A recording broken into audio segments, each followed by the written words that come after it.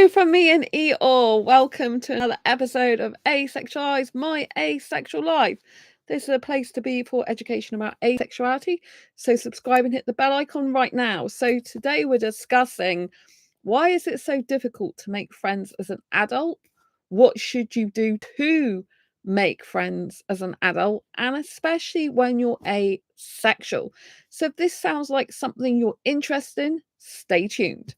First of all, for those of you who don't know who I am, I'm Sandra Bellamy. I'm author of Asexual Perspectives, 47 Asexual Stories. This is a bestseller on Amazon. So if you're new to asexuality, the asexual spectrum, I highly recommend you get this book because it dispels a lot of the myths, misconceptions about asexuality and shows you asexuality in real life context so you can really understand it. And also, if you like romance books or autobiographical books, or even books on personal development and psychology, then you will love Diary Confessions of a Hyper-Romantic Asexual, 78 Life Lessons to Ace Your Life. Go and grab those on Amazon now. So let's get on with the show. So why is it so hard to make friends as an adult? So with adults, I find it's really difficult because we don't want to seem like weirdos, right? So it's hard when you're trying to make friends. So first of all, a lot of adults have got responsibilities. They've got jobs, they've got lifestyles that are different. They've got obviously family, they've got other friends if they have. And a lot of asexuals, we tend, I say we, but not me specifically, but asexuals in general tend to be mostly introverted. I'm actually an extrovert.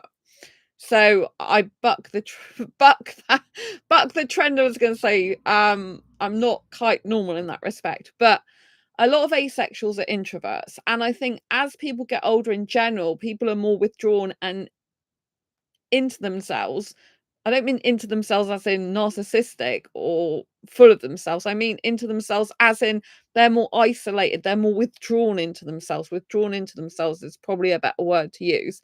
And because as adults, people tend to worry more about what others think of them, how people are interpreting you and stuff like this. It makes it harder to approach others for friendship. And also, like I said, we don't want to seem like weirdos. And I think if kids approach each other, it's taken as a lot more like, oh, that's normal to just for kids to play with each other, for kids to just start being friends with each other. It's kind of expected. It's what's seen as normal in society. It's what's seen as like just a kid thing to do. But when it comes to adult friendships, we kind of have to be in the right place at the right time. And we equally have to have someone who can fit into our life as much as we can fit into theirs. And with adult responsibilities, that can become a lot more difficult. And also, when you're older as an adult, then you tend to have formed more opinions, more beliefs. You're more fixed to a certain extent than you would be as a kid. When you're a kid, you'll tend to be more able to be molded and shaped into what different people think around you. You don't really have a sense of self as much, I don't think. You're still learning and growing, you're still in development. So it's more like you can swim on the waves of life, if you like, and you're able to maybe be more flexible and adaptable. And especially if kids live at home with their parents, they go to school and then it's like, oh, they've got a lot of time on their hands to do stuff, right? Whereas if you're an adult, you've got adult responsibilities. You've often got rent to pay or a mortgage to pay, bills to pay. If you're working for an employer, you've usually often got set hours or shift work, and this can be really tiring. If you have got a partner, a boyfriend, another half, then obviously they can take a lot of your time up, but you might still need some more friends if you haven't got many outside of that relationship. So you might still be looking for friends. And if you are withdrawn into yourself and you keep yourself indoors a lot, then of course it's going to be a lot harder for you to make friends.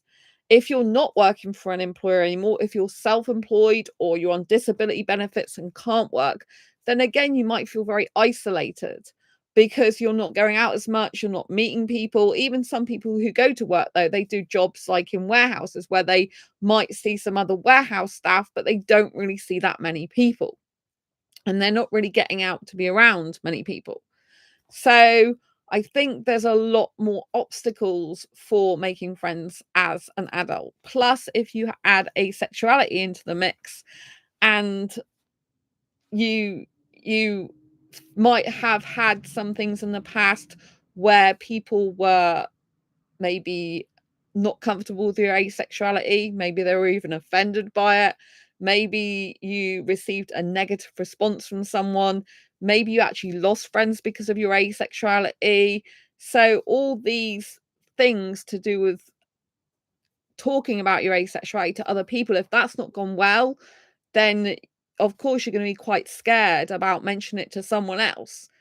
And either you go and be friends with someone and don't fully open up to who you truly are as an asexual person, or you kind of live in fear in case someone finds out about your sexuality, right? So these aren't good situations to be in.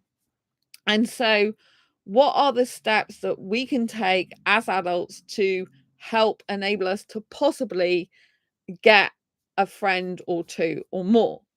First of all, you need to know that a lot of people struggle with this topic and concept. It's a lot harder for adults in general, it seems, to make friends for those who haven't already got a lot of friends. Some people have got friends from school or from college or from university, and they still have those friends to this day. So they've still got ongoing connections with the people.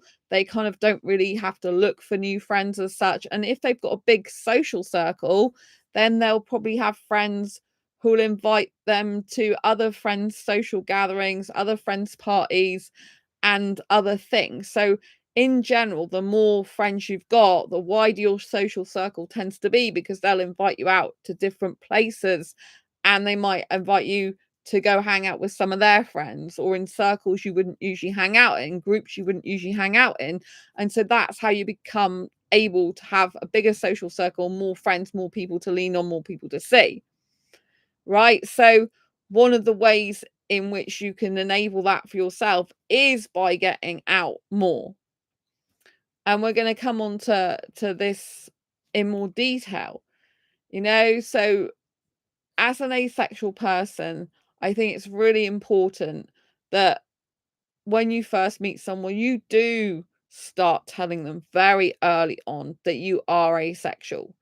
Because what you don't want to happen is you get attached to them in this friendship, and then all of a sudden you see them turn around and be quite negative about your asexuality, maybe put you down, belittle you, or taken aback by it, and all of a sudden use that friendship. It's much better to go into the friendship in the beginning with them knowing about your asexuality. All you need to do is just explain what asexuality is, what it means for you, and that's it. You might need to say that I'm happy to have friends of any sexual orientation, but I just thought you should know that about me because it might crop up in conversation, especially if you do a lot of stuff in the asexual community. Why should you hide that from a friend? So I think it's really important. You don't have to go into massive details unless they want to know more about it. You don't have to go on and on about it. It should just be something that you naturally talk about and bring up as part of who you are. So you're basically saying, if you're accepting our friendship, you're accepting me for who I am, right? You shouldn't go into a friendship with anyone who's expecting you to be something you're not. But when you're first trying to learn about someone as a friend, you don't know if you're compatible for friendship in the beginning because you don't know that person, they don't know you. You might both seem really nice people to each other, but until you've actually spent time with that person, like quality time, one-on-one time, for example, or at least seen them in a group and spent some actual time rather than them just being acquaintance and some text messaging or something, maybe the odd phone call. Unless you've actually spent some in-person time with that person, you don't really know what they're like and they don't really know what you're like. So you don't really know if you're compatible to be friends or not. So I don't think friendship in general is as intense as a romantic relationship, for example. But in terms of being asexual, if you're an aromantic asexual, someone who doesn't experience romantic attraction and doesn't experience sexual attraction, then for you, friendships can be just as intense as a romantic relationship. For you, it might be that friendships are like the be all and end all of your type of deep connections that you want. It's like the pinnacle of your connections, because if you don't want a romantic relationship, you might really want like a best friend or two or three, or build a friendship community where you have a lot of people you can go and spend time with, or one or two or three people you can spend a lot of time with, because you don't have the romantic inclination, but you still desire that closeness to be with someone. So we have to understand that when we're looking for a friend or friends, we have to judge for each other what they're judging us, we're judging them. Even though you're not supposed to be judgmental, you are consciously or subconsciously judging whether they're going to be a good friend for you or not. Because part of like being safe is feeling whether this person is safe to be around, where this person is good to be around, where this person is going to be compatible or not. Because obviously you really need friendships that support you, that lift you up, that inspire you, that help you in your life, that you can relate to that person on some level. You don't have to be the same on everything, but it's important to have some way of relating to each other. The more things you have in common, the more ways you can relate to each other, the more deeper you can communicate with the person, the more you're probably going to want to spend time with each other, because you're more friendly and more comfortable you're going to feel around each other. But people have different lifestyles. So you have to understand that some people have boyfriends, girlfriends, partners, right? If you're asexual and you're a person that's never having a partner because you don't want one, or you just don't foresee that happening for some time, or maybe ever, then you've got to understand that that person might have a partner. They might have a boyfriend. They might have a husband. They might have a wife or significant other. And if you're single and they're not, you might be able to spend like a whole day with them or a whole evening with them, but they might have another person who they live with, for example, their partner, and they might want to spend time with them, because in their relationship, their primary person in their life is usually their partner. So they want to make sure they're spending time with that person. That's not an insult to you or anything you've done wrong or an incompatibility as such. It just means that they've got their own lives and their own priorities and things that matter most to them. Obviously, this is difficult if you are someone who wants to go somewhere and you want a friend to do that with, but all your friends are saying they can only see you for a very short period of time, like a quick lunch, because they've got partners. Then you need to try and get some friends who are able to do that with you. This is why it's better sometimes to have more than one friend, because friend although years ago I used to think it's really good to just have one best friend, or one, I've got a best friend anyway, but years ago I just used to think about one best friend, that was it. But I do think it's good if you can have a few friends, because then you can do different things with each of them, because not all of your friends are going to be the same. Not every person is going to be the same. They're not all going to like the same food as you. They're not all going to like the same hobbies and interests in you. They're not all going to want to go out and do the same things as you. They're not going to necessarily or even want to spend time indoors doing the same things that you want to do. So we have to understand that other people have got their own lifestyle. Does that match into ours? If it doesn't totally match, if we're on different shifts, how can you make that work to meet up with them? Maybe you can meet up with them for lunch or an evening meal or something, and slot each other in. But you have to understand you're going to have different dynamics with different people. So we have to accept that other people are not going to be the same as us, but we have to try and get people that are kind of morally sound. They're on the same sort of moral and values and ethics and beliefs wavelengths as us. Because obviously if someone's doing something that's really immoral that you don't agree with, that's going to rub you up the wrong way, and you're not really going to be able to have a very good friendship and a happy friendship with that type of person. And it's hard because when you just meet someone, you are just feeling out whether that person would be good or not for you, because everyone tends to show more of their best qualities. Like on a date, romantic date, people tend to show their best qualities. This can happen in friendships as well.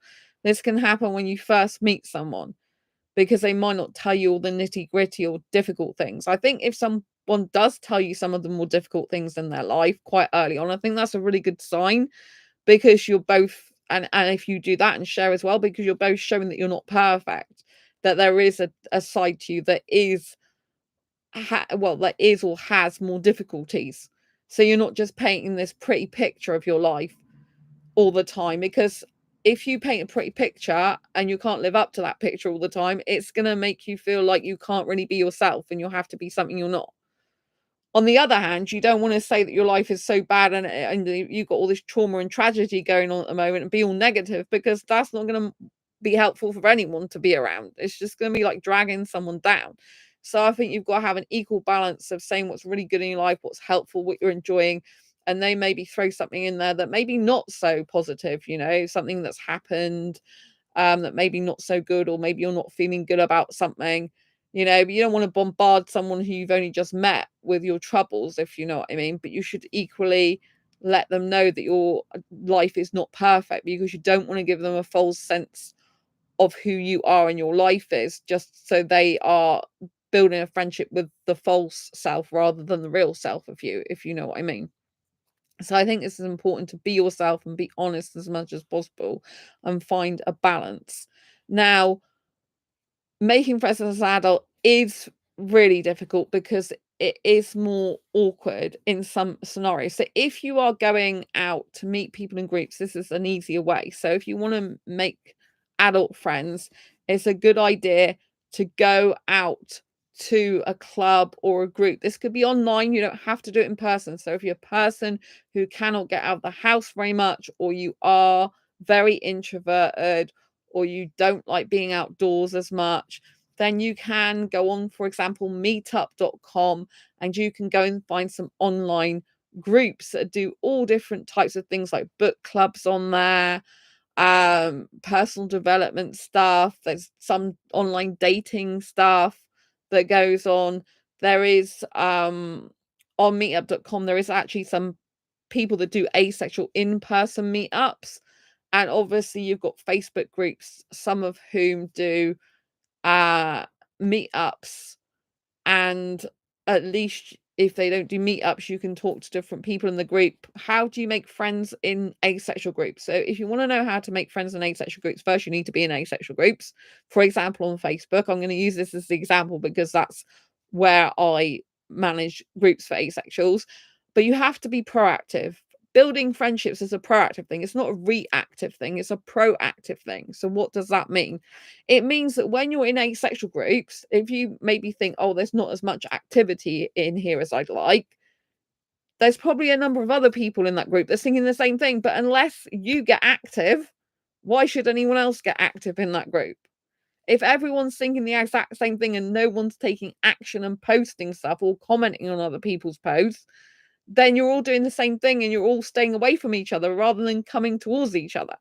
So in the asexual groups, you should be creating posts like, hey, like I went out and had an ice cream today. What did you do with your day? Something just simple like that. You could even just post the ice cream if you don't want to post yourself with the ice cream. You know what I mean? And then people can comment, or you can comment like, I went out and had ice cream. What's your favorite ice cream?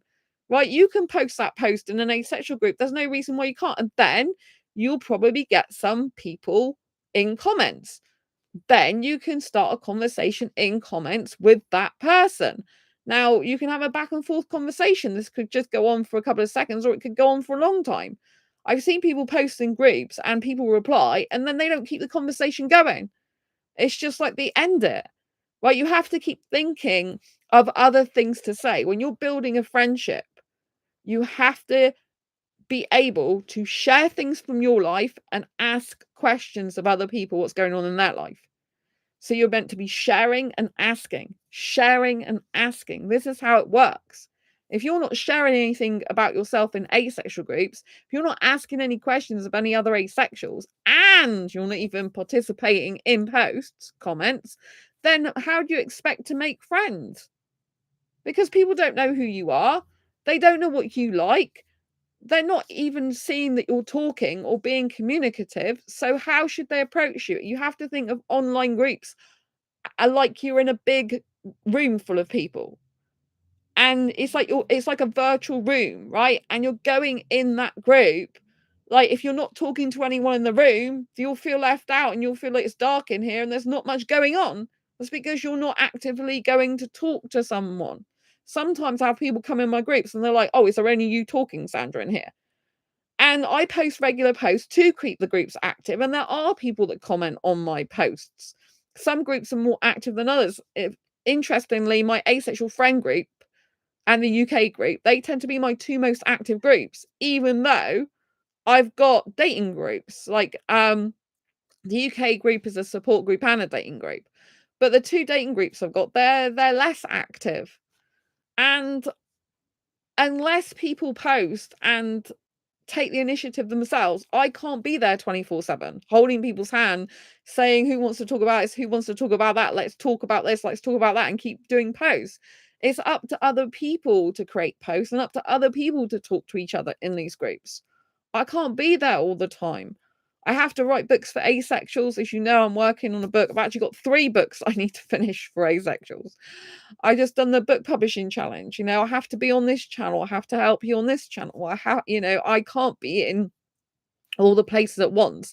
And me just posting myself and talking to you doesn't actually help you make friends with other people, right? It means that you've got to be active in whatever groups you're in, whether my groups or other people's groups, and post posts and answer comments and keep conversations going, and even say, look, did do you want to chat in private message?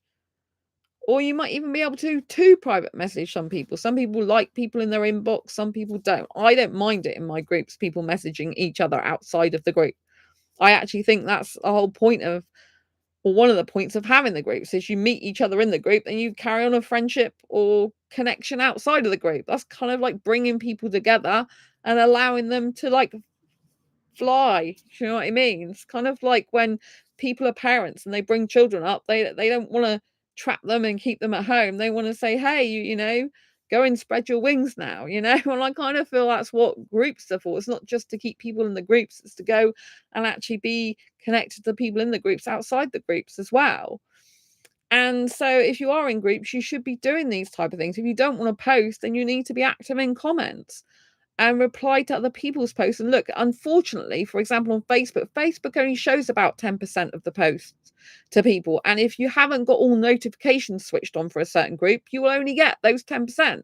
If you've got all notifications switched on for the groups you're in, you'll see a lot more posts and comments and things because you'll see other people's comments. But if it's just like the regular setting that Facebook uses, you'll only be seeing highlights. Well, Facebook can choose whatever highlights it wants you to see of Facebook groups.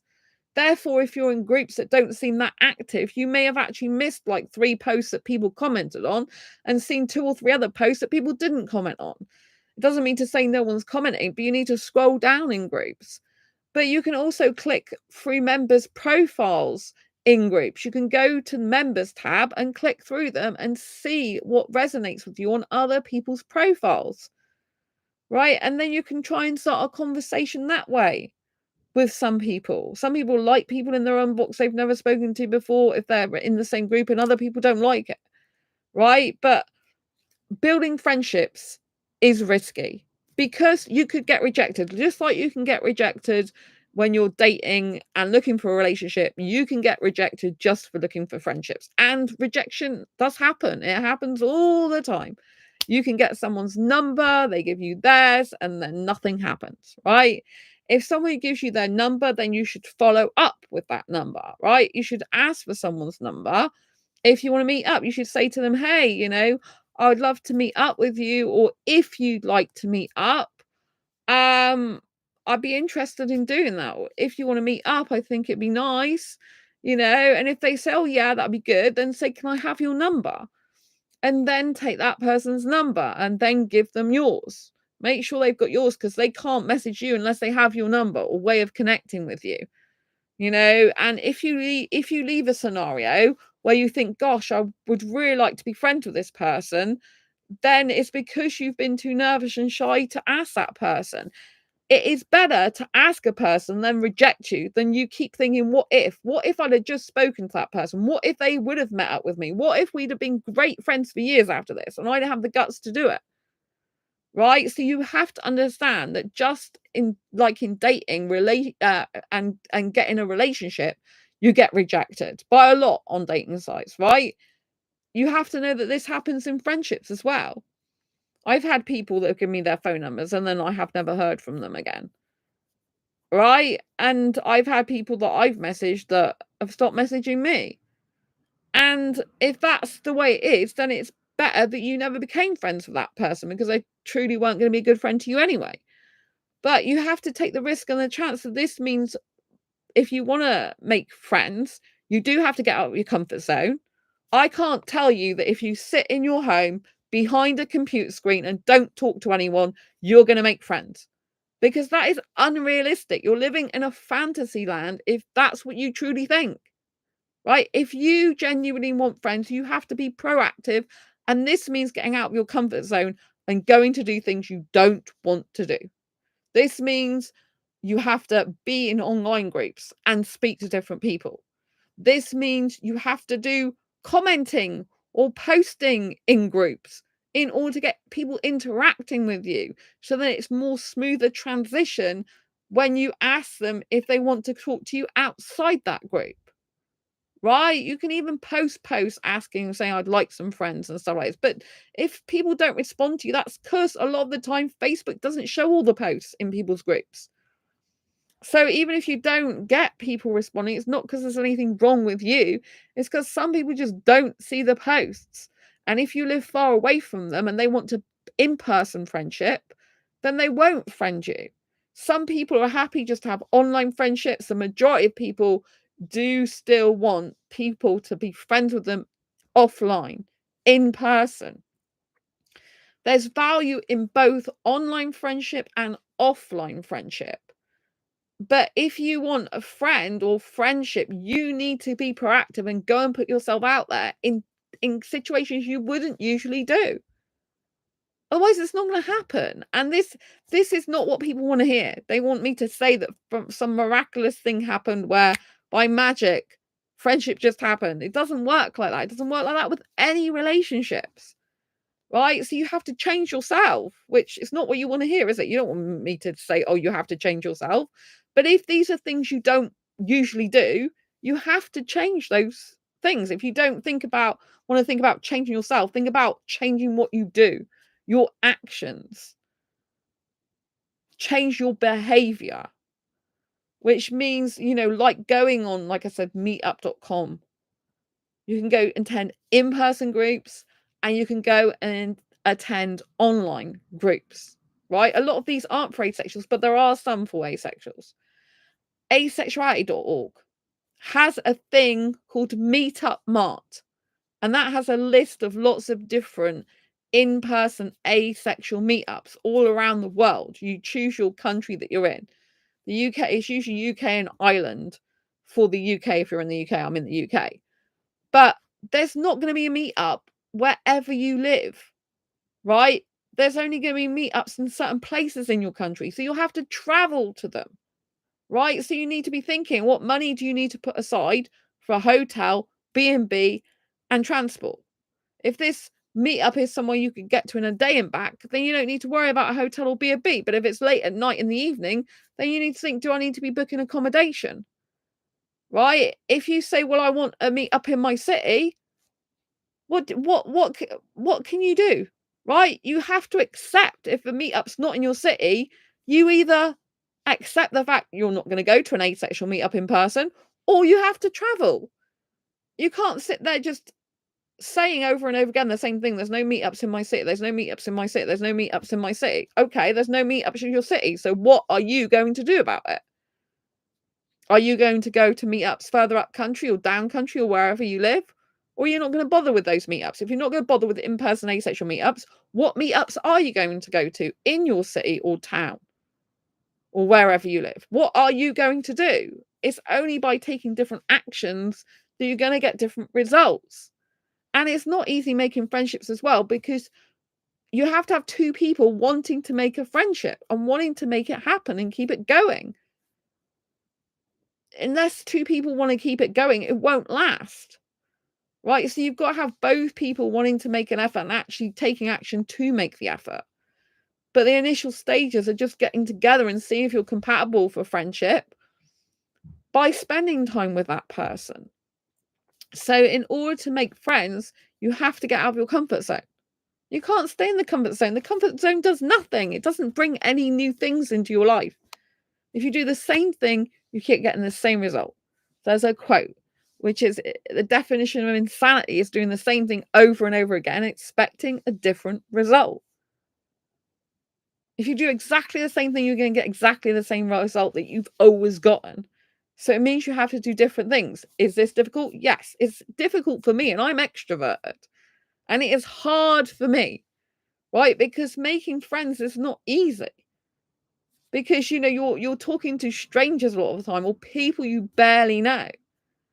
Right? I would suggest try and find someone who like you can be, in a group and you can get to know them through a group setting like that and if you end up talking to a specific person quite a bit, then you can say, hey, do you want to meet up outside this group? And then you can arrange to meet each other outside the group and see how that goes. But groups are one of the ways you can get to meet people. If you've got a new hobby or interest, or you want to just go to a different type of place, like a class, like a dance class or a pottery class or an artwork class or a photography class, this is another way that you can make friends. And you might just do something different, which might be more interesting in your life instead of doing the same monotonous stuff all the time that a lot of people do. So it means that we need to do different things to get a different result. So if all the things you've been trying to do to get friends hasn't worked, or you haven't even done anything, but you want to, you have to do something different. So we have to go and put ourselves in different situations, different places with different people than we would usually be in or doing or with. Does that make sense? We have to be doing different things to get a different result. So this means we need to, if we go to certain places, we need to go to these places a different way or at a different time to what we would usually go to these places. Because if you go to these places exactly the same time all the time, exactly the same days, you'll see the same people, right? That's a perfect opportunity to create a friendship if you keep seeing the same people over and over again. But, if that hasn't worked, you've tried that and it hasn't worked for some reason, then you need to go to these places at a different time to be around different people. But if, for example, you're in a cafe, you can start talking about the person's clothes, or if they've got their laptop, say, oh, do you come here regularly to do your work or something like that? You can strike up a conversation. You can't build a friendship unless you strike up a conversation with people. So you can comment on what someone's wearing. If you're in a cafe, you could comment on something they're doing, or you could just say to them like, oh, I've not been in here before. Like, what's your personal favorite drink? You can ask them for their advice and opinions. If the restaurant or cafe is quite busy, you could say, hey, do you mind if I sit here? You might be able to strike up a conversation with them then. Bear in mind, you might still get rejected. You might get a person that just decides to leave because they don't want to speak to you.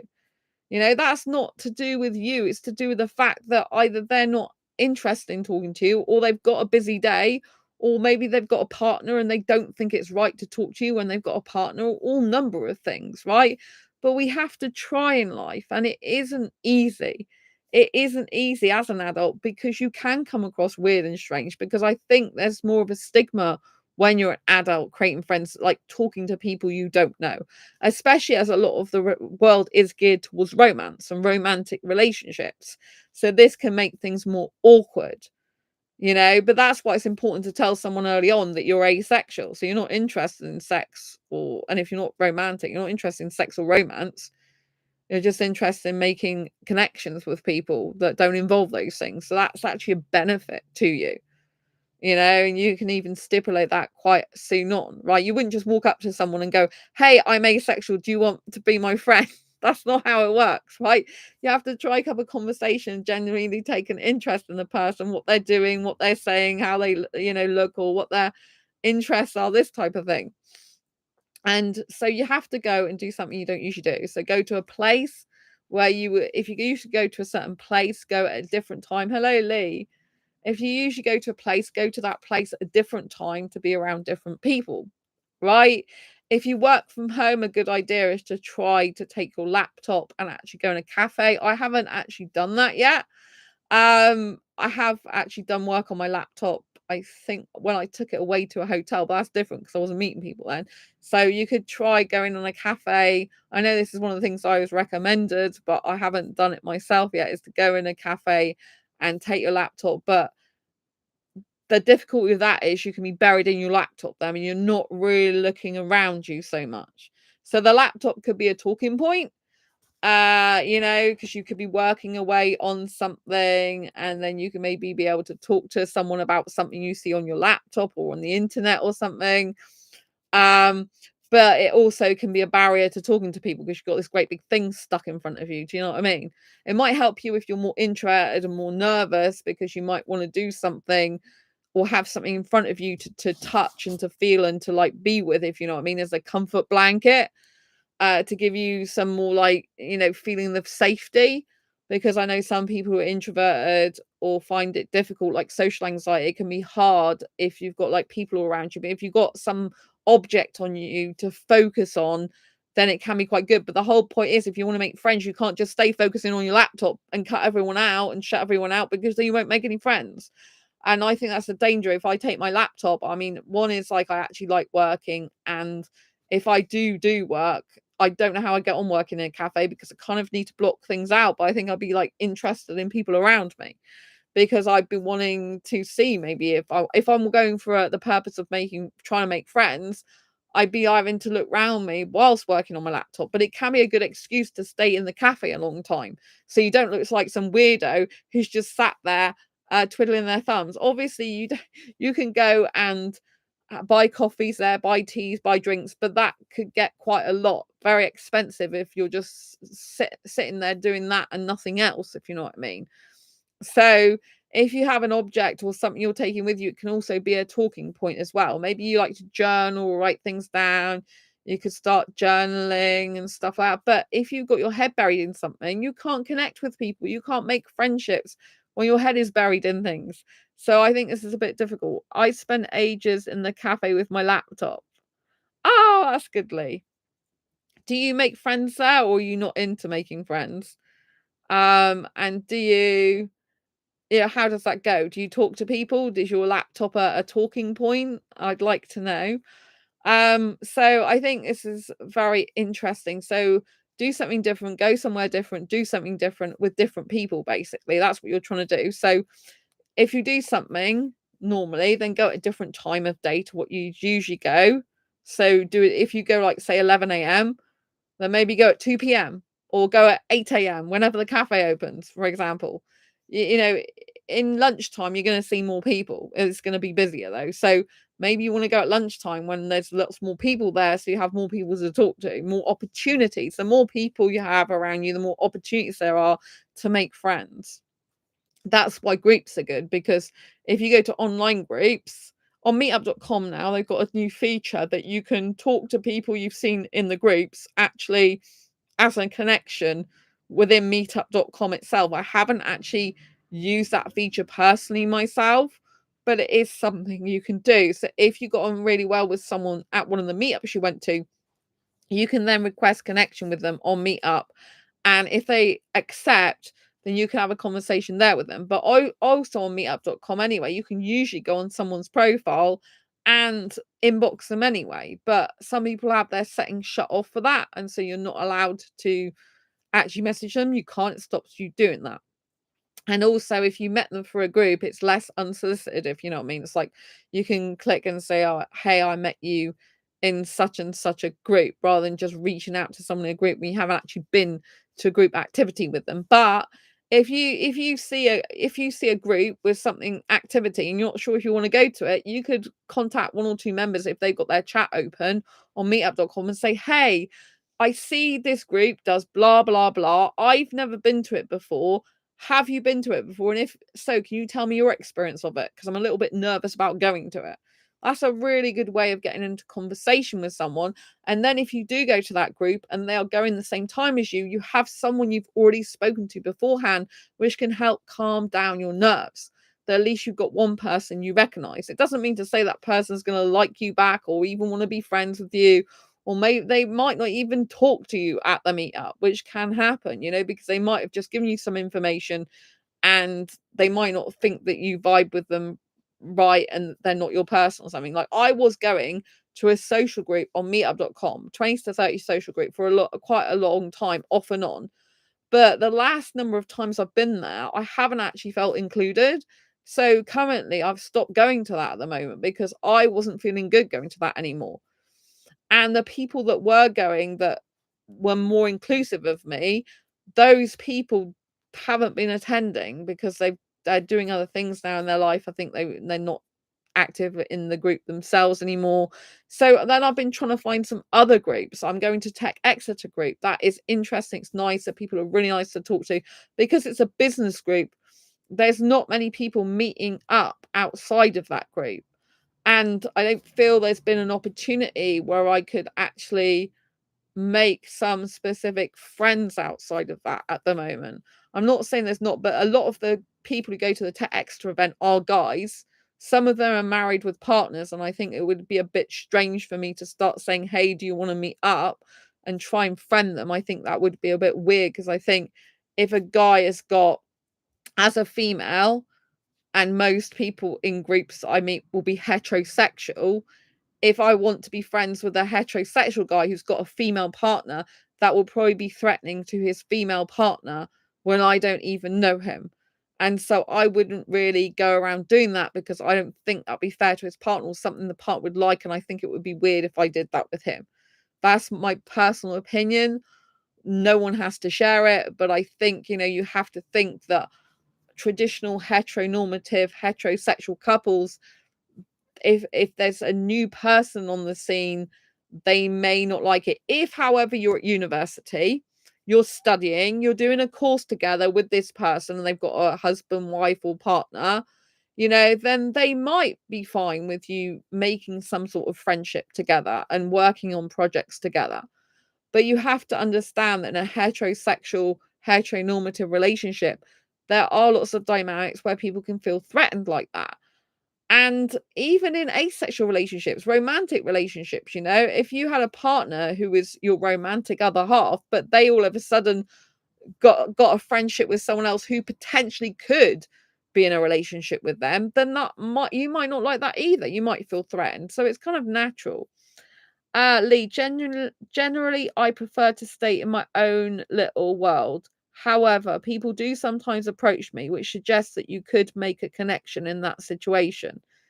Yes, Lee, that is absolutely true. If you've got people approaching you, that does suggest that they want to talk to you and form some sort of connection. Obviously, we do live in a heteronormative, heterosexual predominant world, and that person might have been wanting to talk to you because they might have found you attractive. You have to understand that, right? People are not just wanting friendship. Some people are actually interested in talking to you because they might want a potential relationship with you. If you're single, you might be okay with that, right? But if you're not single, you need to watch that, right? There are people I've come across in the asexual community who are in partnerships. So, they might be married or have a significant other, boyfriend, girlfriend, and they are absolutely oblivious to someone else trying to make a friendship with them who really clearly fancies them, right? So you have to understand if for example, I was in a relationship with a guy and I had another guy come along wanting to be my friend all of a sudden, I would actually still be suspicious. Does that guy really want friendship, or does he, is he interested in a romantic relationship? Even if I'm in a relationship, it doesn't mean anything to some people. You might be very faithful in a relationship, but it doesn't mean to say that that person who is wanting connection with you doesn't have other intentions. Don't just think because they're in a relationship or you're in a relationship that their intentions are pure like that. Because I've had Indian guys who are married in my inbox trying to trying to connect with me, and it's not for friendship either, right? One guy was in the UK and was married, and he was pretending it was pretending that he wasn't even he was just friends with his wife. And I'm like, oh my god! So he's basically gaslighting me, like lying. It's just like I don't know what the hell he was playing at. But in the end, the connection just went, obviously, because I'm like, I'm like, you shouldn't be talking to me. You should be talking to your wife. Because as the conversation went on, it was very clear that he wasn't just living with his wife and not fully married to her, like he made out. It's like, like it's clear he was married, and then he's going on. He was trying to convince me, and some of these people are so good at trying to convince you. It's like, oh, we just live together, like our marriage was over a long time ago. We're just like friends now. So I'd love to meet up with you. And as the conversation went on, I said some other things, and he's like, "Oh, me and my wife, blah blah blah," or "I would never do that to my wife," or "I'm really loyal to my wife." I'm like, "Well, why did you say you weren't then?" And he's like, "Oh, my mistake." I'm like, "Yeah, it is your mistake." Do you know what I mean? These people are liars. So you've got to understand. I think it's a lot easier and better, really, to try and make friendship. If a person's in a relationship, try and make friends with someone who's in a relationship that's of the same gender as you, or the gender that you're not attracted to, because then their partner doesn't have anything to worry about you ever having a relationship with that person that they're in a relationship with, if you know what I mean. So I think things can get a bit complicated and a bit complex. There are some bloody dishonest people around. Yes, there are some very dishonest people around. I mean, even there was a guy in chat who came on my stream recently, and he said, oh, he'd want absolute sincerity, because he was on about, why don't I want marriage? Oh, you don't want commitment. I said, it's not that I don't want commitment in a relationship. You can be committed without being married. And he's like, oh, I'd want 100% commitment in terms of finances, marriage, finances, sexual, the rest of it. But I know guys that are married. Doesn't mean to say they're 100% committed to wife just because they're married. I've had loads of, I've had a guy, another Indian guy in India, in my inbox, because he happened to be, this is a while ago now, quite a long time ago. I was in a group, or I'm still in that group actually, but I'm not, as far as I know, but I left some groups when I got into a relationship this year, but I ended up still staying in some of them because I forgot and didn't really pay attention or wasn't active in them. And so there was one group, I'm not sure if I'm in it or not, but I think it flashed up the other day. And it was about like people, it was like mostly Indians who are single, or they've been divorced or separated. I'm not interested in separated guys, and I don't really want divorced guys. It was just like single guys I was interested in. Anyway, he was in this dating group on Facebook, but he shouldn't have been, because he was on Facebook with a picture of his wife and him saying how great she was. So he wasn't actually hiding the fact he got a wife. He was actually saying how great his wife was, and him and her were together in a picture on his Facebook. And then he's messaging me saying, oh, I think I'm the ideal guy for you. That's how come when a guy says that, I'm thinking, hang on a minute, I don't even know this guy. So I went onto Facebook to try and look at this guy to find out, like, what is this guy about? And there was a picture of him and his wife on there. And I'm like thinking, what the heck? Do you know what I mean? So yeah, Lee, you're absolutely right. That some people are just so dishonest. And, a piece of paper can mean nothing to some people. Just because someone's married doesn't mean to say they're committed. I do know people that I think will always be committed, genuinely committed. I know two British asexual married couples. They're both asexual, married to other asexuals. And they're, as far as I know, they're all British as well. And I don't think they would ever be the type of people that would cheat or be dishonest. I think they'd always be 100% committed. I know one of them, one of the couples, I know one person from that couple better than the others, because that person used to attend my asexual meetup. So I met them in person, and they said it was thanks to my meetup that they went round and spent 3 months going around all the UK to different meetups to find the girl of their dreams. And they met them at an asexual meetup elsewhere, but they said it's because they were quite introverted and they had to get out of the comfort zone. This is how they met their partner, their wife now, because they had to get out of the comfort zone, and they were prepared to do absolutely whatever it takes to get out of their comfort zone and go and find the girl of their dreams. So they had to be prepared and did actually take action to do what other people won't do.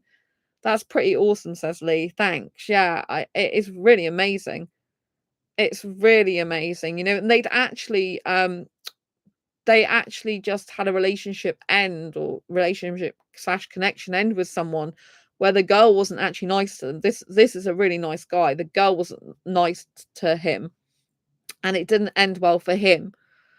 And she didn't treat him well. And so he could have just like stayed indoors, been really miserable, upset and depressed, and never ever gone out of his room, basically. And when he came to my meetup, he was upset.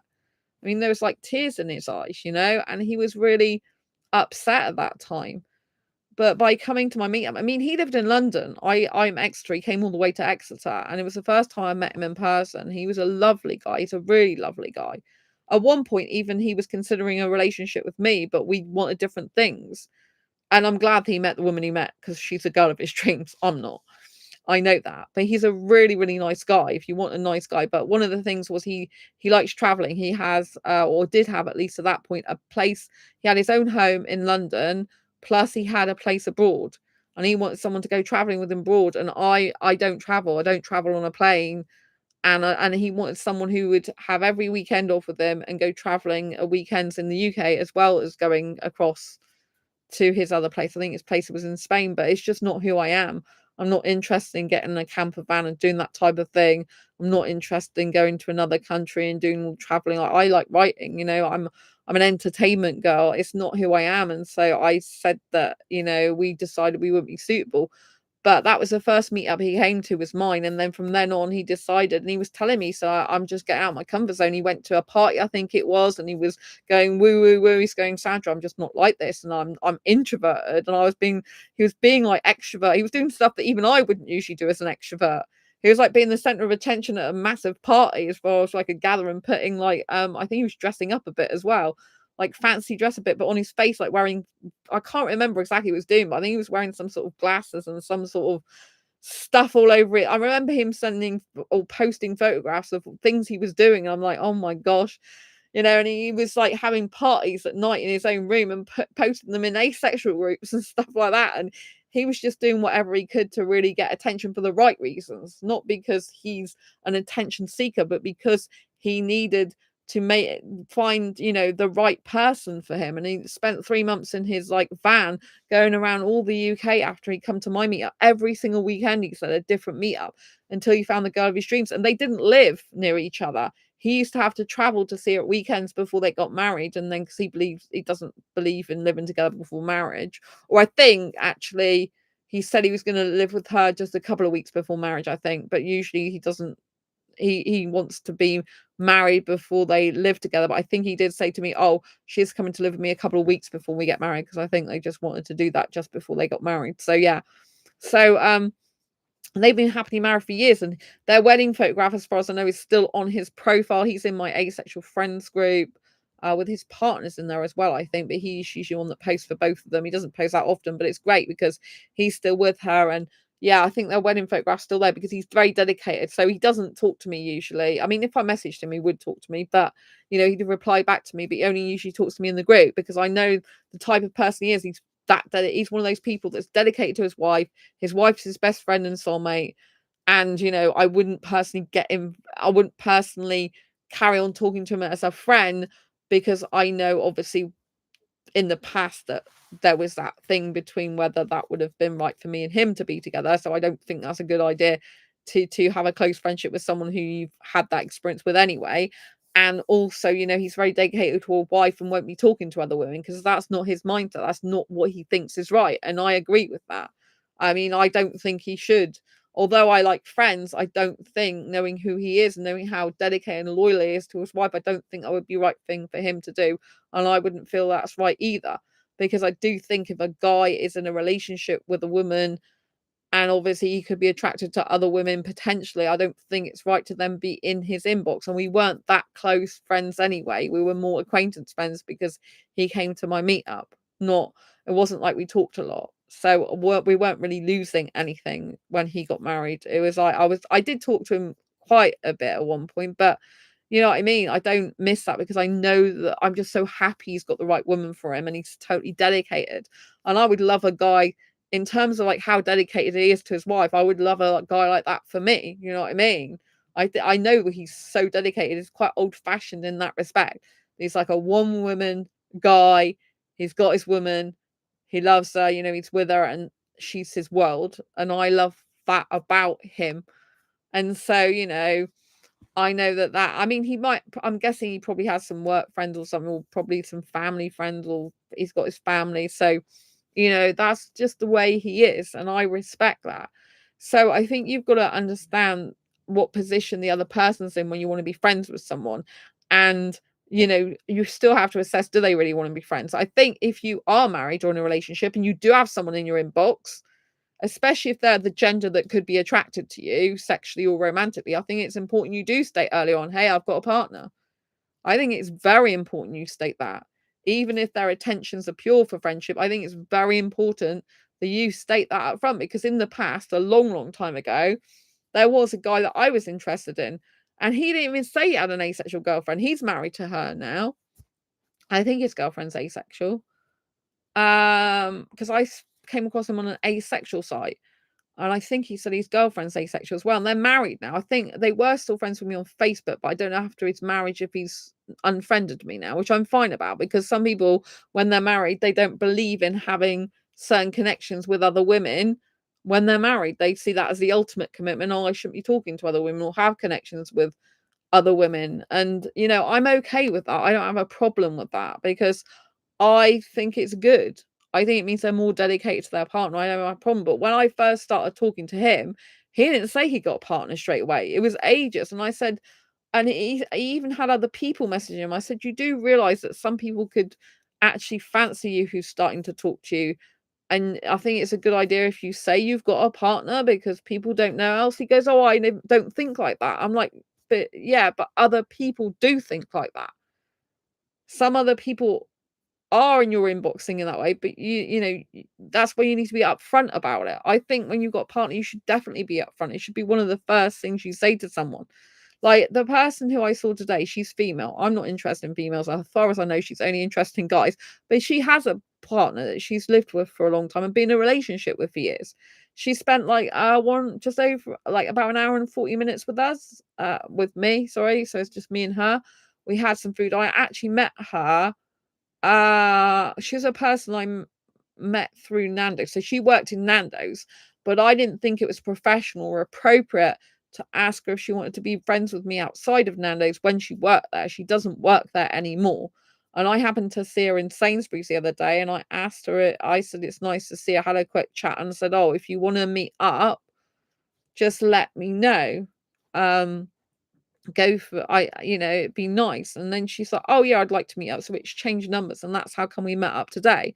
But she works really long hours, you know, like, well, she works like normal full-time job if you like, but it's 8 o'clock in the morning to like 4, but she has to get up really early. She's getting up at like 5 or 6 and she lives with a partner, so she likes to spend time with her partner in the evening. So we only saw each other for about an hour and 40 minutes, but she's got to come from work, had to get a bus to see me, and then we went, you know, spent that time to go and get another bus back, then be with her partner before going to bed because she says she sleeps at 9 because she's got a different lifestyle to me. I got a completely different lifestyle to her, you know.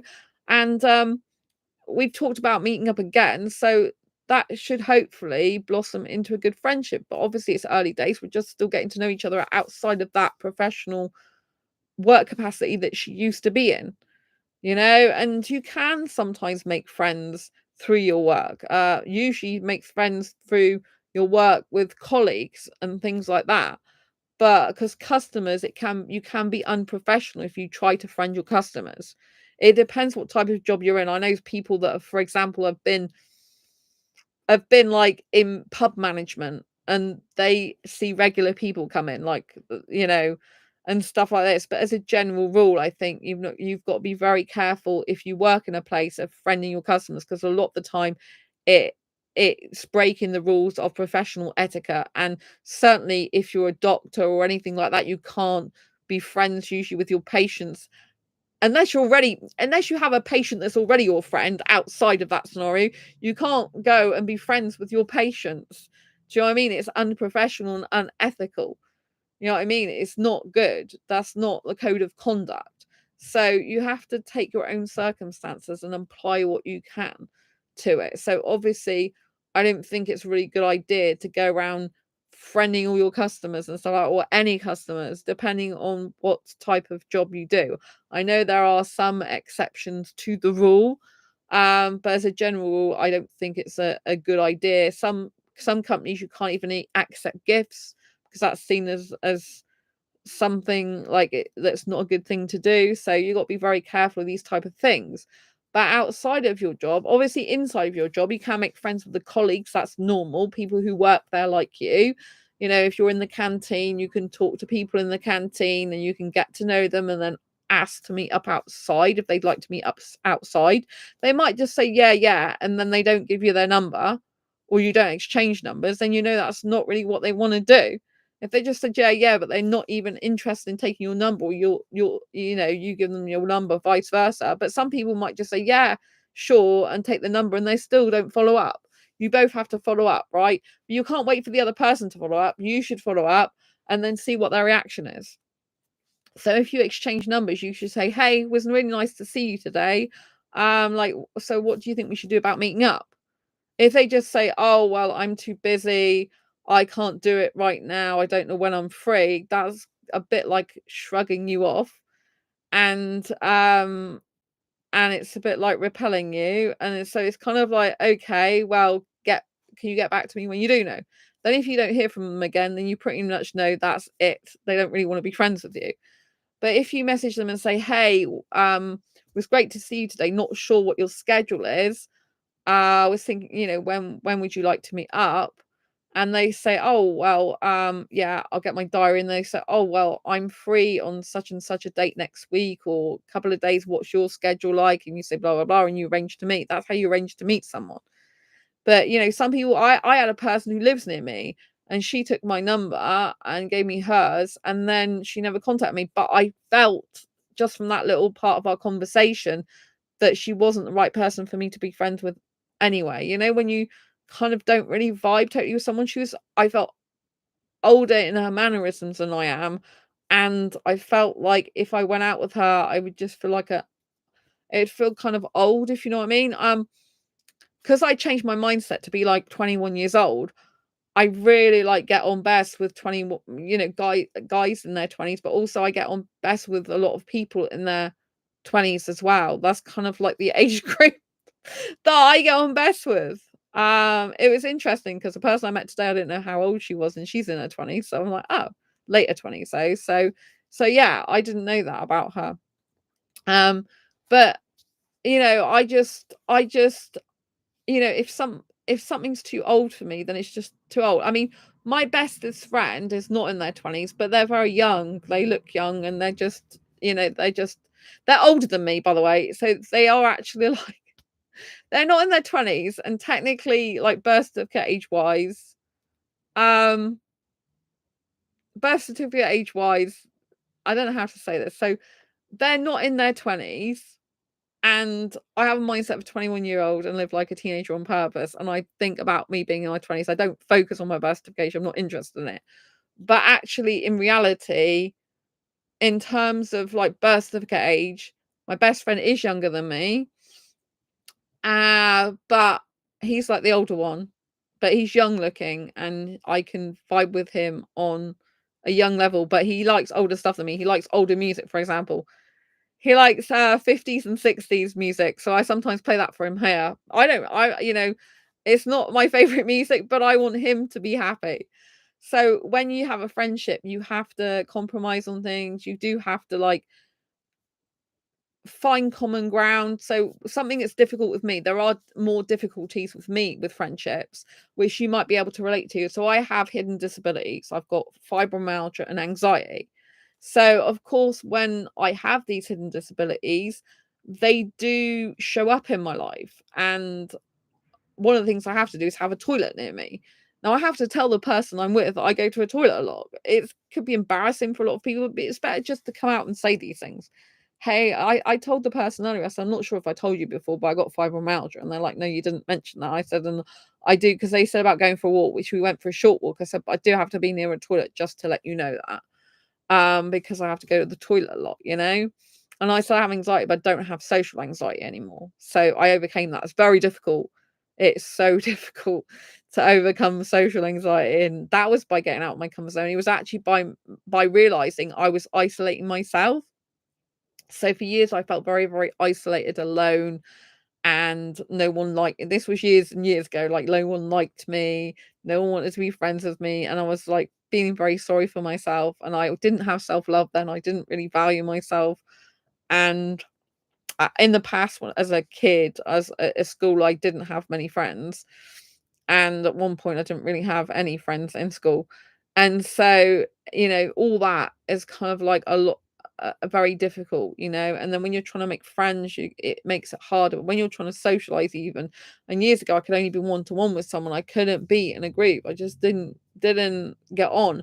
But I realized it was less isolating for me to be more extroverted and come out of my shell and actually be at the forefront of socialization rather than actually keeping myself away from it. I was kind of making myself more isolated by not actually being proactive and going out and being sociable. So I had to do the opposite of what I felt like doing. And actually I overcame my social anxiety through asexual meetups. I started holding asexual meetups in January 2015. And that's when I started and very quickly became not socially anxious anymore in general. So I'm like, if it wasn't for me discovering I'm asexual and doing this channel and being in asexual groups and stuff, well, I started holding asexual meetups before I started this channel. I started this channel in October 2015, but I started asexual meetups, holding them and organizing them and holding them, hosting them, if you like, in January 2015. So I was helping asexuals in person in that way by holding meetups before I did this channel. So I've been helping asexuals now for 9 years when I'm recording this in 2024. So it's a long time. But that's what really got me out of my comfort zone and enabled me to overcome social anxiety.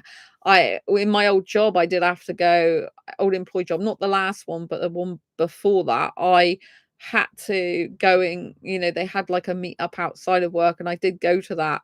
But usually in that type of scenario, I would always gravitate to one person I got on really well with in work and not bother speaking to many other people. So I've had to adapt and change a lot to get around to speak to more people in groups. I still find it like hard to get around to different people in groups sometimes. I find it hard to just like break off and go to someone else. Like in Tech Exeter, for example, we're in groups and we have to talk to different people. And I find it difficult to just end the conversation, then walk off and go and talk to someone else because I think it's rude. And so it's like, how do you naturally end a conversation? One of the ways is to go to the toilet. That's quite a handy way. Oh, excuse me, I need to go to the toilet, which I actually do a lot of the time anyway. So when you go to the toilet, you can then come back and go into another group and talk to them. So, if you eat food, I can't eat the food usually at the meetups, but if you do, you could go off and say, oh, I'm just going to go and get some food. So then you could go to the food and then talk to someone.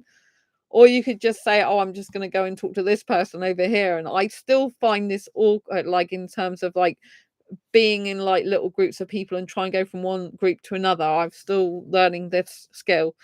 It's not something I'm used to doing, because, they're all kind of in clusters, like me with 3 other people, for example, at Tech Exeter, and then if I'm in conversation, I think it's just so rude to leave and go to another group. That's kind of what they do there. So I've got to practice that more. So what you do in any scenario is you have to get out of your comfort zone. You have to do things you've never done before, do things in a different way to what you usually do them. But you've also got to learn new skills all the time and upskill. You have to look at going out and socializing and making new friends as a skills you need to learn. I'm learning this thing now myself still, right? It's not easy. And it's hard as well because you can't guarantee that person's going to stay friends with you or stay in touch with you or keep seeing you. But that's a risk we have to take because it's better to have that risk and try and get out of the comfort zone and do these things than never do it at all. If you do nothing, nothing's going to happen. You can't actually progress in your life unless you're actually doing something different. and changing what you do. So like I said, to make friends, you can go to a place you usually go to, but go at a different time, which means you should be around a different set of people. Go to a place you've never been before. Hang out at a different cafe, at a different restaurant you've never been to, or go to a different social event, either in person or online. Join a class, right? It might just be a 6-week pottery class. You don't have to go forever to a class. Join a class. These are some of the things you can try. And I would encourage you to try and do at least 3 of these things in the next 30 days. So that's what I would encourage you to do. Go to a different place that you've never been before.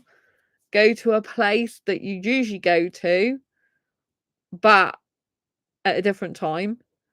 And then go to a group, like an online group or an in-person group. Join a group and talk. Go and do attend a meetup there that you've never been to before. So yes, you have 3 tasks from this video. Go to a place that you usually go to, but go at a different time. Go to a place you've never been before, and go in a group, like a online group or an in-person group, and go and talk to people. And try and go either in a group you've never been to before, or a group that's going to have different people to the usual people that you would usually have, if that makes sense. So I think the more that you can do these type of things, the more better it is. And the way we make friends and get into conversations with people is start talking to people. Start talking to them about what they're wearing, about what they're doing, where they're looking, what they're saying. And you can just you can go, if you're going to a cafe, you can just say, if it's a new place, you can just say, oh, you can even ask them, where is the toilet? Right? Something simple like that. Or what do you recommend on the menu? I've never ate here before. Or do you come here a lot? Like, what's the best thing you like about this place? Get into conversation with them. Obviously, it's easier to get into conversations with people who are kind of not really talking to anyone themselves or doing much, right? If a person's on their own having a coffee or cake or something, it's kind of easier to talk to that person than it is if someone's completely buried in their laptop and busy doing work, and especially if they've got headphones on. Now, people think that if people have got headphones on, it means they don't want to talk to anyone. And that is a very valid point. Maybe they don't. They're not wanting to talk to anyone, but it could just be that they got no one to talk to, or they like some background noise if they're working on their laptop, or they have social anxiety themselves and that helps with their social anxiety, or they might be autistic. Autistic people tend to like having headphones on to have noise. But it doesn't mean to say they don't actually want to make connections with other people. So I have an asexual business gurus and entrepreneurs group. It's actually mostly an inspirational group. And one of the people who's there, Melissa, hello to Melissa, lots of love to you. She's amazing. She's constantly posting inspirational posts, and usually all of them, or the majority of them, I agree with. Right, the wording it's posts she gets elsewhere, but post them in the groups. But there was one post she posted which I did understand what it meant, and that was, oh, if people got headphones on, it means they don't want to speak to you. Right, there's lots of body language signs people don't want to speak to people. But I said, for me, that's not actually true. If I've got headphones on, it might be because I just got no one else to talk to, and I'd rather have that than the silence, because I don't like silence. I'd rather have some comfort in the words. But it doesn't mean to say, it can mean that I'm just listening to music until someone talks to me, because I've got no one to talk to at the moment and I don't like just silence. So different people come at things from different angles. I think if you're an extrovert, it can be hard, because I think the majority of the world, in my personal experience these days, the majority of people in the world are actually introverted. And I feel that, as an asexual person, it can be harder anyway, because obviously if people don't accept your asexuality, there's no reason why people shouldn't accept your asexuality. So first of all, the best thing to do is to come at the angle from, there is no reason why someone should not accept my asexuality. It's perfectly valid. It's perfectly normal for some people to be asexual. There's no problem with it. There's nothing wrong with it. So when you say it, just say it as a matter of fact, strongly. Don't let your own worry and anxiety about your asexuality, if you have got that, don't let that overshadow you talking to people and being nervous about it. If you're nervous about it and you're more weak when you talk about it, you're more likely to get a response you don't want to get from other people. If they just see you say it as matter of fact, or just to let you know I'm asexual, so that might cropping up in conversation, or just to let you know I'm asexual, I like being that way or something, or I'm like being asexual. Do you know what I mean? I just thought you'd like to know because it's an important thing of my identity, something like that. You know, when you carry on talking about other stuff, you know, that's good. You don't want to be coy about it, because if you're coy about it, or you're shy about it, or you're shying away from it, you know, people that aren't good for you, because you don't know what these people are like, right? We want to make good friends, not bad friends, and you don't know what these people are like. But if they in any way start saying horrible things about your asexuality, don't be friends with them. Don't carry on seeing them. Say, you know, it just didn't work out for me. Or you don't even have to respond if you don't want to, but walk away, find an excuse to go, leave the situation, leave the scenario. I wouldn't personally recommend just meeting up with someone unless you've, you know, offline, unless you've met and known them for some time online. And if it's at all a romantic interest, you should be video calling them first. You should not just be meeting them in person without vetting them on a video call first. You know, if it's a date or a romantic thing, if a person's not prepared to speak to you on a video call when they're going to see you in person anyway, then just don't do it. Just say, okay, that's fine, you're not into video calls, appreciate that, but you're not for me. That's one of my safety rules. It is one of my safety rules. I usually do that with people who want to just meet up as friends offline as well. It's like my safety rule. It's like I need to know that person is who they say they are. Once I had a guy, I think I might have mentioned this before. Once I had a guy who said about like meeting up or whatever. I think he was actually on a dating app. I think he was on Facebook dating. And he had a picture and he looked like he was in his early 20s. And then he came on camera. Oh my God, he was more like in his 60s. And he had pretty much nothing on, I think, apart from some underwear in a bed. And he was about to do what, lift the bed up and show me whatever. I don't even think he had underwear on in the end. I can't. I basically I blocked it. I just cut the call and blocked him, and realized he was totally disgusting. And he wasn't who he was. That picture was taken like what 30, 40, whatever years ago, and it was just ridiculous. It was horrible. And so he wasn't the way that he portrayed in his picture at all. He was like some older man who was clearly going to try and do wanking off in front of me on the video call in bed. Basically, that's basically the gist of it. And I'm like, this is disgusting, you know. So some people don't understand what asexuality is. You'll have to explain it to them, but explain it in simplistic terms, what that means for you. You don't need to like, if they want to know more, then in an educational way, that's fine. Obviously, if you're going on a date or it's romantic, I would say, you know, like, don't meet up with them in person, obviously, unless they're accepting of your asexuality, you know? You don't want to be meeting someone who's just like, you know, going to be horrible about your asexuality or doesn't understand it or goes on and on about it. You need to be upfront about this. If you're making a friendship in person and you're chatting to someone, bring it up in conversation. If they don't like that, if they're like, oh, I don't really like that, I don't want to be friends with someone like that because it makes them feel uncomfortable and they think there's something wrong with it, then you don't need to carry on talking to them. You just make an excuse to leave or say, all right, then it's been nice to meet you.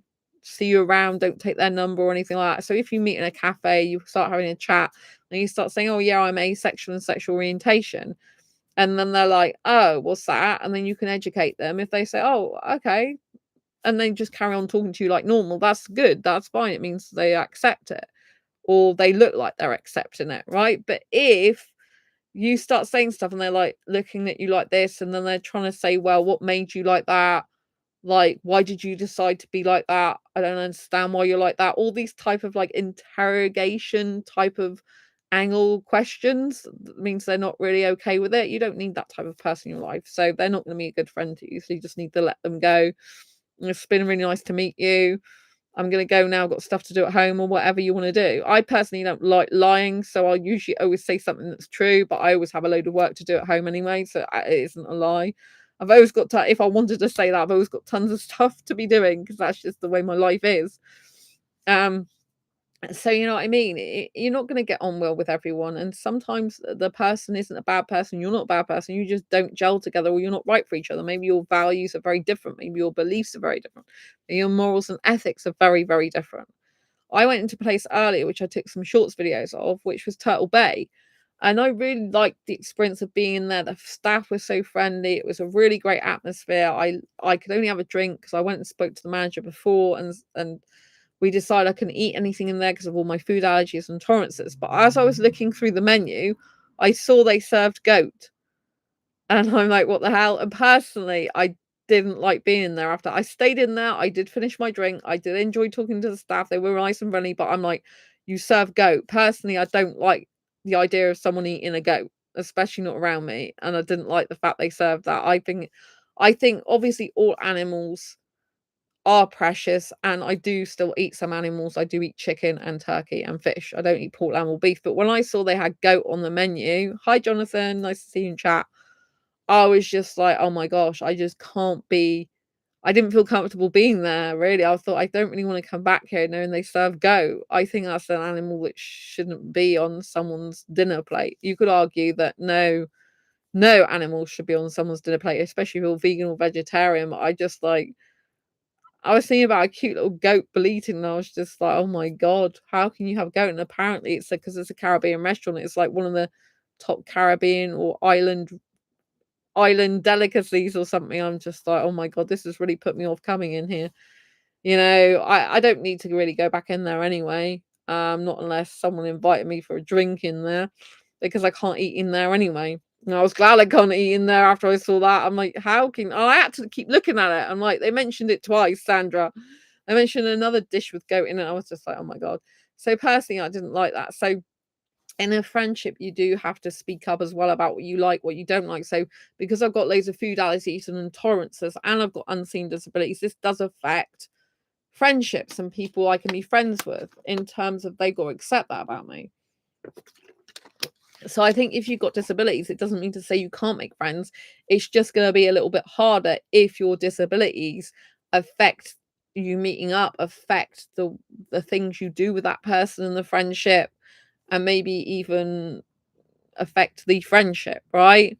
If you've got a good person who's a good person to be friends with, they should be able to work around your disabilities, but it depends again what they are, and their lifestyle and their beliefs and their morals and their values, and how they're going to get on, because I can't eat in a lot of places. So I'm having to try and find places that me and another person can eat, that we're both happy and enjoying the food.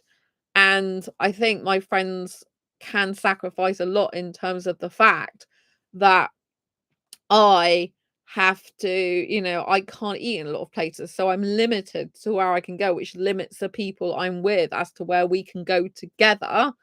Obviously, we could just buy, I could get a salad with tuna. They can get sandwiches from somewhere else, and we could both eat out in the sunshine together like that.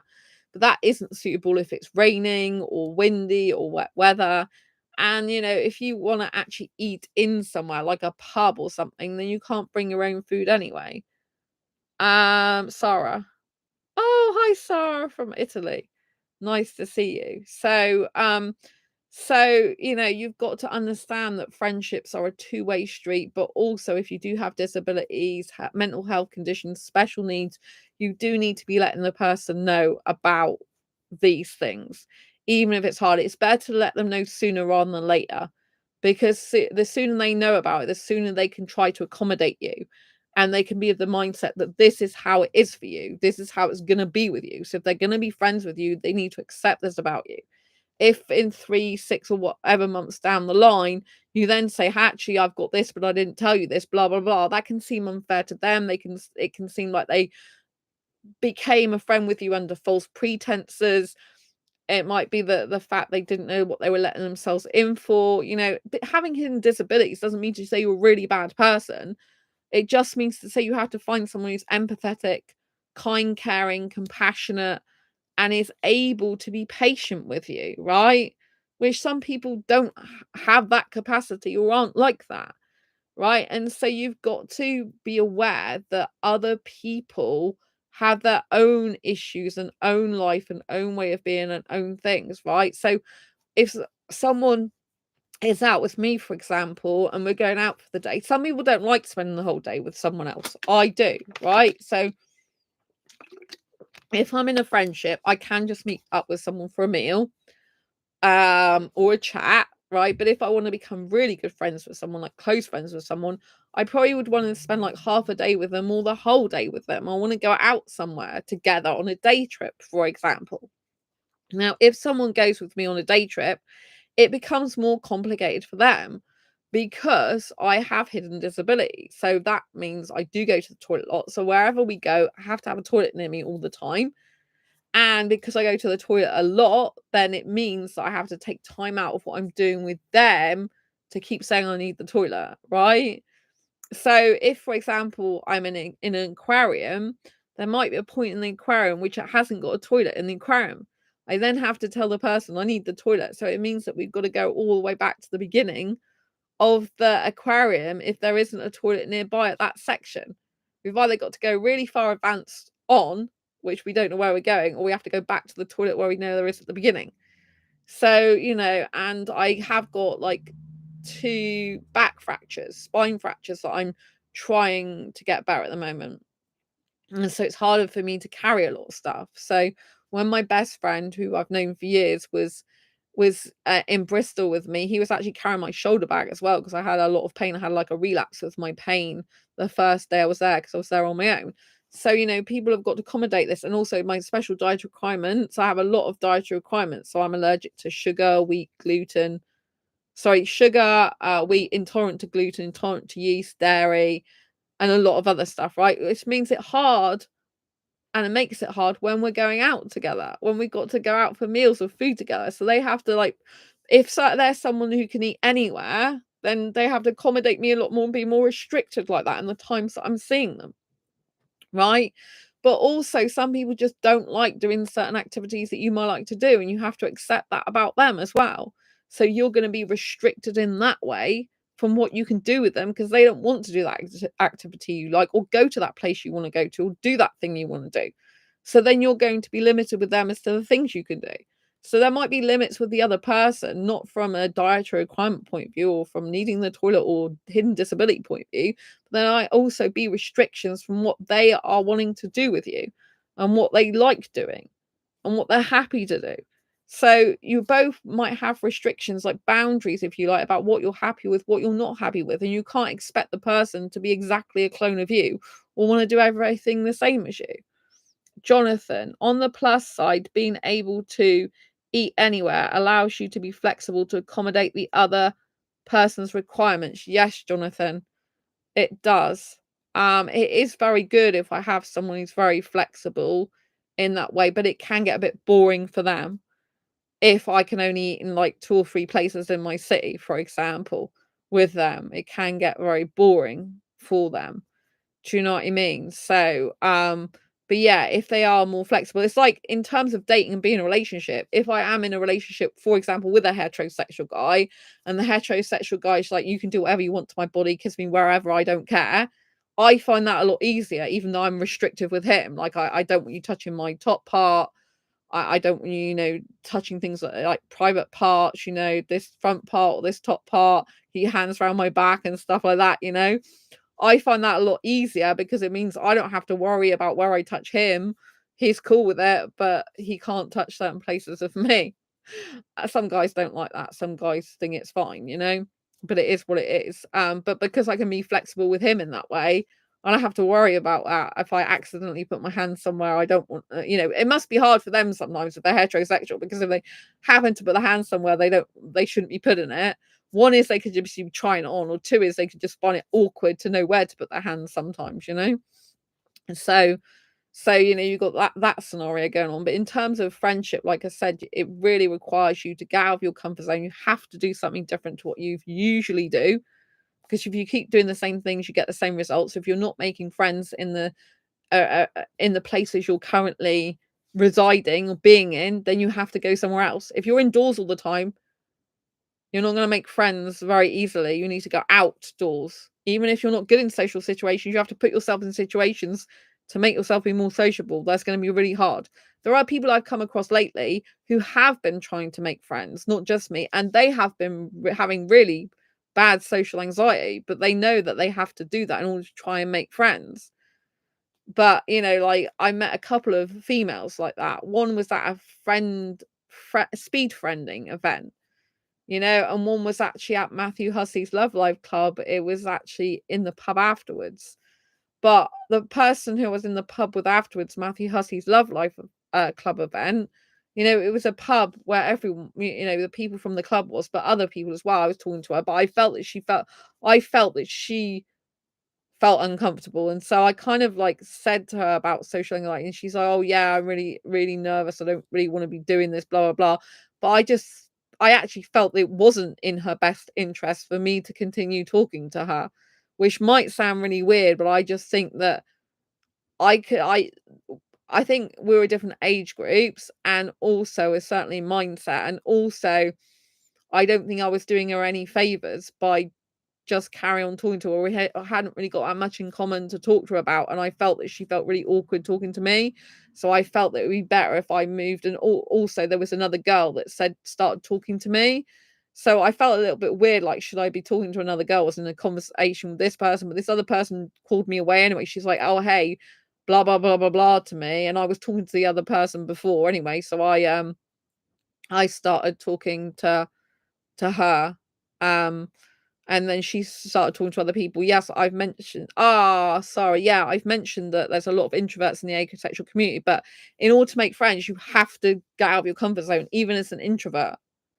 If you keep doing the same thing, you'll always get the same results. So even as an introvert, you have to be doing something different. And a lot of the people in the world, I found out, are introvert, and it's really difficult to get out there and do social things if you're introvert, 'cause by nature you don't really want to do it. But if you don't do it, what's the alternative? You get the same result as you've always got. If you haven't got friends and keep doing the same thing, you have to go and do something different. I have to get out of my comfort zone in the moment to try and make more friends myself. I got my best friend that I've had for years, but I do want some more friends. I don't need a ton of friends. There's still stuff I have to do in my work, but I want really some people in my city that I can go and do stuff with, because my best friend doesn't live in my city. He lives an hour and a half away, and he's coming to see me this week. And we talk regularly, like we message. When I say we talk, we message in Facebook usually every day, and a number of times a day. So we're really, really close best friends. But I would like some people who are friends in my city, because I don't have any friends in my city really. And so this girl I saw today, she lives on the outskirts of my city. So it's nice to have someone to meet up, but she's got a lot of other responsibilities in her life, which means she can't meet up with me for very long. But it's still nice to spend time with her. And so, you, like I said, you have to understand different people's lifestyles. But if you're introverted, the best thing to do is, if you are, if you need to get out of your comfort zone, there's no two ways about it. Even if you don't like it, you have to do things in life sometimes you don't like to get a better result that you want in life, and to stretch yourself and grow yourself. And I know that introverts are probably not going to like me saying that, because it's scary for you and you don't want to do it. But if you want to make friends and connections, you have to do these things. And if you're introverted, I would say, like, meet up for a specific short amount of time rather than a long time, because I know introverts tend to get drained of energy. So therefore, like, just meeting up for a coffee and a chat would probably suit you. And some people like that. They don't want to be spending hours talking to people. I'm an extrovert, and for me, talking's very important. And I do like spending a long time with people. But if I'm meeting a new friend, I have to get used to what they want. Do they like spending a long time chatting? If so, how much communication do they like? Like, how often do they want to see me? How long can they spend seeing me? What other responsibilities have they got in their life? What's their time constraints? I can't just think of myself, I have to think of them. And a lot of the people that I end up being friends with or knowing are introverts, and I'm not an extrovert. It's really difficult for me to find another extrovert friend. It's really hard. That is something, like, I just but even to have more introverted friends, if you have more introverted friends, if they can not spend that much time with you, but you can have more of them, then you can see more people, if you know what I mean. Even if it's in a short period of time, you can still have more friendship time overall by having more introverted friends. So even if they spend like 1 to 2 hours with me, if I had like two or three of them, I'd be able to spend like 6 hours with them rather than just like 1 or 2 hours, one person, if you know what I mean. But I prefer quality friends rather than quantity. And I do still have to do my work. If I was having tons of friends and never did any work, that wouldn't be healthy for me either. You have to have a balance in your life. So when you're trying to look for new friends, you still have to balance your life. You still have to stay centered and focused on yourself and your own life and what you want to do. Because if you give too much to other people, you don't want to become a people pleaser, right? But if you give too much to other people, you lose your sense of self and identity. Then if they decide they don't want to be friends with you, or they move house, they move out the vicinity, move countries. Like my female best friend, she moved countries years ago. She's never coming back. She's getting married this year to the guy she's with now. You know what I mean? So, for a while you do think, are they ever going to come back? And they just don't, right? And you have to move on with your life. And we hardly talk, right? She's the type of person that when she lived in my country, she's a person that wants to see a person in person rather than communicate. Whereas I usually need both. So now she's left the country. She's been in Turkey for I think 5 years or something like that now. Then is it 5 years? I'm trying to think.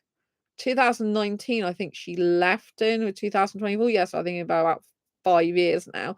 So, like she has her own life, and that's what's happened. So you can't base your life around your friendships with other people, because if they leave your life, you'll have nothing left of your own, nothing substantial to call your own, and you'll have no life. So, whilst you're looking for friends and making friends, you have to make sure that you've still got core things that you do in your life. You've still got your hobbies and interests outside those friendships. You've still got things you do in your own home that you enjoy. You've still got self dating is very important. I keep going on about this. Every weekend, I self date. Sunday's usually my self date day, usually to the cinema. I make sure I go to it. I keep promises to myself. You keep promises to yourself and self-date. This means actually actively dating yourself. This does not mean to say I'm just popping in to the bakery for a sandwich today because I'm hungry. Actively dating yourself means I'm putting it in the diary, or I go so regularly now to the cinema every Sunday that it's like mentally in my mental diary, like, Sunday Sandra, self-date day. I don't want you making excuses. I want you to go. I saw a film which I did a review about, which I wasn't even intending to watch because it's not my favorite type of film. But I'm like, you're going on a date, Sandra. You promise yourself you're gonna go on a date every week. So come on, get to it, girl. Do it. Do it, do it, do it. I'm like, but I don't want to see this film really because it's not something. But I'm like, well, it's the best out of all the ones that you haven't seen. So go and see it. I'm like, okay. Had to mentally prepare myself for that one because it was Deadpool and Wolverine, and I don't like Deadpool at all. And it was very, very violent and graphic, and I've done the review about that anyway, so that was hardcore for me. But and I thought it was fine, but because I'd done other stuff afterwards, and that when I did the movie review, I said, I already prepared my mind, and I got distracted by other things, so it wasn't focused on it. But last night, when I was in bed and I was trying to go to sleep, I had this lemon skeleton with all the flesh and blood coming off it from when the scene when they like this person like vaporizes someone and you just see all the blood and guts and everything and the skeleton. I'm like, oh my god, I got it in my vision now, which I didn't think I had, but because I've been talking about it and reviewing it on this channel, then I had the vision. It's really weird when I talk on this channel. I get a lot of stuff that I'm talking about ending up in like visualizations or dreams. It's like by talking about it a lot, I kind of get it in my mind a lot, which can, if it's not a good thing, if I'm talking about an ex and then all of a sudden I start dreaming about an ex or thinking about an ex, I'm like, this isn't good, Sandra. So I have to like leave the more lights on when that happens, because I'm like, even now I've got a skeleton in my vision. I'm like, go away. And sometimes I can't visualize stuff very well either. So I can visualize some stuff I don't want to visualize, but when I come to actually want to visualize some nice stuff and actually create a visualization, I can't really do it. I find I can visualize more in my wake than I can when I'm asleep a lot, but I'm able to dream. But if I'm trying, like visualization techniques, I'm digressing here a lot, aren't I? But anyway, so you have to, in terms of friendships, you have to find out what the person likes. So my best friend only likes eating in certain places, for example. So not only are we restricted to what I can eat, where I can eat because of what I can eat, Also, the my best friend doesn't like to eat, for example, in Chinese restaurants or any foreign type of food he doesn't like. So all of that is completely out. So we're both limited in what we can eat together, in where we can eat, because he doesn't like any foreign food and I can only eat in certain places of British because of like my allergies and intolerances. But we've been like this for ages, so it's just the way it is, and it's all about acceptance and stuff like this. But if you're introverted, you do still need to get out of your comfort zone and go and do things you wouldn't usually do. And like I said, something like a coffee, going for a coffee, or just like a meeting for lunch, like something like 1 or 2 hours maybe for introverts is probably going to be better because you tend to get drained of energy. So you haven't got the capacity usually to be around people for that long. As an extrovert, I get energized by being around people. I'm the opposite to introvert. So the more I'm around people, the more I get energized. It's a bit like superhero powers. And, and the more I'm around people, the more I soak up the energy to be more vibrant and energetic myself and to be happier. If I stay indoors, I notice my mind starts getting weird. I actually end up dreaming worse stuff when I'm indoors. I don't know if it's because I'm not getting enough sunlight or not enough oxygen or just because I'm not around people.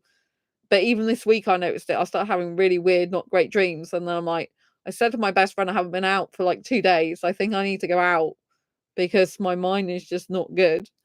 And so I have to check in with myself a lot of the time. So I get energized. I can just sit and be around people. So when I finished having the meal with my new friend, I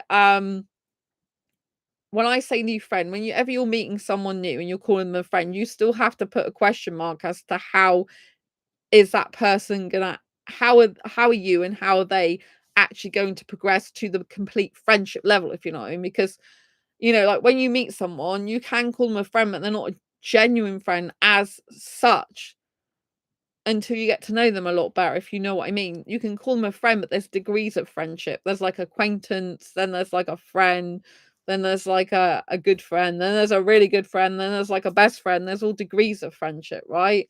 There might be a friend you only see once every few months, right? They're more of one of those distant friends, but some friends can get together even if they haven't seen each other for a long while. It's like nothing's different.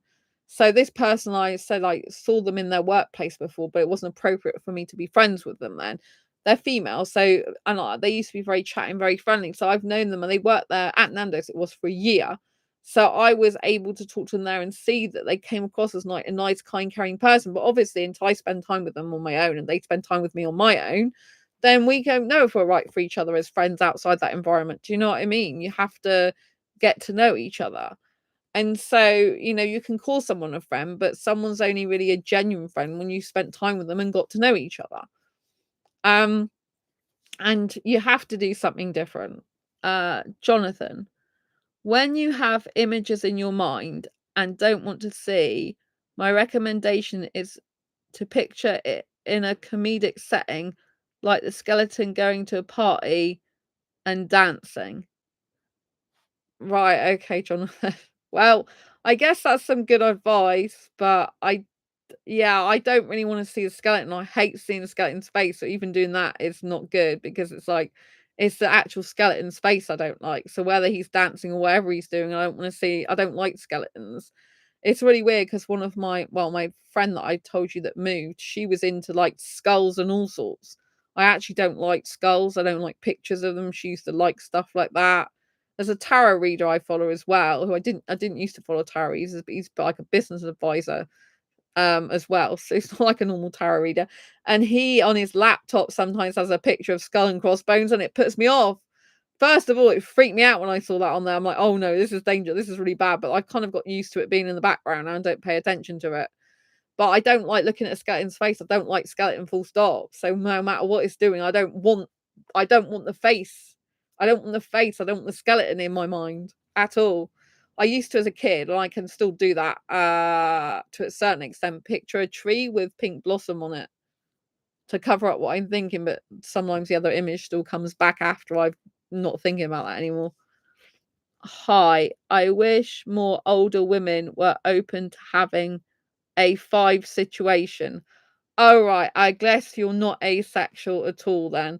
But thank you for being in chat here, even though you're not asexual, because you're talking about having sex with 5 different people, and this is an asexual channel, and asexual predominantly lacks sexual attraction. So most of us are not at all interested in sex.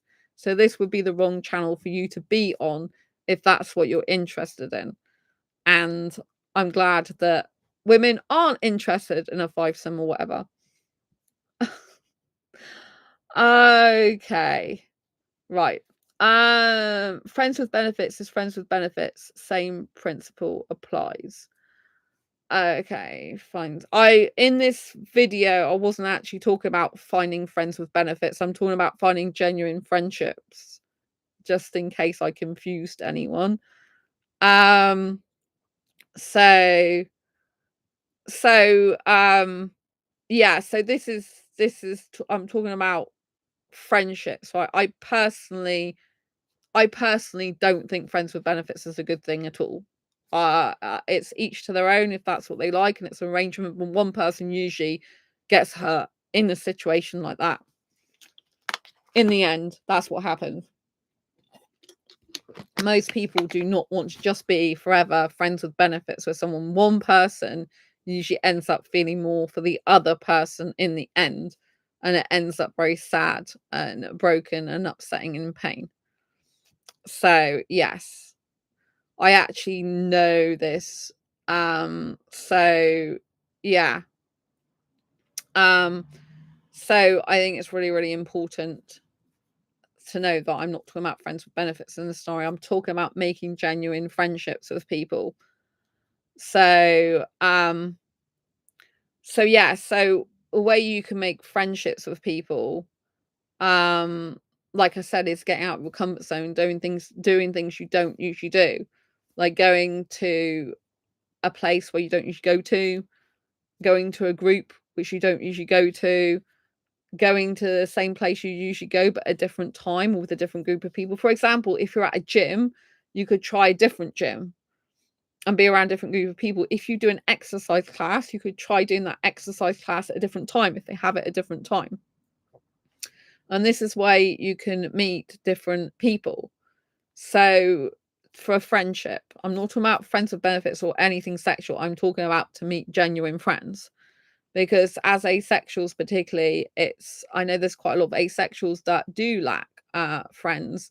And some of the reason for that is because obviously people do get paired off and they are looking for sexual or romantic relationship. And if you're a person that's known people like that and they've paired off and they don't value friendship as much because they value their primary sexual or romantic relationship partner over friends, then that can leave you feel very alone in that. And also it's harder obviously if you're asexual sometimes for people to understand asexuality, so that can make you more isolated. Some people lose friends over being asexual, but I would argue those people are not really your friends, right? Because they aren't really your friends. If someone doesn't accept your asexuality and who you are, then they're not your friends and they're not suitable for you to be friends with, right? It doesn't mean to say that you're a bad person, they're a bad person, but if they're putting you down or belittling you or anything like that, that's not good. A person doesn't have to be like that to not agree with you or to not be comfortable with your orientation. They can just leave and say, hey, I'm really sorry, but I don't feel comfortable with this and I'm leaving. So you know what I mean? It's very important that we understand that if people don't accept us for who we are, then there's no point in being friends with that person, because friendship requires acceptance, it requires mutual respect, it requires understanding of each other's points of view. And you can understand other people's points of view and not agree on everything, but if your values, moral beliefs, or ethics are completely different, then it's not going to work, right? If someone's uncomfortable with who you are and it becomes a problem, then, you know, where it's blatantly causing issues in that friendship, you're going to have to probably not be friends with that person. However, if you've discovered you're asexual and you've already got friends and you explain your asexuality to them and they're uncomfortable with it, but they're not belittling you or putting you down, they're just obviously uncomfortable, then you can give them time to come around, right? if they're not being nasty to you, they're still being kind and caring and all the rest of it, but they're uncomfortable with it, that is their problem. It's not your problem. That's just them being uncomfortable with something that they are not used to. They don't know enough about from their own point of view, or they think they know about it, but they really don't know about it. You know, they misjudge what it is. And if they're not prepared to listen, because every time you try and talk about it, they change the subject, there's not much you can do. But you still need to be looking for other and better friends like that, because if you can never be yourself and never talk about the thing that's essential to who you are, then it means it's going to be a very difficult friendship or connection, right? And you're going to have other people that you can talk to and be yourself around. Years ago, with my best female friend who moved away to Turkey, she was uncomfortable with my sexual orientation. I knew that because every time I tried to talk to her about it, she would just change the subject. And that made it more difficult. And then she would say stuff like, "Oh, I haven't had sex in months, so I'm like asexual." And I'm thinking, you're really not. But I didn't get into an argument with her about it. I just everywhere you can find bad people. Exactly. Everywhere you can find bad people. But we have to remember that we are looking for friends, and not everyone's a bad person, because sometimes when you look for friends or think about looking for friends, I talked about this in the beginning of this video, you could have had bad experiences in the past in terms of friendship. You could have friends that left you, people that weren't really your friends, people you found out who didn't care about you as much as you thought they did. You can have all these things happen, and it can cause you a lot of trauma, and that can stop you from trying to make new friends. But I would say, do not allow other people to, in your past, to stop you from making new friends now. You shouldn't let the trauma of the past not allow you to make friends now. Like, you still need to work through that trauma. You need to understand and come to terms with what happened. Um, so yeah. I'm uh right, I'm gonna have to there's someone in chat that I'm going to have to hide because they just keep talking about sex all the time. I've told you I'm not interested in talking about sex. So that person's hidden now. I'm happy with people to be here who are respectful in chat, but when I've told them this is not a channel for talking about sex or getting sex, and they keep going on about sex, I'm not prepared to sit here and keep watching stuff in the chat like that, which is spoiling it for everyone else. So thank you for everyone else who's being here. So yeah, so when you're looking for friends, like what I was saying, do not allow the past situations with people who've been friends in your past dictate or cause issues with trying to make friends in the current situation. I have had friendships in the past that didn't work out like I wish they would. And sometimes that can be quite traumatic. So I think you need to give yourself some time to try and heal a little bit from those situations, and try and reflect on them, like what went on, what happened with the dynamic between you and them. Maybe they deceived you, and you genuinely thought they cared about you. That can be really tough. Maybe they just ended up being a different personality type to you, and you just really didn't gel in the end. Maybe someone moved away and you thought they'd stay in touch with you and they didn't. Or maybe they just, like, someone actually found a partner, romantic partner, and they left your life, and you like, well, just because you got a romantic partner doesn't mean to say you should ditch me. But maybe all these things happened, and that can be very disconcerting. It can make you very apprehensive about getting into a friendship with someone else again. It can make you very apprehensive about even looking for friendship. You can think, why bother looking for friendship? So in those scenarios, one, as I would say, that not everyone is going to be like those people in your life. You might have had different people doing those different types of things to you. Secondly, is unfortunately some people do actually drift apart in friendships, and it's really painful and really tough. But some people do, they change in their lives. Both people or one person can change, and you just drift apart because you can't relate to each other anymore. You'll kind of end up being the opposite of each other. And this doesn't mean to say you're necessarily a bad person, they're necessarily a bad person. It just means you don't gel together anymore. and you're not really on the same life path anymore. And sadly, in those situations, we have to separate because one or more people is holding the other one back or not allowing them to go on the path they need to go on, and not allowing them. I'm not saying that they're controlling them and saying you're not allowed to do this, that, and the other. I'm saying that naturally, if two people end up being the opposite to each other, you're not really going to be comfortable or allowing each other, whether consciously or subconsciously, to do the life you need to do without each other. Because once you're in a dynamic and you're used to each other, if one or more people change in that dynamic, you're not used to that person being like that way anymore. And unless you both grow together, then you grow apart. So sometimes you have to let something go like that and realize it's for the best for both of you, even though it's really painful at the time. But if you've got a lot of these things that have happened in your life, it can cause you a lot of friendship trauma. Friendship trauma is a real thing, just like relationship trauma, just like relationship grief, you can get friendship grief. And I think this is something that not a lot of people talk about. They don't talk about the grief that comes with having to give up or part from a friend that you might have known for years. It can be very traumatic. And if you left on amicable terms, that can be good. But if you left on terms where they just blocked you out their life or left your life, and there wasn't really a full explanation for it, you didn't have proper conversations around it, it was kind of like maybe they were avoidant personality type and they don't like having conversations, and you want to have certain conversations about things that were difficult in the friendship and you wanted to resolve issues and they just weren't prepared to do that. There's not anything really you can do if they weren't prepared to talk to you about it. They're not prepared to try and sort them out. If they decide to leave your life without having communicated fully with you and how aren't having a adult conversation with you, you can't remain in that friendship. It's not going to work.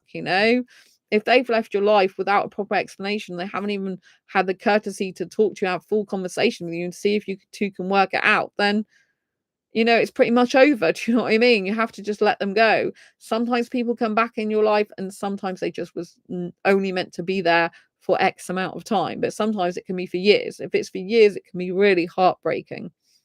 And I think when people do move away, it does change the dynamic because you can't see them as much. They tend to have their own group of friends. They get used to other people. They have their own life, and that doesn't necessarily match up with yours anymore. So sometimes, if you've got a friend that was really close and then they move abroad or whatever, or move cities, then you're not the same people anymore. You have different lifestyles, different friendship groups, do different things. So that means you can drift apart. But all this, if you have all these type of scenarios in your life, it can add up to friendship trauma. There's a lot of people focusing on the internet about relationship trauma, breakup, childhood trauma, but what about friendship trauma? What about betrayal trauma in a friendship where someone maybe was dishonest with you in a friendship in one way or the other and they betrayed you? All this can really hurt your feelings and emotions. So I think, if you can talk to a counselor or a therapist about it, that's a good idea if you can find a good one, because some people don't really get the whole grieving over friendship thing. If you have still got one or two or other friends, you can talk to them about it. I don't mean to say that if you're still in a friendship with someone, you can go around gossiping to all your other friends about that friend. But if you are not friends with that person anymore and you've got a lot of trauma around that situation, maybe they just left your life, you can discuss it with your other friends. You are allowed to do that, right? And you're allowed to say, look, I feel really hurt. This other friend, they just left my life and I'm in a bit of a upset at the moment, and you might need extra support from your current friends. So you might need to meet up with them more, see them more, ask if that's possible, this type of thing. And I'll give yourself a bit of time before making new friends. Like if you have this happen quite a lot, I would give yourself a bit of time to spend time on your own, to get used to being on your own again, especially if you've been used to spending a lot of time with these people that have left your life, and get used to self-loving and then spending time in your own home and going out with yourself as well on dates. I think you should be self-dating all the time, at least once a week. I make that a practice now. I self-date every week. That is it. I used to, before I got into the relationship I was in this year, which I'm not in anymore, I used to self-date, but not every single week. Since that relationship breakup, which was very, very painful, I now make myself date myself every single week. because it's better for me, it's healthier for me, and it raises my self-confidence, self-esteem, self-reliance. It's all to do with self in a good way. It's making you trust yourself. The more you make decisions for yourself, the more you act on those decisions, the more you promise things to yourself and act on those promises, the more. Um, you can't afford to date yourself, says Lee. Well, if you got £2.50, if you got £2.50, you can date yourself. Right, because I go to kids club at the weekends, right? Cinema. If you go to kids club, right, the cinema is like £2.50 or £2.79. You don't have to be a kid, you don't have to have a kid to go and watch a kids club movie in the UK. £2.49, I think it is, or £2.50 at one of the cinemas in my city, £2.79 at the other ones. It's the same, it's a movie that was on the big screen that adults saw, and they just put it on the same screens but call it a kids movie, kids club, or Mighty Mornings, it's called now. View've got this new thing called Mighty Mornings. It's the same thing. It means kids club. Why they call them Mighty Mornings? You don't have to have a child, and you pay child's prices for yourself. I'm sure anyone can put £2.50 aside or something like that, or £2.79 aside. I'm sure someone can save that money up. Like, if you're in coffee shops buying coffees for yourself all the time, then one day don't buy coffee and then go to the cinema. I spent literally my last £2.50 on a Too Good To Go order today. Oh, I'm sorry to hear that, Lee. Well, the other thing you could do is you could have a picnic by yourself. So obviously you need food for that to have a picnic. But you know, you can self-date like by basically going to a place. Like if you go, mind you, it was nice. Too Good To Go order today. Yes. So you don't have to like do the exact same thing I do. By self-dating, you could do something that is actually not necessarily going to cost you money. So if you have some candles lying around the house, you could, and matches, you could make yourself a candlelit meal, for example, but make sure dating's different to just doing something. So you have to like put in the diary. I mean, if you make it a practice, you don't necessarily have to put it in a diary because you know what you're doing. But you could just say, all right, tonight I'm going to, like every Saturday night, for example, I'm going to cook myself a candlelit meal. So I need to make sure I got candles in and matches all the time and make sure a place to have the wax.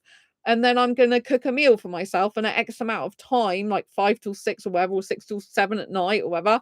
I'm going to make sure I have that date with myself every week.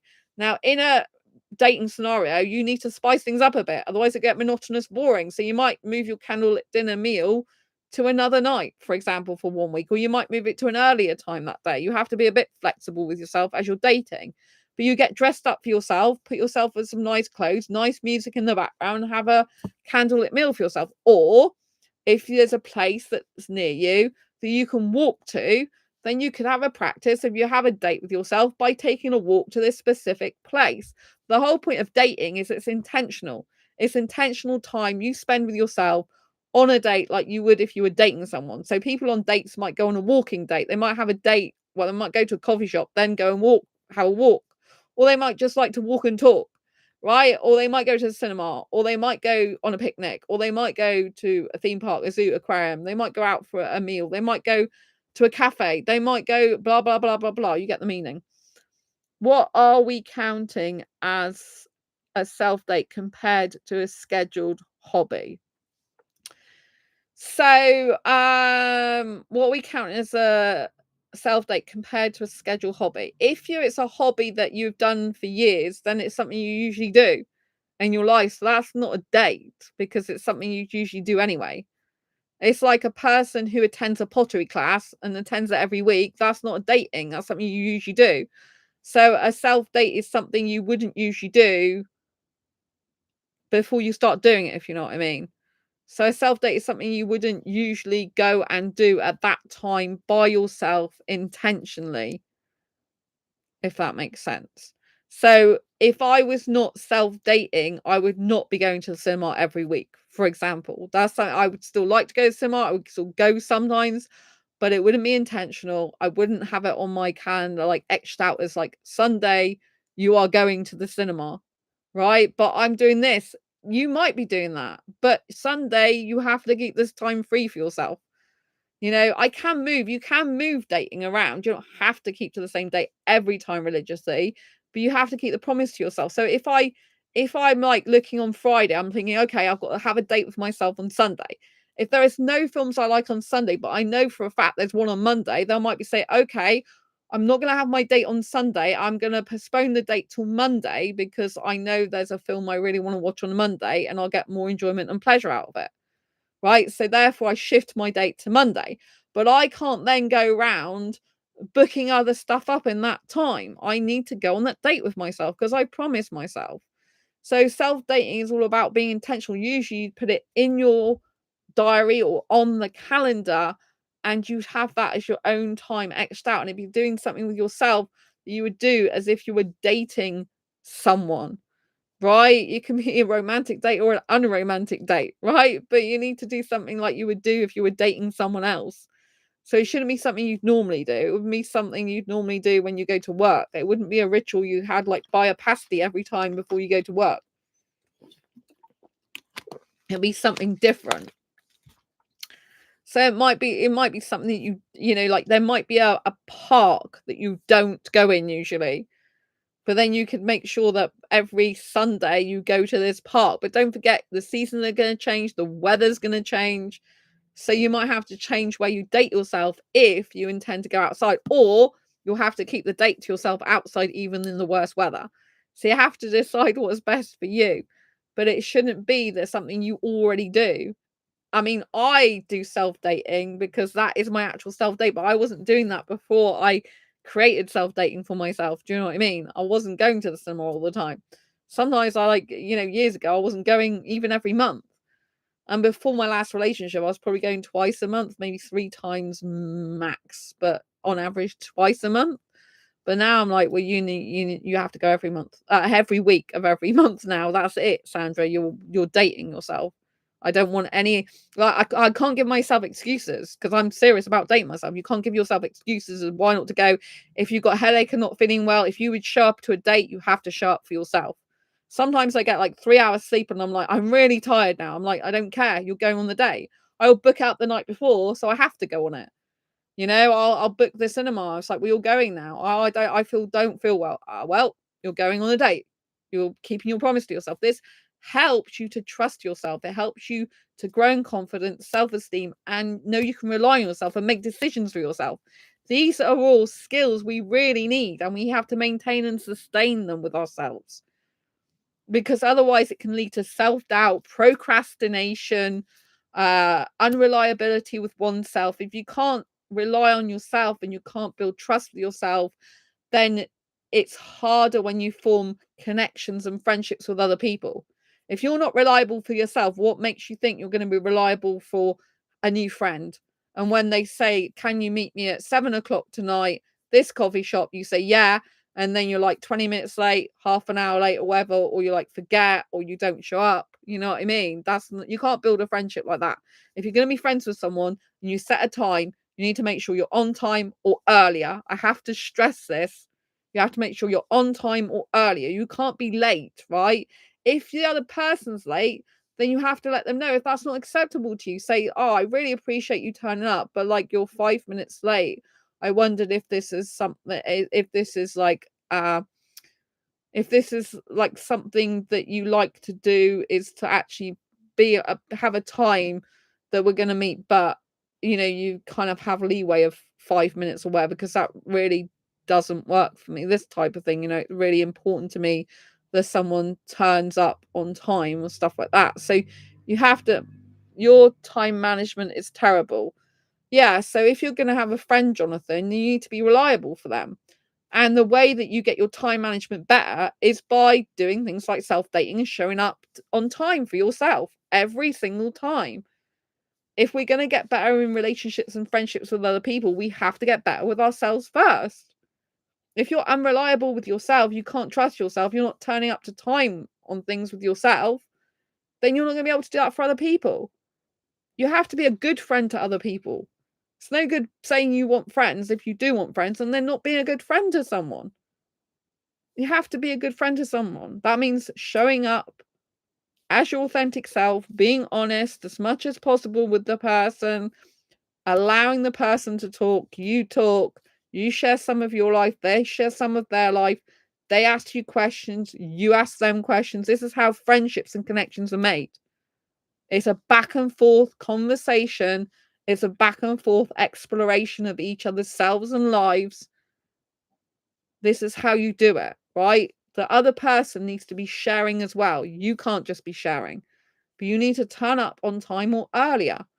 If you can't be on time, be earlier, right? If it's 6 o'clock and you know that you're likely to be late all the time, turn up at 6:15. Take some headphones and a book to read if you don't like turning up early because you've got nothing to do. Do something, but it's better to be early than it is late. If you're late, then you need to ask yourself, what is the underlying cause of your lateness? What in your subconscious mind do you hate about being on time? And you need to fix that problem in your mind. Because turning up late to people means you're unreliable. You can't be trusted because you can't be relied upon to turn up at that time. And, not being able to rely on someone means, how can you form a proper friendship? How can you form a good, healthy friendship with someone who's not reliable? So if you know you're bad with time management, you have to change that. In order to be a good friend and get good friends, you need to be good. So a lot of the time, whatever we want in life, we have to do the thing we want in life first ourselves before we can get it from other people. Because we can't expect to get something from other people if we're not doing the thing ourselves that we need from other people. If you want someone reliable, trustworthy, hardworking, respectful, you need to be that type of person to attract that type of person. Because if someone's got self-respect and a person keeps turning up late on time, that person's not respecting themselves if they're allowing that bad behavior to happen, because it is bad behavior. Being unreliable is a bad behavior. It doesn't mean to say the person's bad, but the behavior is bad, because this means that person is unreliable and can't keep to their word and can't be on time, which is actually impacting the other person's time, the other person's life, the other person's work. You're impacting someone else. When you're friends with someone, what you do, what you say, your actions, your time management, your reliability, your punctuality, your honesty, all these affect that other person because you're meshing two different lives together, right? So if you are not turning up on time, why should they trust you? Why should they see you again? Because you're being unreliable. You're encroaching into their time that they could be doing something else. Time is the most precious gift you can give anyone. Time is the most precious gift you can give anyone because you cannot get that time back. Right? Just think. Say a scenario. You said that you were gonna meet someone at a certain time, right? This is a really dramatic thing, right? Example. So say you were gonna meet someone and you said, I'll meet you at 6 o'clock, right? Just say you said you'd meet them at 6 o'clock, right?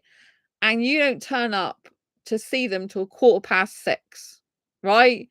There could be a couple of scenarios that happen, right? Apart from they don't really trust you because you're not trustworthy if you're not being reliable and on time, right? But say you didn't turn up at 6 and it was 6:15, you turn up. And say at that point in time, they had a person, a family member die, right? They had that person died between 6 and 6:15, right? And you were meant to see them at 6 and you didn't show up till 6:15, right? That family member is now dead. They didn't know they were going to die, right? If they'd have been with you, they couldn't have seen them.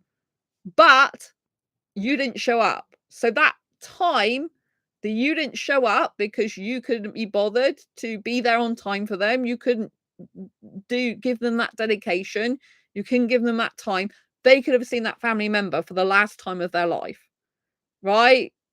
That's how you can end up impacting someone. I don't think for one, it's as important as you do. I don't think I hold time on time as important as you do, and that applies both ways.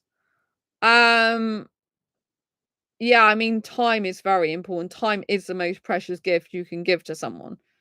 If you don't hold time as that important, then you would need to find someone who equally didn't find it as important and was okay about you being late and didn't think that was an issue.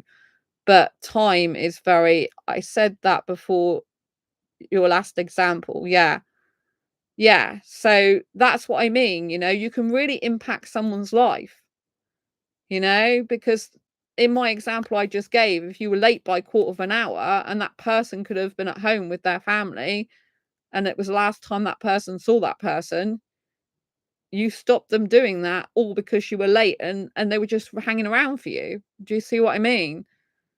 And also it could work the other way. You're quarter of an hour late and maybe they were supposed like you met them, right? They have their own life, right? So they have their own plans usually later on. A lot of people who meet you will have plans after they see you.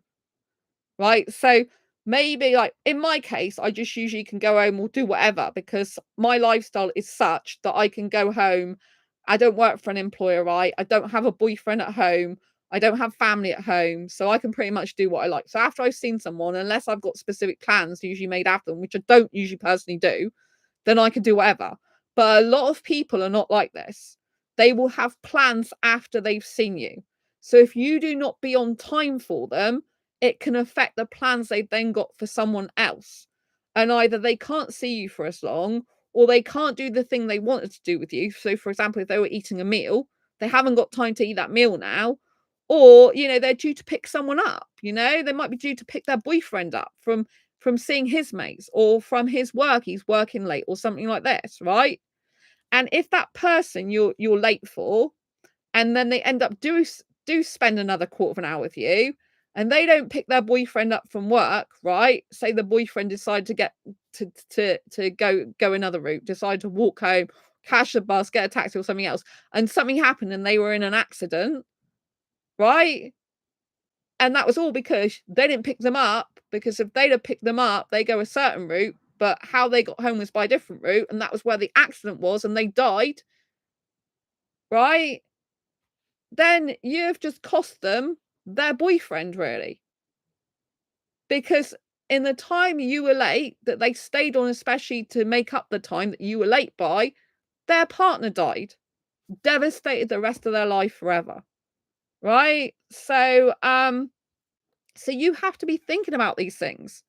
You have to be looking at friendship from an unselfish point of view, as well as getting your own needs met, right? You've got two systems in a friendship. You've got your own needs you need to be met, and you've got the other person's needs that need to be met. But if you are late for someone, you are messing with their time and messing with their life and lifestyle, which is something you do not want to do if you respect that person. By that logic, being late could save someone's life, avoiding the accident. Exactly. Well, being late could save someone's life by avoiding the accident. Being late could save someone's life by avoiding the accident. If that accident happened at the time that they were still seeing you or meant to be seeing you and waiting around for you, then no. So in my example, I said that if you are late by a quarter of an hour, right, and they had a family member at home that died in that time, they could have been spending the time they were wasting waiting around for you because they would be doing nothing much. They could have spent with that family member they can now never see again. And if in that a second example I used, they saw you were late by a quarter of an hour and they needed to spend that time with you. Say you were eating a meal out or something. And so the time that you were late by a quarter of an hour, they stayed on a quarter of an hour later than they intended to stay on with you. And they didn't pick their boyfriend up from wherever he was with his friends or work or whatever it was. They didn't pick him up, and he got a different way home. And when he got that different way home, he was in an accident that killed him. Then that would be because they were spending extra time seeing you because you didn't keep your word as to being on time with them. So you cost the boyfriend his life because if they had have picked that person up and gone the same route, they always go, they wouldn't have been in that accident. He wouldn't be dead by now. And they have to live with the consequences forever of him being dead. And that was because you didn't turn up on time. So you have to be thinking about these things. Why, if you're a good friend and you're a good, kind person, would you want to be messing with someone else's time? Why? You have to be thinking of other people and not being selfish. Other people have got their own lives. When I saw this friend today, I didn't know what time she was going to leave. I already had it in my head that she's probably going to leave a lot earlier because she has work the next day and I don't. She works for an employer. I don't, right? So I can go to bed whenever I want. And I'm a night owl anyway. I know other people are not like that. So I let her tell me when she needed to go home, but I was on time and she said how she likes people to be on time as well. So luckily we've both got the same mindset like that. She likes people to be on time. She likes punctuality as well. But I didn't plan anything else for the rest of the evening, right? Because I was okay. I put that time aside for that person if they wanted, for however long they wanted to be with me. She said, her needs were, I've got to go soon, which we only spent like an hour and 40 minutes together. I need to catch a bus, just to let you know, because I need to get home because I go to bed at 9 and I need to spend some time with my partner, right? So that meant that I then said, that's fine, whatever you need. She goes, and then they go, I can catch this bus soon or in 5 minutes, or there's another one. I said, I'm happy for you to catch either one because I want you to be happy. Because for me, I don't need them to be there with me, or I would like to have seen that person more, if I'm honest, because I like seeing that person. But I know they have a life of their own, have a partner to get back to. They want to see their partner before they go to bed and spend some time with him. Right? So that's important. And we had a meal together. And I had to be on time for that person. Right? Because we were actually a little bit early with each other because she said, I'll message you. And she said, I'll message you when I get out of work at 4, and it might be a little bit earlier that we meet, basically. And that's what happened. But it was still an hour and 40 minutes. Now, that is quick for me seeing someone. I don't usually see someone that quickly, but she has a life of her own and lifestyle. So you can't be late for it. But if I'd have been late, or she'd have been late, right? And there's no good reason. So it wasn't she was caught in traffic on a bus or anything, then that would have made us late for a meal, which we might not have even been able to have together because she had to leave at a certain time. Do you see what I mean? I've always been considered a weird person, and I felt like a sort of UFO. I meant. Okay. Right. Well, when I was younger, I felt like an alien. So I'm going to plug my laptop in because I need to before it cuts out. So I used to have social anxiety, huge social anxiety for years and years and years. And I always prefer one-to-one from being in groups. I still now even prefer one-to-one to being in groups, if I'm honest. I'm still more comfortable with that, but I'm fine with being in groups now. Providing I feel included. If you don't feel included, then there's not much point in being there, is there?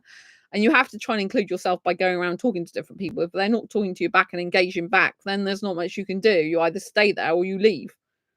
This in the social group I used to go to, the 20s to 30s in my city, which in general I like. I was going off and on for quite a long time. I mentioned this earlier, but it got to a stage where in the last ones I've been to, I haven't felt included.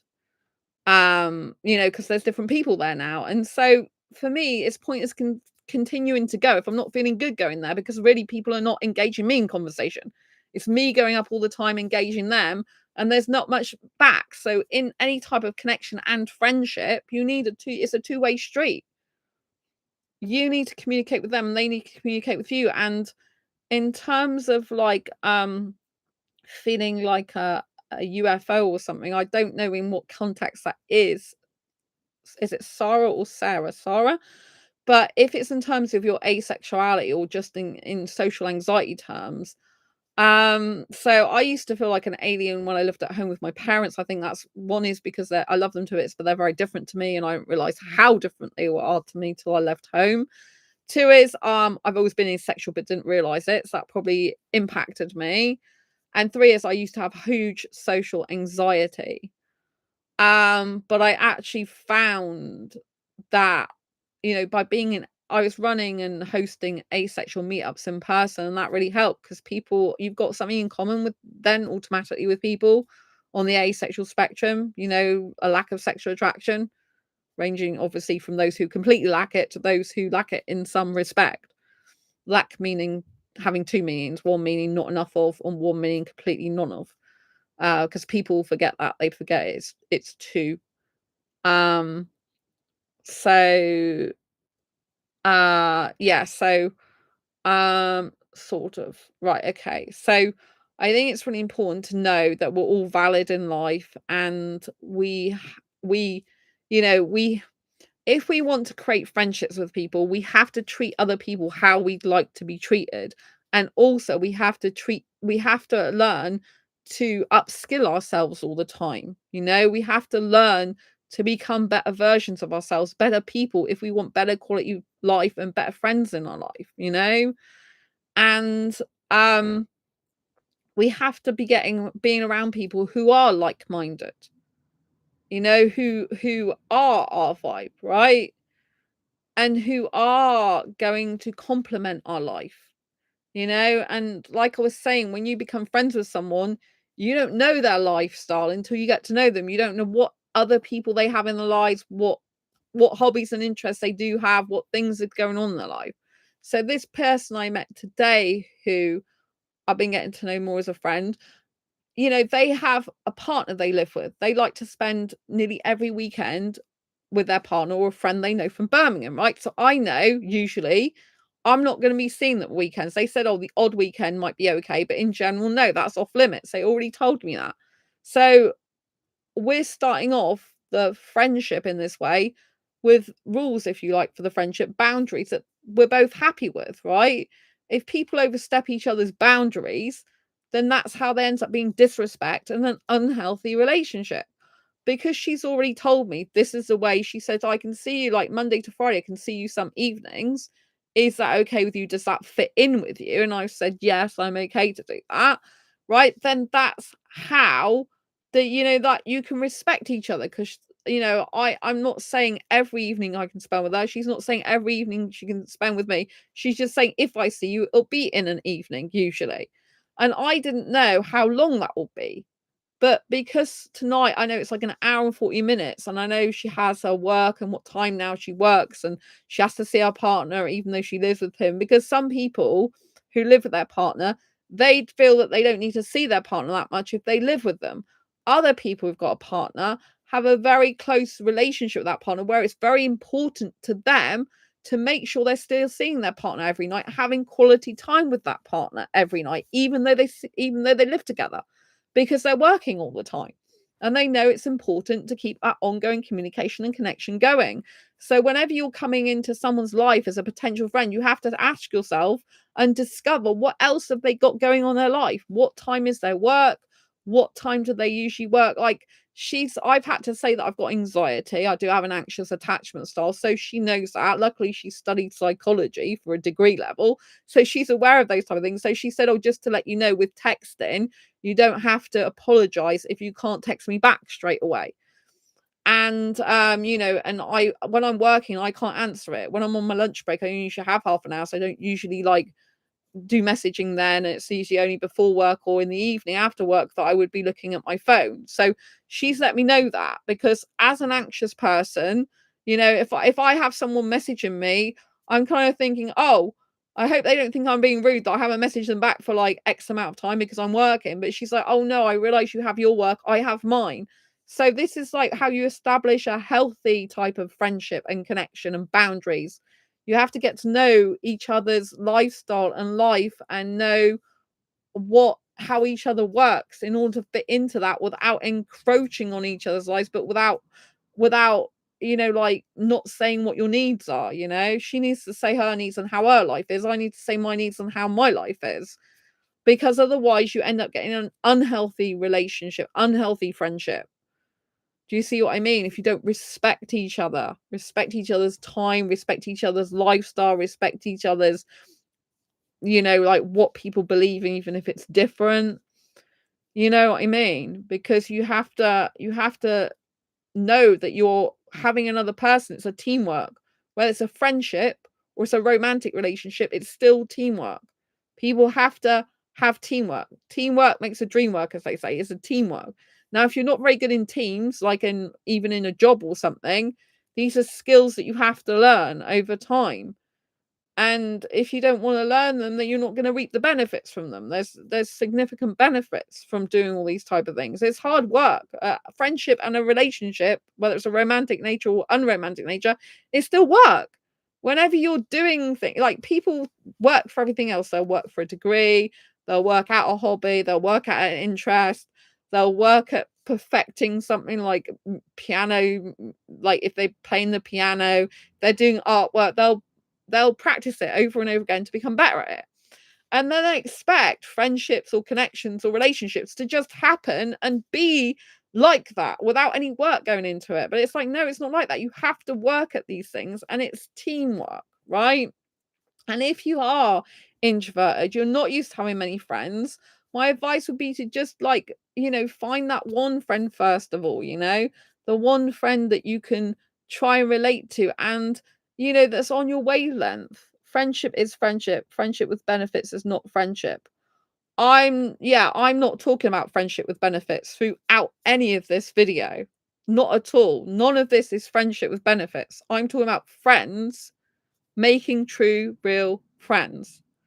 I'm not talking about friends with benefits. But for those people who don't know what friends with benefits is, friends with benefits, for example, is when a person is friends with you and they're not really true friends. They want you for sex. That's what friends with benefits actually means. But there's also, which I've gone into in other videos, friends with asexual benefits.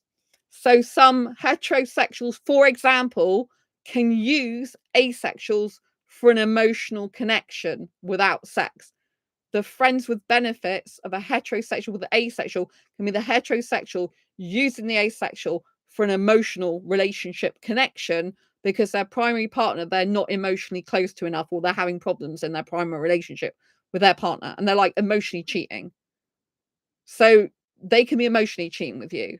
But this video is not about friends with benefits. This video is about friendships. But I'm also talking sometimes about romantic relationships, saying whether it's a friendship or an actual romantic relationship, not friends with benefits, a romantic relationship, as in a friendship or a romantic relationship, right? Romantic connection, like you're dating, whether it's either of those, you still need to work at it.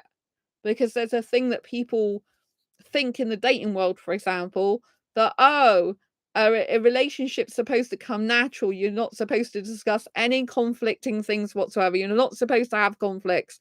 Everything's supposed to just happen naturally. Your partner's supposed to be able to read your mind, and yeah, it doesn't work like that, right? So whether it's a friendship or romantic relationship, then you still got to work at it. A lot of the rules that apply to friendships actually apply still to romantic relationships and vice versa.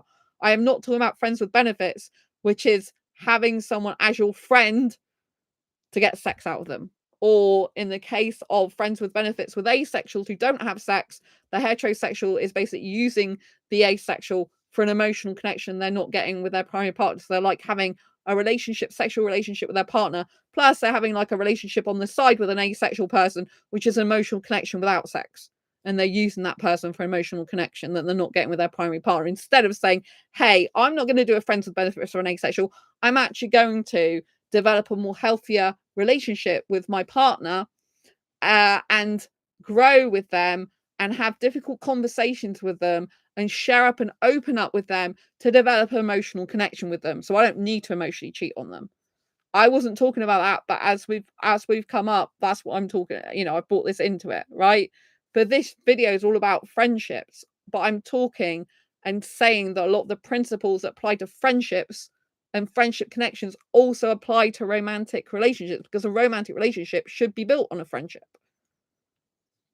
Even a sexual romantic relationship, a healthy one, not I'm just sexually attracted to you, wham bam, thank you, man. A healthy, which a lot of people don't have healthy sexual relationships, a lot of healthy sexual relationships are actually based on a deep friendship. They're based on mutual trust, mutual respect, you know, these the good traits like honesty, which is what you need in a friendship, whether it's a romantic relationship or a friendship, you need honesty, you need reliability, right? That means if you say something, you do it. Your actions should match your words. Communication's key, exactly, Lee. Actions and words should match, both of them. You shouldn't have words that the actions don't match or actions that the words don't match. You can have either of those. So traditionally, most people will say, oh, actions speak louder than words, right? But if you've got the actions and you still don't have the right words, that is also wrong. So actions and words have to match both ways. Actions have to match with words and words have to match with actions. So if someone says something but they don't follow through on it, that person is not being trustworthy or reliable, right? They're not, right? If the person is taking an action but their words don't match the action, there's a mismatch. That is no good either. It's not, it's often deception is going on in this type of scenario.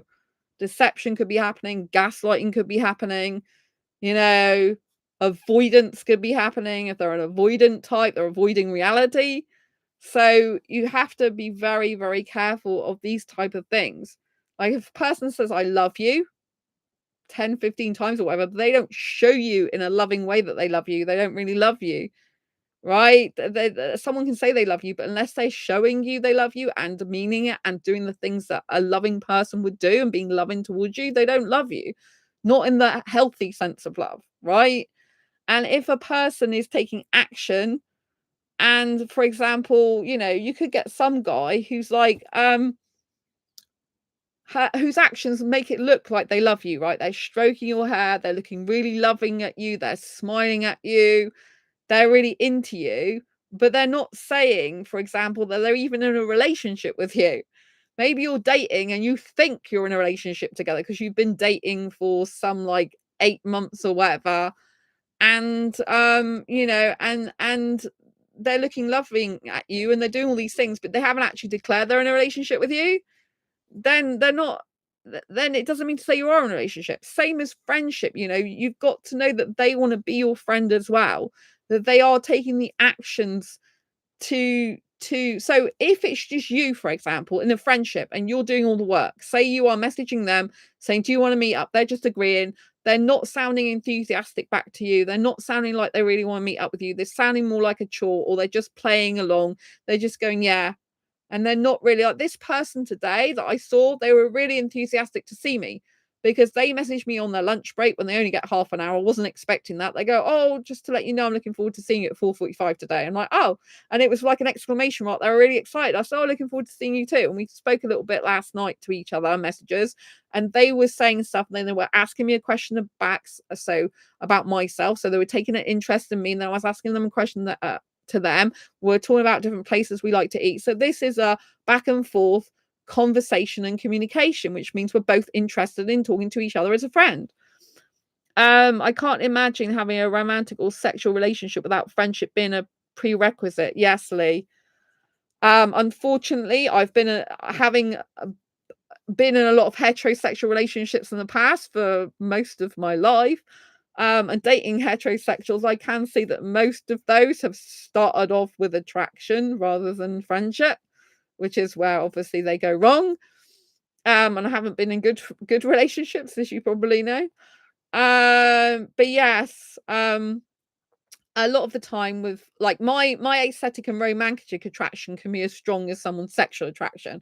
So a lot of people that get into relationships quickly is because they have sexual attraction with each other, even if they're not compatible in having things in common, shared goals, shared interests, morals, values, beliefs. If they're not compatible in lifestyle and all these areas, uh, you know, then it's really not going to work long term. But a lot of people get into a relationship without a friendship being formed first, and then with with being sexually attracted to each other. With me, I am a hyper romantic asexual. If you didn't know, you can get a copy of this Diary Confessions of a Hyper Romantic Asexual 78 Life as the Asexual Life best-selling book on Amazon. But in this, you can actually see the difficulties of hyper romanticism, the life lessons I learned in that. And my aesthetic and romantic attraction together can be as powerful as sexual attraction. So I can end up getting into a relationship quickly with someone, which I really shouldn't do, and I don't advise. But this year I didn't actually listen to my own advice, and it didn't work out. So I should have listened to my own advice, but I hold my hands up to that. But yes, so there is a danger, obviously, that if you are friends with someone for a very long time, then it could then be awkward to get into an actual relationship with someone you've been friends with, because you might think it might spoil the friendship. If you became in a relationship with that person and then things didn't work out, you might lose the friendship, which is quite common and normal. Like, often people who've been in a relationship together, if they've been friends first, they can't then continue to go back to being friends again. Often you end up leaving each other's lives, is the truth of the matter. So there is a risk that if you become really, really good friends with someone and do get into a relationship with them, then it might not work out. You might end up not even being friends with each other in the end. But that's a risk sometimes that is worth taking, because you might just end up developing feelings for each other, or one for the other, that is too painful to actually carry on a friendship without being more than friends anyway. So this is where friendship and possible relationship end up overlapping. This does happen. I am in Matthew Hussey's Love Life Club, who's the world's top dating and confidence coach. And I'm not allowed to reveal all the content in there. I have to sign an agreement to say I can't say what's in the content, but I can say, when I talk, like, some of the things I talk about at the moment are things that I have learned, shall we say, through the experience of being in that Love Life Club. Some of it I already knew, obviously, it's coming from me, but I have upskilled and been helping myself in understanding dating relationship dynamics far more, and just relationships in general. And there are people who get to a point where they cannot stay friends with someone because they've developed feelings for someone more than friendship. And in that scenario, they either have to decide to be in a relationship, or if they can't just stay friends, often one of them has to leave the other person's life. And this means blocking and cutting out that person in their life. And that might seem really hard and terrible, but the other person can't move on. Because they can't move on if they're still hankering after that. And if they're still in the friendship with someone they end up having love feelings for, romantic and love feelings for, then to stay in that friendship with them can be too hard, because that person is just treating them like a friend and they want more and they can't get it, and they can't open their heart up to someone else with the current person still in it. You just can't do that effectively and healthily. So that's the only problem with being friends with someone for a long time. But there are people who tend to work out better by being friends first. I know someone who used to work at the Apple Mac store in my city, and I had training with him, and he's now married with kids. And the person he married, he was friends with for years, and they didn't actually end up in a relationship with each other for years. And then when they did, um they're married with kids now, and so it ended up working out really well. But they had just been friends. I don't even think they were thinking about being attracted to each other as anything more than friends for, like, I think a good over half of the time they were friends. But things developed between them and they both wanted the same thing.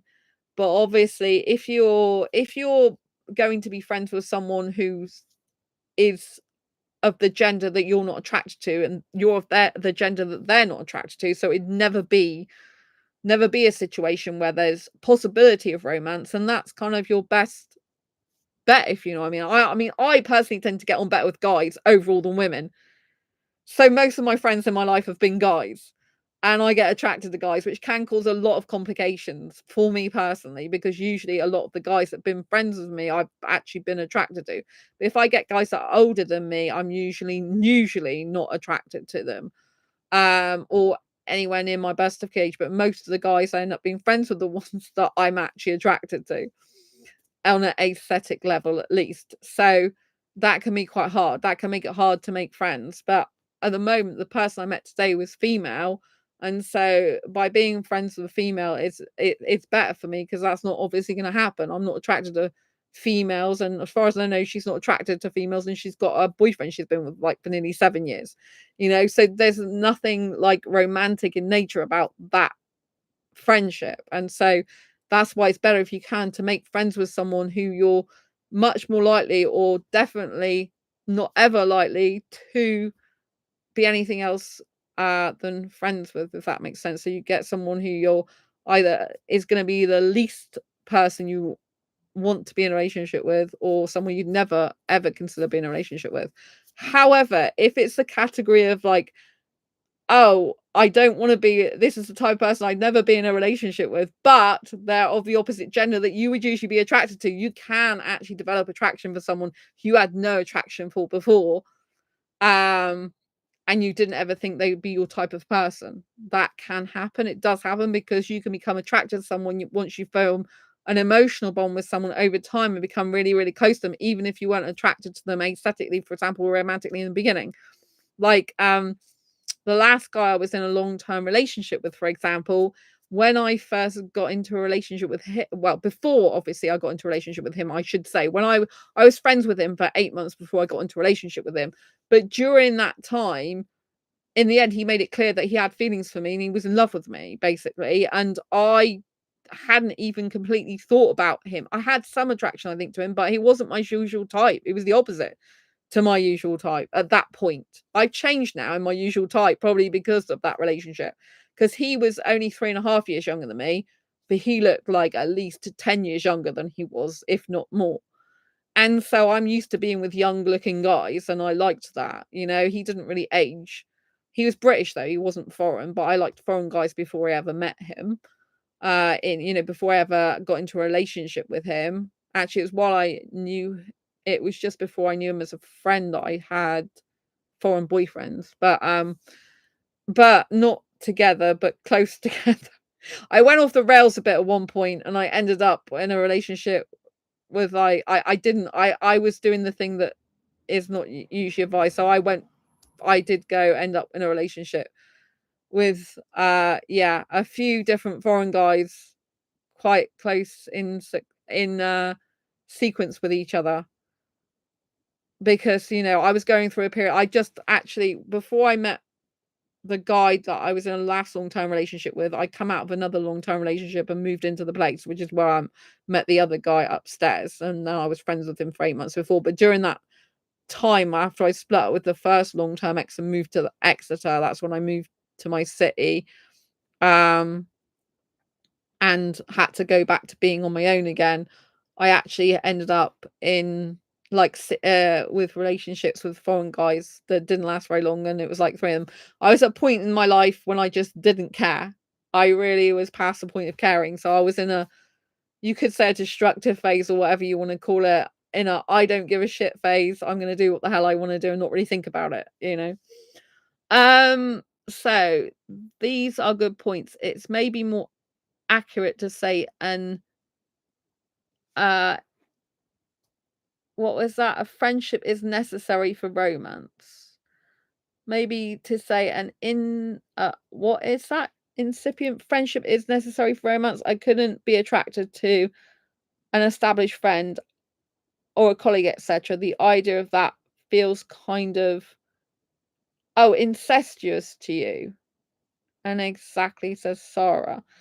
Well, it's not actually incestuous unless it's a family member, but I understand where you're coming from. But there are actually a lot of people that meet in their workplace that end up in a relationship. There are people that have met through university that end up in a relationship. There are people that do meet in a workplace that end up in a relationship. That's quite a normal thing to do. Because obviously real incest is when you are like a person, a family who's having sex with your mother or father or brother or sister or someone like that. Do you know what I mean? Which actually goes on. If you think incest is just in books, fantasy books, it actually is really, some people really do have incestual relationships. I think I might have mentioned it. I don't know if you're on that stream, but my first long-term ex, he was like having an incestual relationship with his mother. So that he was having some weird shit going on with his mother. I mean, literally, they would be in the. He would tell me about the fact that he would be in the. She would be in the shower or something. He'd be on the toilet in the same room, naked with each other and stuff like that. And I got warned by his father's partner, because his mum and dad were split up, of the stuff that goes on in the country his mother's from, and implying about incest and stuff. And it was horrible. It was like his mother was his girlfriend besides me. It was one of the most weirdest things. And at that time, I didn't have self-love. I couldn't leave the relationship. I was like, I mean, he had an affair in the end, this guy as well. It wasn't with his mother. He had an affair with a woman with a kid.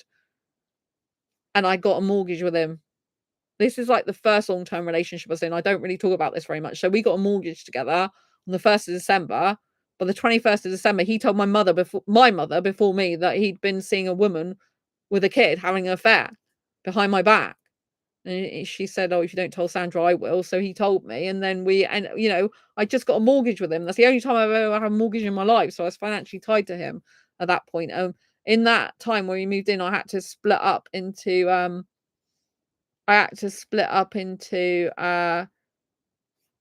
different rooms. My dad took me away from him. That's a long story. And then I ended up moving back in with my parents very short time and moving to Exeter because my mum didn't want me living back at home.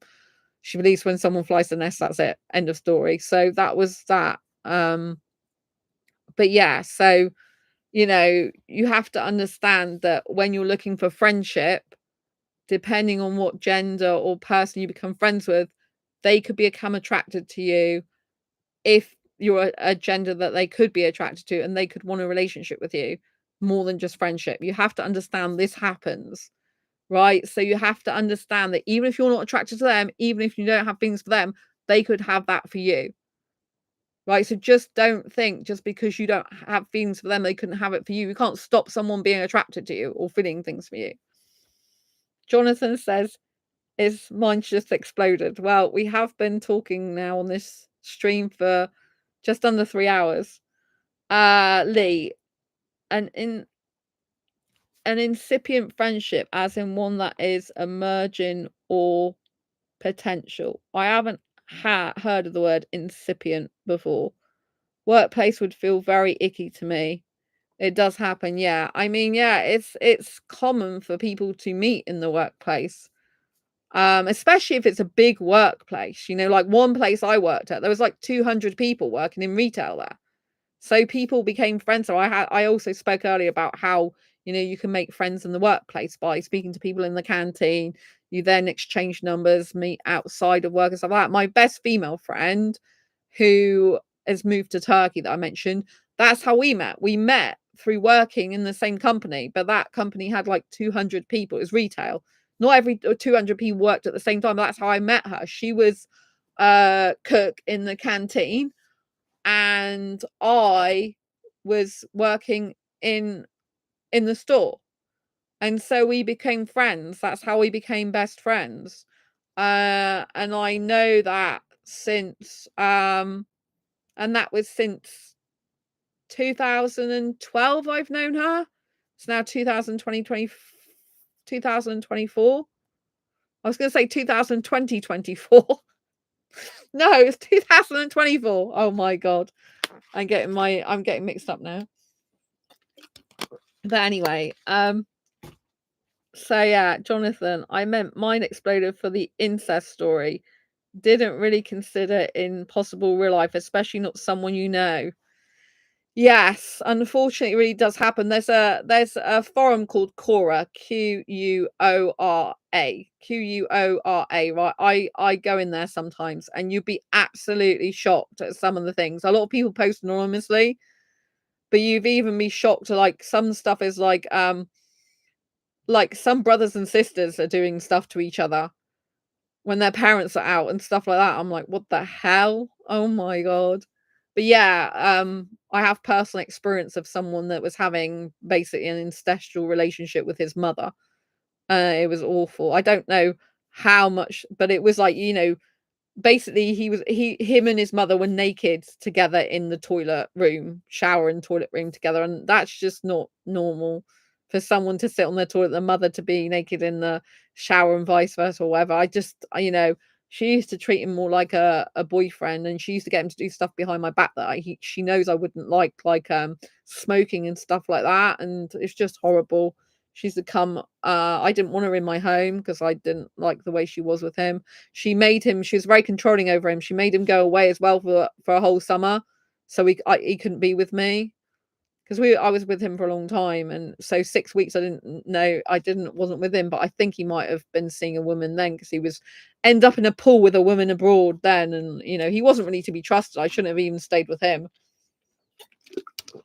but I did, and he ended up being violent at one point as well, physically violent, and then in the end he ended up with an affair with a kid anyway, and so we couldn't be together. But I was financially tied. I ended up in my past relationships being financially tied to guys, and so and living with these people. That's why I prefer to live on my own now, have my own money, have no shared household responsibilities, no shared bills, because some of these people change when you live with them. They can be really nice and seem fine when you don't live with them, and then when you get to living with them, it just all changes and you find out their real colors, and then you're financially stuck with them. So I prefer, even in a relationship these days, ideally to live separately from the person, have my own bills, cook my own food, they can cook theirs, I'm not cooking and cleaning for them, and just have my own life, and it's less stressful, less anxiety inducing. If something doesn't work out, or if that person turns out to not be the nice person I thought they were, then I've lost I might have lost like some emotional time, some mental health time, that I might be like emotionally or mentally traumatized, but I'll still have my own place. I'll still have my own things around me. I'll still be able to pay for myself and survive by myself. Do you know what I mean? So that's why much prefer, and I don't like sharing household bills and stuff like that. I prefer to control my own stuff in my own life that relates to me personally. I find it more freeing to be able to control my own life, my place I live, myself, my bills, what I do in my life overall, because you can't control other people. But if you are living with someone and they end up being violent towards you, and aren't able to move out, you aren't able to afford it, get a deposit, or leave, and you're financially tied to them, it makes it really difficult. And you can waste quite a lot of your life like that, and it can make it really horrible life. I don't want to ever be in that position ever again. Me too. A girlfriend told me that she had relations with her brother for a long time. Oh my God. Yeah, it's absolutely shocking that incest is a real thing, but it really is. It really happens. You know what I mean? And so if I've shocked you, then yeah, I don't know what to say, but it's real. It does go on. I mean, there's graphic stuff they write on Quora about what, when the parents were out, what the sister was doing to their brother with their private parts and stuff. It's just absolutely shocking, but it does go on. And people are afraid to talk about stuff. I'm not really afraid to talk about much, to be honest. There are certain topics I don't purposely talk about a lot on the show. For example, politics and religion, I don't really hardly ever bring up, because I just know it causes arguments between people, and I haven't really got a deep interest in either of those topics. But I am more spiritual than religious anyway, so yeah. But it does go on. So so it's hard knowing that as well, because if you are in a relationship with someone and they're very close to their brother or sister, and you have a background of having an experience where your ex-boyfriend was in an incestual relationship with a family member, if you see they're really close to their brother or sister, that can then start posing questions in your head which shouldn't even be there. Like, oh, are they really just close brother and sister, or is there something weird going on? Because even some of the closest brothers and sisters, to my mind, can have too close a relationship. Like, it's like they are boyfriend and girlfriend with each other, even though they're not doing sex with each other. So it can be quite hard, that, I think.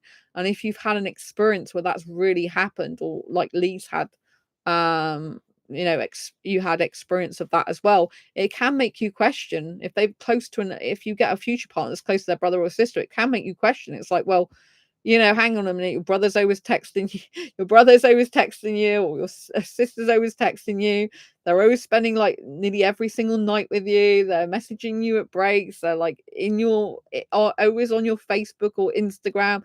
You're always having photographs with their arms around each other. All this lot, you can end up questioning things like that, and some people you could feel uncomfortable with, if especially if you're an only child. I'm actually an only child, so you could feel uncomfortable if they're really close to their brother or sister.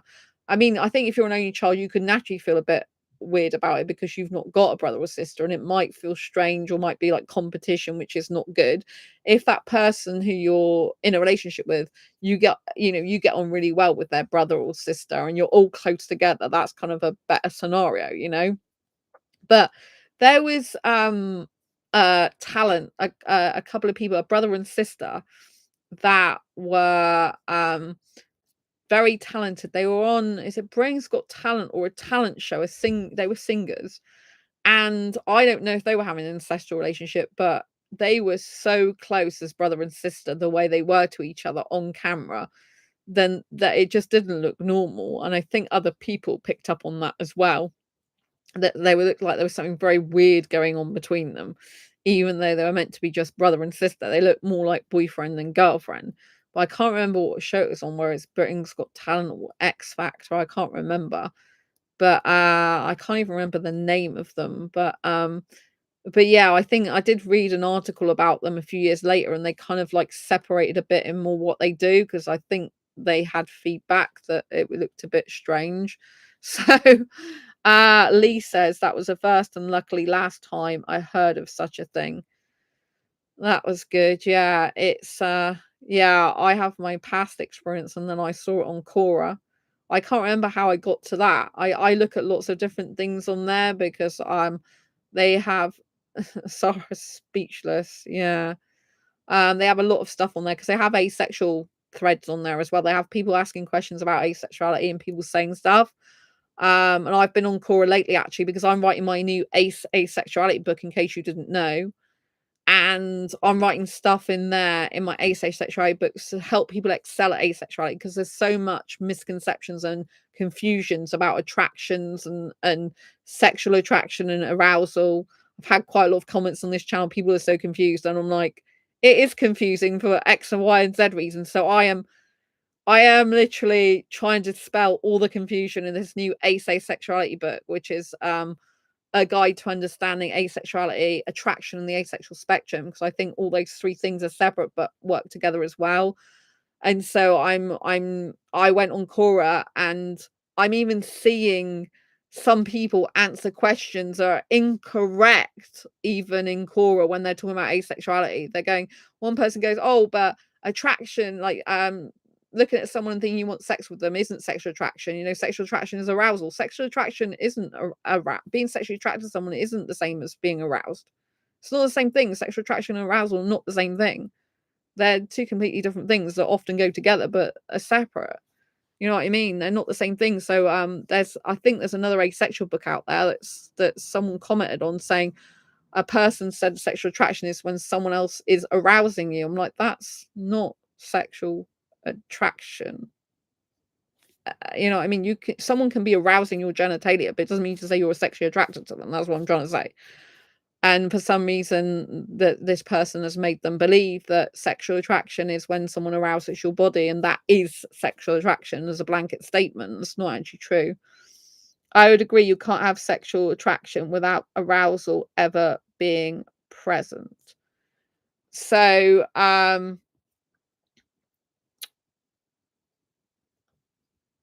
they are saying that arousal is sexual attraction. It's not, because you can be aroused without having sexual attraction present. So I'm saying the opposite way. I'm saying you can be aroused in your body but still not sexually attracted to someone. Often if you're sexually attracted to someone, it would lead to arousal in your body, but arousal and sexual attraction are two separate things that don't have to go together. A sexual desire, sexual attraction, arousal, and libido/sex drive are four different things. which can often, for heterosexuals, they get, after a heterosexual, they're sexually attracted to someone, they get aroused by that person because they've acted on that sexual attraction, and or they're sexually attracted to them, which causes the arousal, and they desire them sexually, and then they have sex with them, and they have a sex drive towards them. But that's a heterosexual person, right? They're still 4 different things. I agree you can be aroused without sexual attraction, without being present, but not the other way around.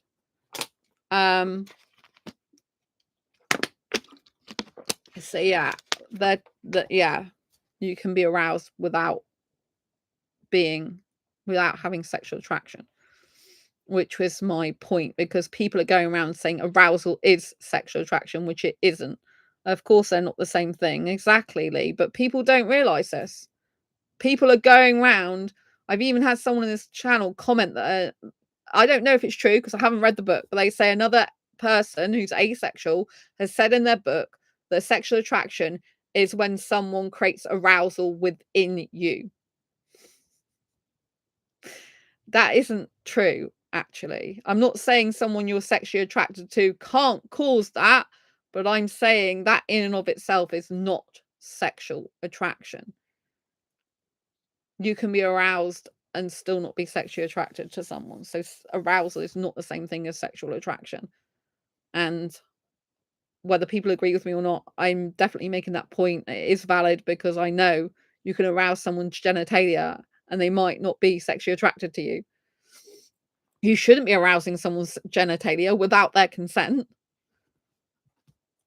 But people do that. They're just using one or both words wrong. Exactly, Lee. You know what I'm talking about. Exactly. But I'm writing this asexuality book because I am fed up with people getting things wrong, to be honest. So people don't have to agree with me in the book, but asexuality is to ace your asexuality. It's to understand asexuality on a much more deeper level than it's currently being taught, right? I'm trying to go into deep stuff. Like, do you know there's about 4 different definitions of asexuality, for example? I'm going into that in the book. This is a book you need to get to understand asexuality on a deep level. I would say you can find sexual attraction without feeling arousal. I don't know about that. I haven't thought about that. Yeah, I think, let's think about that. Can you experience sexual attraction without feeling arousal? Well, you could be sexually attracted, yeah, in the sense you could actually be sexually attracted to someone, because there are people who are sexually attracted, like, I'd love to have sex with you, but they can't get an erection because they're not aroused. So in that case, Lee, yes, you could have sexual attraction without arousal because they can't get an erection because they're actually not aroused enough or aroused at all in their body. Yet they're sexually attracted because they want sex with the person. And they're like, I really want to have sex with you, but right now I can't get it up.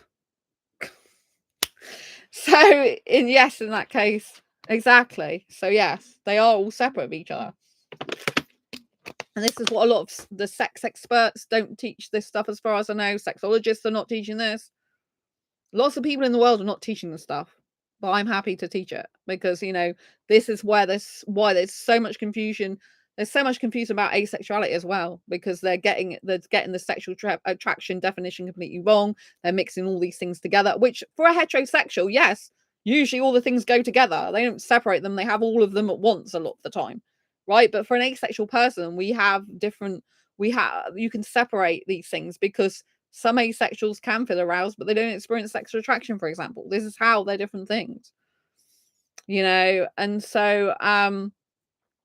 and so yes, I must remember to put that point in the book, Lee, because I haven't got that far yet on the attraction part. I've split the book into 3 parts: asexuality, attraction, and the asexual spectrum.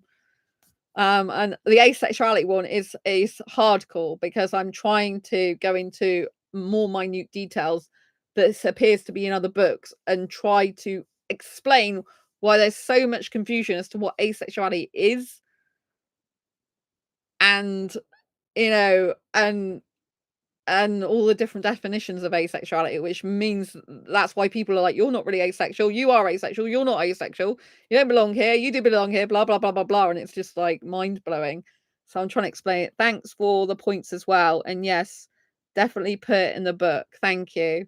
Yeah, I must remember that point, Lee, because I haven't got that far yet. But yes, when you were talking and saying attraction can exist without arousal, I'm like, well, yeah, it can, because someone can be, it's quite common actually for some guys to not be able to get an erection, yet they're sexually attracted. They want sex, but they can't get it up because they're not actually aroused or not aroused enough. I must remember to make a note of that. I'm going to write it on a piece of kitchen roll, I think. Oh, this is better. My piece of paper for my actual book. This is some notes I've made of things that I've got to put in the book that I'm not at that section yet. So you'll see me write some stuff live. So yes, sexual attraction, arousal. I'll put no erection. I'll know what that means. Pardon me for being so blunt, but I'll be very blunt in the book because it's better to be blunt so people know. Yes. So this is really important stuff because people are not understanding this and it's causing so much confusion. And, you know, people are not understanding sexuality on a really deep level. I don't think I don't think even people who are a lot of the I don't think that some of the people who are the top in their field at psychologists and psychiatrists and sexologists and sex therapists, I don't even think they dissect all this stuff in the way that I do on this channel and the way I'll be doing the book, because I don't see this type of stuff. I really don't see it in this amount of detail. So I'm putting in this book the literally it's asexuality because I want people to excel at their knowledge of asexuality. They've never excelled at it before, because they go on my channel and then they're going to other asexual channels and reading other asexual books, and for some reason there's a really big difference.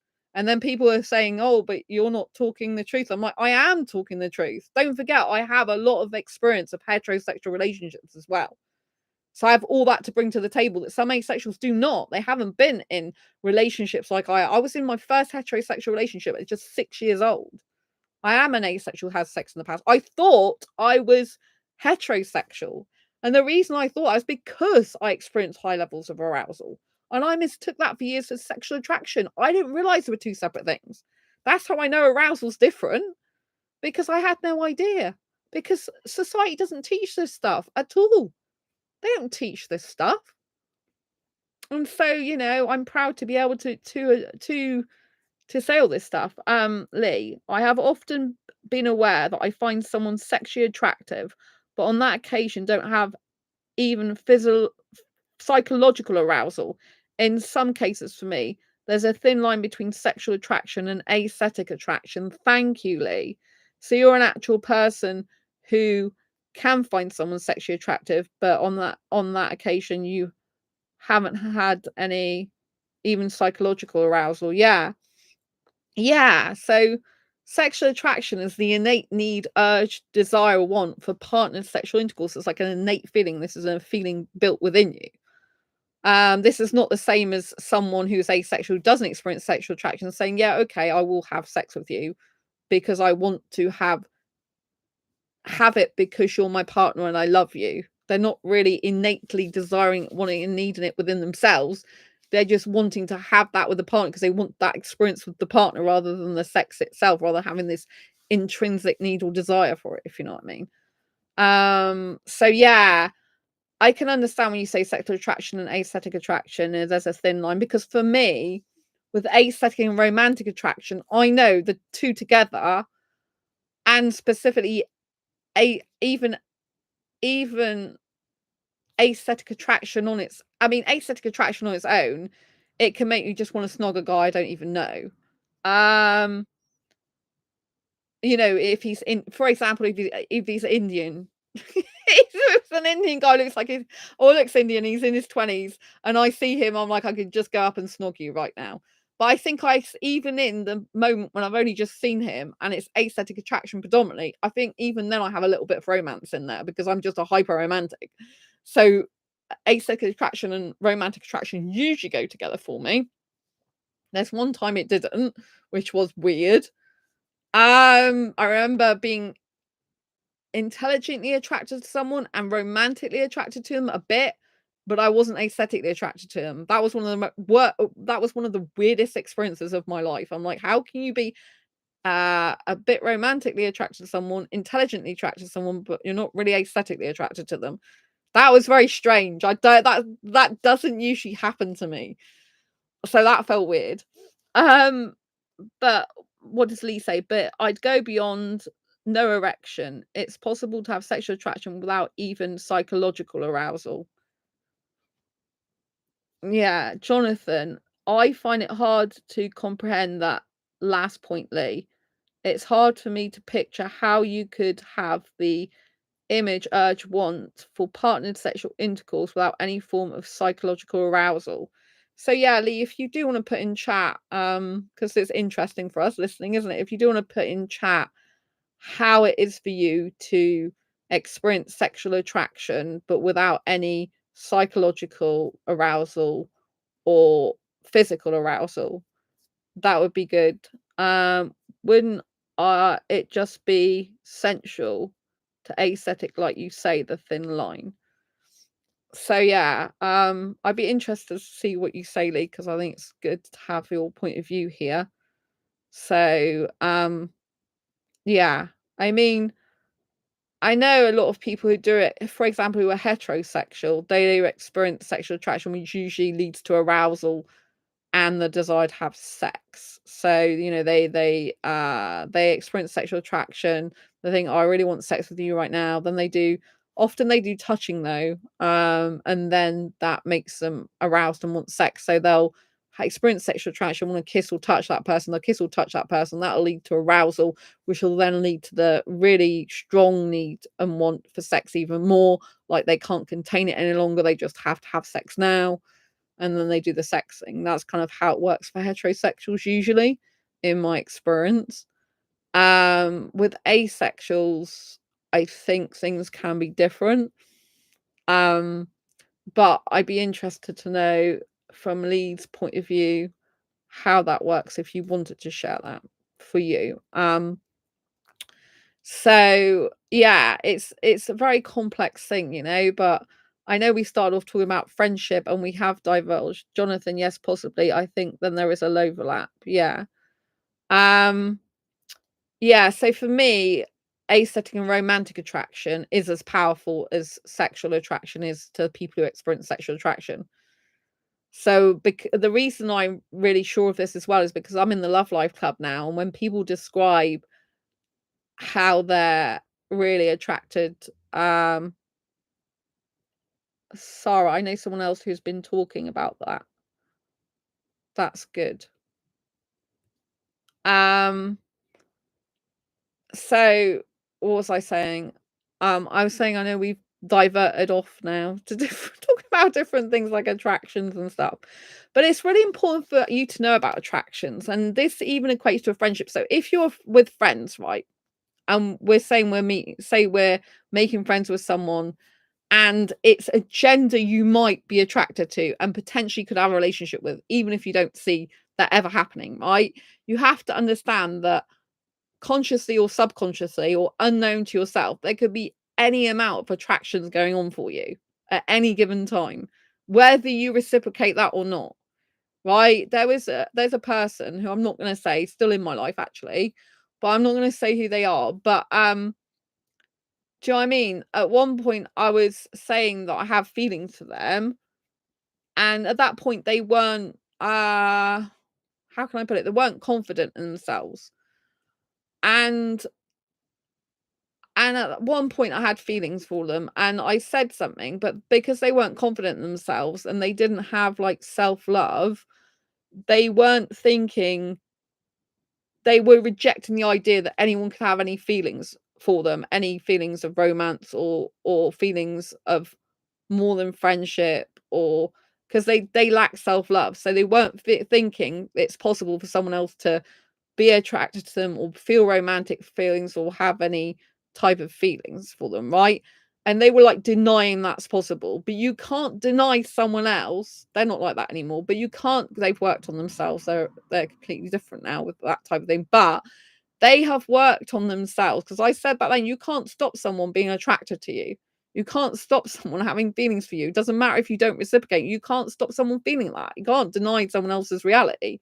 You can't deny someone. I don't think I said it quite in these words. You can't deny someone else's reality. I didn't say it in these really matter of fact words. I think I was more kind of patient and understanding and saying it a more maybe loving way than I am saying it a bit more clinical, matter of fact way now, right? But I was saying to this person that even if you don't reciprocate, you can't stop the other person feeling that way about you. It's up to them how they feel about you, right? It's not up to you how they feel. And that is true. So you have to bear in mind that if you are creating a friendship with someone and say it's a gender, you're both the gender that could potentially be attracted to each other, even if they're not usually your type, then you have to understand they could grow and have feelings for you and different types of attractions, whether you like it or not. You can't stop someone else being attracted to you. And a lot of people don't say they're attracted to you. You know, they don't do it. I tend to tell the person. I didn't used to be like that, but it works better for me because if I bottle up my feelings of attraction, it becomes so much more powerful for them. And my life tends to go around like being more ruled by it. Like I have this really strong attraction for that person. I wonder what they think back, and it builds up and builds up. If I tell them, it actually dispels it, disperses it, or whatever you want to call it, and I have less. Obviously, in my relationship with a person, I'm kissing and cuddling them, and it's reciprocated. Then it will get more. But if this person, you know, if I tell this person they don't feel the same way back, then it kind of disintegrates it more or tones it down. That's a personal thing that I do that helps me, that I've learned. Lee, for example, I could encounter someone who looks sexually stunning to me and does various things that I find attractive, etc. And the baseline would be that I think blindly they're as hot as hell. Okay, Lee, that sounds to me like aesthetic attraction, but I don't want to put words into your mouth if you think that's so. There are people who I find aesthetically hot looking guys, but it doesn't make me want to have sex with them. So, because I'm not sexually attracted to them. So, if you look at someone and think they're so goddamn sexy, and then I want to have sex with them, that would be sexual attraction. If you think they're just so hot and sexy looking, but you don't experience arousal and you're not sexually attracted to them, then you could just have really strong aesthetic attraction. But, you know, I don't, you know, only you can tell really yourself. But sexual attraction, usually when you look at someone and think, oh, I really want to have sex with that person, you know, you're kind of like on heat for sex with them. Like I can get like a person experiences sexual attraction, I can experience romantic and aesthetic attraction as intensely as sexual attraction. Because I can't, you know what I mean? And yes, it's no more than a recognition. I don't usually automatically become aroused. Yeah. And yet it's no more than a recognition. I don't usually become yeah, I would say that sounds like aesthetic attraction to me. It doesn't sound like sexual attraction. Because like I can see guys that are so hot looking aesthetically, it doesn't make me want sex with them. And the term hot, some people don't believe you can use that term if you're asexual because they think that's a sexual, like heterosexual term. But I find guys really hot aesthetically looking. Not traditional, what loads of women would find hot looking, but I find so I'm attracted to Indian guys, in case you didn't know. If you've been following this channel to the 2015 when I started, you'd know that already. Or if you've read my my Asexual Perspectives book, bestseller on Amazon, you'd know that as well. But I have huge attraction, aesthetic and romantic for for for Indian guys, right? I like so much about them, and I have up to 8 attractions, asexual attraction. I experience no platonic attraction whatsoever. I said that a bit lispy, didn't I? I experience no platonic attraction whatsoever, which is very, very rare for an asexual, right? So I automatically usually have some attraction for a guy I'm attracted to, which happens to be Indian guys a lot of the time, right? So although if a guy's really bearded, he's Indian and got a load of bushy beard, I'm beard repulsed, so that kind of stops the aesthetic attraction, or I have a little tiny bit for him, not much, right? Because I just am very beard repulsed. But if a guy's clean shaven, short dark hair, clean shaven Indian guy, I just automatically attracted to a lot of those guys. I like their coloured skin, I like their face, I love their hair. So I experience a lot of attractions, but I experience romantic, aesthetic, and sensual with the guy's upper body. Like, I really love to put my hand through an Indian guy's chestnut brown hair. That really, like, and I get aroused for kissing. So, you know what I mean? Kissing with a guy or kissing on my own with no one involved at all but myself. Oh, I like kissing a lot. I get aroused for the kissing. Well, these are people who I find sexually attractive and who the idea of having sexual situations with is very alluring. Right, okay, yeah, Lee. So you might be sexual attraction. Hence not just aesthetic attraction. Yeah, if the idea of having a sexual situation with them is very alluring, then maybe it is sexual attraction. So yes. Yeah. Yeah, it's your word of alluring is very interesting. I mean, you'd be on the I'm assuming you're on the grey asexual end of the asexual spectrum. You wouldn't be a pure asexual, be a grey asexual, wouldn't you? If you experience sexual attraction. But yeah. So, but I don't know how often you experience it and if it's only in certain circumstances and certain things like that. Do you know what I mean? Because a normal sexual person, they experience sexual attraction means they look at someone and think, I'd like to have sex with them. They get the need, urge, or want for partner sexual intercourse when they see someone, and it's an innate need, urge, or desire, or want. That's like normal sexual attraction. A grey asexual person either has I'm talking more about this in my book, but the two main categories of grey asexuals, because there's actually really a third that most people don't talk about, but the main how grey asexual is usually known is basically that you either have a grey asexual person either has sexual attraction but it's not strong enough to want to act on it, or the other type of grey sexual category of grey sexual, if you like, is someone who experiences sexual attraction, but only under limited, rare, or specific circumstances, or they experience, or the other one is they experience it, but not enough to want to act on it. So there's really two types. One that has sexual attraction, they have sexual attraction, but it's normal in the sense they have sexual attraction, but it's not normal in the sense they don't have it strong enough. It's not a strong enough need, desire, and want and urge to act on it. Whereas the other grey sexuals, they only have it in limited, rare, or specific circumstances. They don't have the usual amount of it. This is how it gets quite complicated, asexuality, because it's like, well, what is a normal amount of it?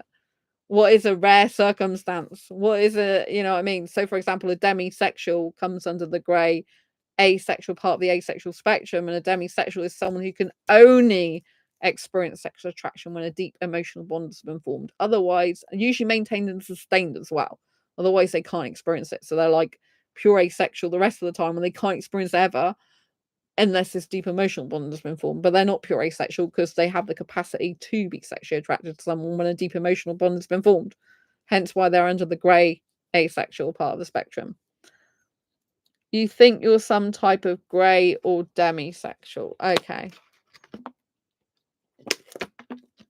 I mean, if you have the scenario that you just mentioned and you do that with a stranger, that wouldn't be demisexuality. That would be grey. I mean, demisexuality falls under the grey asexual part of the spectrum, but you wouldn't be demisexual if you can look at someone and think, I want sex with them, and they're a stranger. That's the opposite of demisexuality. Demisexuals have to develop an emotional bond before they can experience sexual attraction and want sex with someone. That's how demisexuals differ from sexuals, or allosexuals, a lot of people call them. I refer to other people as sexuals and asexuals because if people watch this channel who are not asexual, they usually don't know what an allosexual means. So by saying sexuals and asexuals, it's more like the language that they would speak. That heterosexuals, a predominant sexuality in this world, would understand if I say sexuals and asexuals, if I split them up like that. If I start talking about allosexuals, they like, you know, what is an allosexual? It's not the way heterosexuals talk. And as heterosexuals are still the predominant sexuality in this world, this is who we need to get through to the most about all these type of things, because that's how you change the world. I think that there's a grey zone between aesthetic attraction and sexual attraction begins, possibly allowing for another type of grey sexual. Yes. Yes. I think you might be right on that, Jonathan. There are so many terms. I mean, I think there's about 200 or more different asexual identities, and people, they just more and more, excuse me, coming up, you know what I mean? So,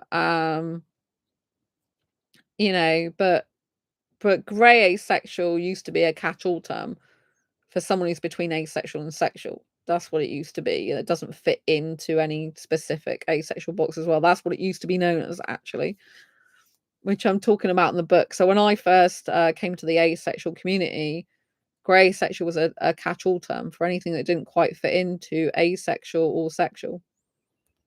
That's really what the grey asexual used to mean. And so yes. there's a lots of grey areas, which is basically what grey asexual means, but I'm specifically talking in the book about 3 different categories of grey asexual, and grey areas being kind of a third one.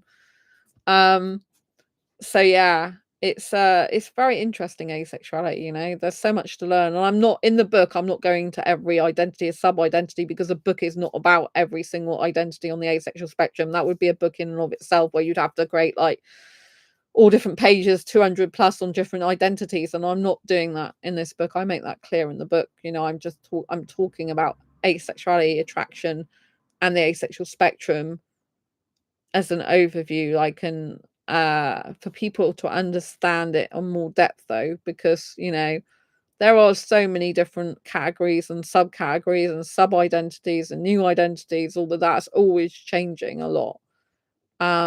So I'm not going into depth about all that type of thing in the book, because it's just, it would be a whole another book in itself, and that's not a book I'm foreseeing that I'll be writing. I know there's other channels, for example, that there's one channel who is a lesbian based channel, actually, but they talk about the asexual spectrum, and I think they've discussed like multiple different types of people on the asexual spectrum, sub identities and what that. So there are other people that do that type of thing, but I, you know, it grows so much. I also see grey asexual as the catch-all, or just ace spec, then leave blank. You also use grey sexual as the catch-all, or just ace spec and then leave blank. Yeah, grey sexual, grey asexual, grey A, grace. These are actually all terms for the same thing.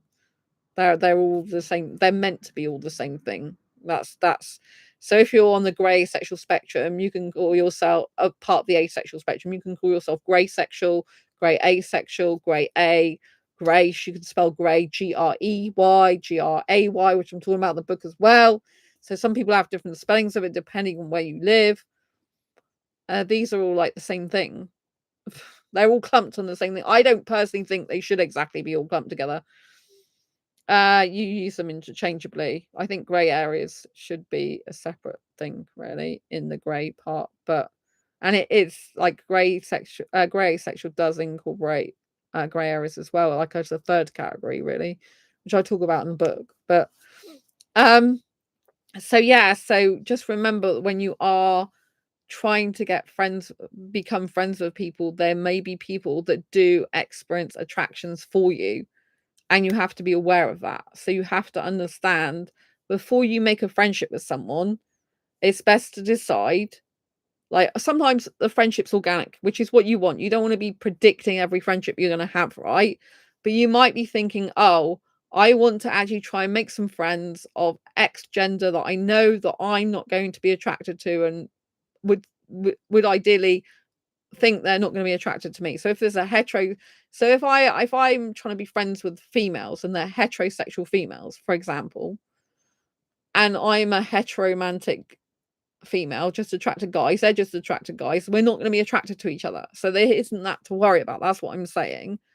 Right. But if I try and make friends with guys, which will still happen because I get on well with guys anyway, then I'm aware that I could become attracted to them. Or I actually end up friending a lot of guys, well, have in the past, that end up being attracted to, because I'm hyper romantic. It doesn't experience platonic attraction.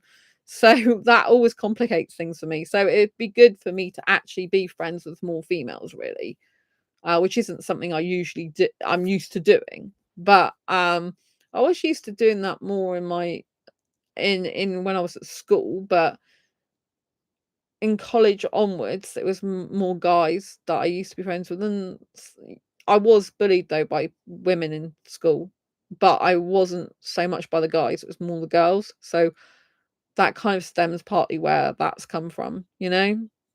Um, but there are some nice people who come on my channel as well that are female, because some of them occasionally message me on Facebook, for example.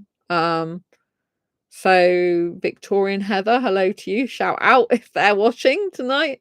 So yeah, you know, there are people who are nice, who are female as well. It's just that I tend to gravitate more towards guys, because I would say I'm not a typical female in some ways. Like, I'm not painting my nails, I'm not wearing makeup usually. I'm not worried about what I look like. I'm not having to take like 55,000 shots of me on a camera to get the right angle. I like the way I look. You know, I've worked a lot on my self-love so that I love the way I look, you know. And sometimes, yeah, I do like decide that picture doesn't look great, so I might delete it. It doesn't happen that often, but occasionally I'm like thinking, I'm just looking grumpy on there. I'm not even smiling. I'm looking like I'm closing my eyes. What's going on? Even though sometimes I put post photographs of me with my eyes closed as well. I'm like, oh, stuff it.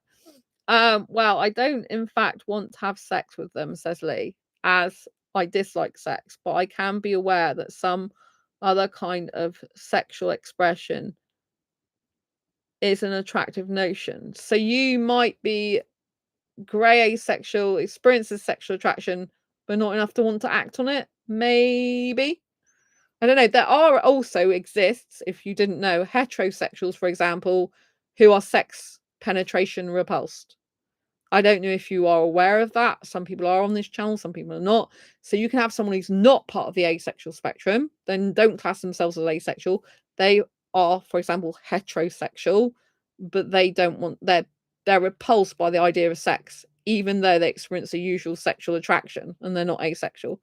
So so I think it's you know, that it's good to examine all these things. And I think you've been very honest and openly with us about what you're feeling. I really appreciate that, you know. I'm glad to have you here. And, you know, um, so yeah, I think it's good if are you still exploring your grey asexual identity, Lee, or have you kind of like decided on it? You know, I think asexuality is a journey of discovery about yourself, and there's always something like new to discover about yourself. And you know, some people um will always know where they fall on the asexual spectrum. Other people, it will take them time to know about themselves, or they might change how they identify on the asexual spectrum. Some people who are asexual, there are some people that identify as asexual then realize later they aren't. Those people do exist, but there are also some people who are asexual who then realize they are demisexual, they are grey asexual, you know. That can happen as well. So I think it's important to know that asexuality and sexuality in general is a journey of discovery of yourself. Yeah, thank you so much, Lee, for sharing your experiences. It's really helpful, you know. And I think it's good that you are understanding yourself on these deep levels, and still like examining how you feel and stuff. I think it's really important, you know. And it's good to have you here. It's good to have grey asexuals as well. I help, and I welcome every asexual on the spectrum this channel. I have grey areas. Even though I didn't experience any sexual attraction, I have grey areas in terms of like I do get aroused, highly aroused by kissing, but no sexual attraction. I find that weird myself. I find that very odd.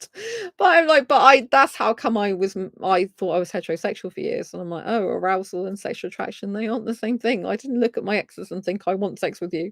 I just got aroused by what they were doing. But I can get aroused by kissing. I'm like a kissaholic, hyper kisser. So I love kissing. And sometimes, like, sexuals who love sex so much, they experience sexual desire as in a desire for the sex in and of itself, no matter who it's with, and like, I just want to get laid tonight. I'm not like that at all. Um, but with kissing, I do get kissing sick sometimes and think I just need to kiss. I haven't got anyone to kiss. But I can't just kiss anyone. Unlike someone who experiences sexual desire in and of itself without the sexual attraction, for example, they just desire sex. They can go to a club and just decide to have sex with anyone because they desire the sex in and of itself, even if they're not sexually attracted to a person, right? But I can't actually kiss a guy unless I'm aesthetically attracted to him. So even though I like kissing, I'm a hyper kisser. I can't just kiss anyone. I can't kiss a guy I'm not aesthetically attracted to. Some people can, like, for example, pan romantics or pansexuals, they someone who is attracted to like multiple genders or any gender they can be, doesn't mean to say they are. And so they don't have a lot of pan romantics, for example, they are interested more in the person's personality. So it doesn't matter if they don't feel aesthetic attraction or they're not much attracted aesthetically to someone, they can still, for example, have a relationship or get involved in kissing and stuff because don't need the aesthetic attraction. They need the personality and soul attraction.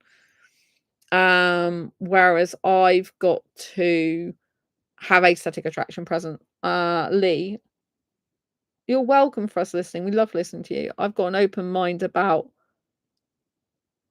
where exploration might lead. Is that what you said? Unfortunately, if you want to know why I'm squinting as well, because I'm having to read this, which is really weird, but also in YouTube, they have put a heart. I don't know if you can see it in chat, but I'll put some hearts, right? So they've put the heart. I'm hearting now in the chat. They've put the hearts and the emojis in the end of the sentence of someone in chat. So I can't see a bit of the words in people's sentences, which is just super annoying. And so it keeps cutting off a little bit of your words, and only when it goes up in chat can I actually see what the word says. So it's a bit annoying that YouTube should be putting the emojis. I hope you're listening, YouTube. You should be putting your emojis further to the right and having a gap between the writing and the emojis. Otherwise, I can't see all the words, and it's making it difficult for me to actually say everyone's chat back. You experience blue lips. You experience, what does it say? Blue lips. Have I got blue lips? I sometimes have that. Probably how do I unheart a heart? Why would you want to unheart a heart? Why would you want to unheart a heart? So you can't, it's not something that people are, so the heart is permanently visible as the first in a stream of emojis. So when you click on the heart, when I click on the heart, it opens up a heart emoji, a smiley emoji, a congratulations like emoji, ooh emoji, or 100% emoji. Oh, that was a joke. And so the heart's permanently on there, so I can't see. Oh, same problem, meaning the heart obscuring messages. Yeah, so it's permanently there as a fixture. So anyway, if we want to recap going back to friendship now, because I've been on this live stream for quite a while. We're talking like 3 hours and 41 minutes so far, which I'm really loving, by the way. Lee and Jonathan, you've been really, really good in chat, and Sarah as well. There was another person that joined us, but they clearly weren't asexual and had other intentions. So they weren't here for the rest of the stream, by my own accord. So yes, so to go back to friendships, let's recap what we talked about in the beginning, because we've diverted onto lots of other stuff. So in order to have a friendship, right, we have to get out of our comfort zones and do things differently that we don't usually do, right? Because if we're wanting friends, and we haven't got enough of them, haven't got any of them, it means that we have to do something that we're not already currently doing. Because if we do the same thing that we've always been doing and we haven't got any friends because of what we're doing or not doing, we've stayed the same. That's why we're not making friends, because we keep doing the same thing. And there's a quote that the definition of insanity is doing the same thing over and over again and expecting a different result. You're not going to get a different result if you do the same thing over and over again, right? Because there's nothing that's actually happening, right? Nothing new's happening. Nothing new can come of doing nothing new, right? So you have to do something that's different. And does this mean to say it's going to be easy? No. It's going to be hard. It's going to require you to get out of your comfort zone, which is going to be uncomfortable, and doing things you've not done before. Why do you want to do this? Well, if you want a friendship, it's going to take work, time, energy, effort, commitment, right? So if you're currently a person who's avoidant of commitment, then you need to work on those skills, because a relationship or a friendship that's got nothing to do with romance still has to have some sort of commitment to it, and effort and time and energy between two people to make it work.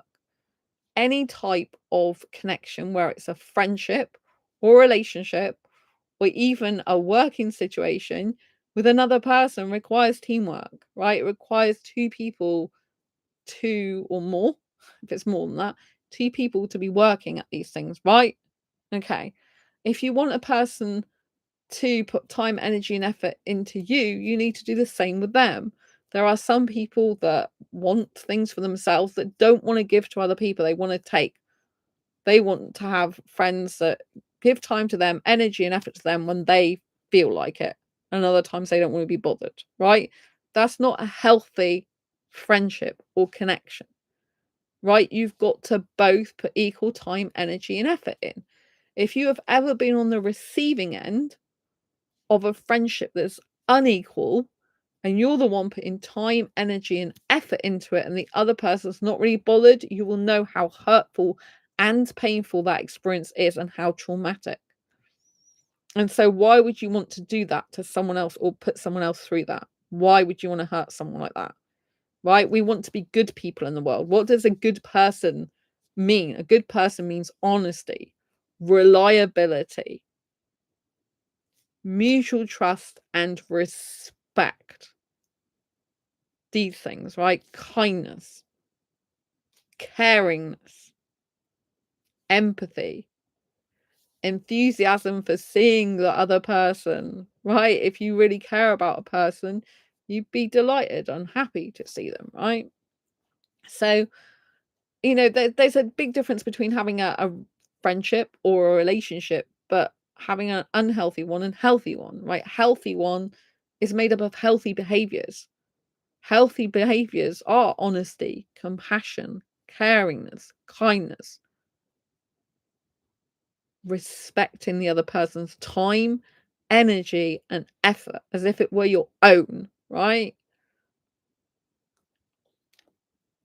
Reliability, all this type of thing is very, very important for fostering trust. Trust is one of the most essential components of a relationship. If you haven't got trust, then you haven't really got a healthy relationship, full stop. And you can't really continue you can continue, but it's not going to be healthy. It's going to lead to toxic behaviors, right? So, what would bad behavior look like from a friendship or romantic relationship? Because it applies to both, right? Even though I started talking about friendships, it still applies to both, right? So, healthy behaviors are: you're honest with yourself and the other person. And if you don't like something, you do speak up and say, that I wasn't comfortable when we did that, or we went there, or this happened. It doesn't mean you attack the other person. It means you just express your uncomfortability. So you need honesty with yourself and the other person, authenticity. That means being true to who you are, not pretending to be something you're not, so you can impress another person and in fact deceive them for your own personal gain, right? Deception, you might think, is just someone going out blatantly, just completely lying to you, but deception can be that you are pretending to be someone you're not. People pleasing can actually come under deception because you're purposely pleasing the other person to get a response out of them that's to your benefit. Maybe it's to avoid a conflict. Maybe it's just to get them to like you more. Maybe it's to keep the peace so you don't have to say what you really feel and think. Like, these are deceptions which are not healthy behaviors, right? Reliability, respecting the other people's and person's time, energy, and effort. This means you turn up on time for the agreed time to meet them, right? These mean you don't waste their time either. If you are not actually interested in a friendship with them, even if they're interested in a friendship with you, then you tell them, I am sorry, I do not think that we are compatible as friends. I wish you the best and luck in life. I don't want to waste my time or your time. So I'll wish you well, but it's not going to work for us, not going to work for me, right? You don't have to be friends with someone.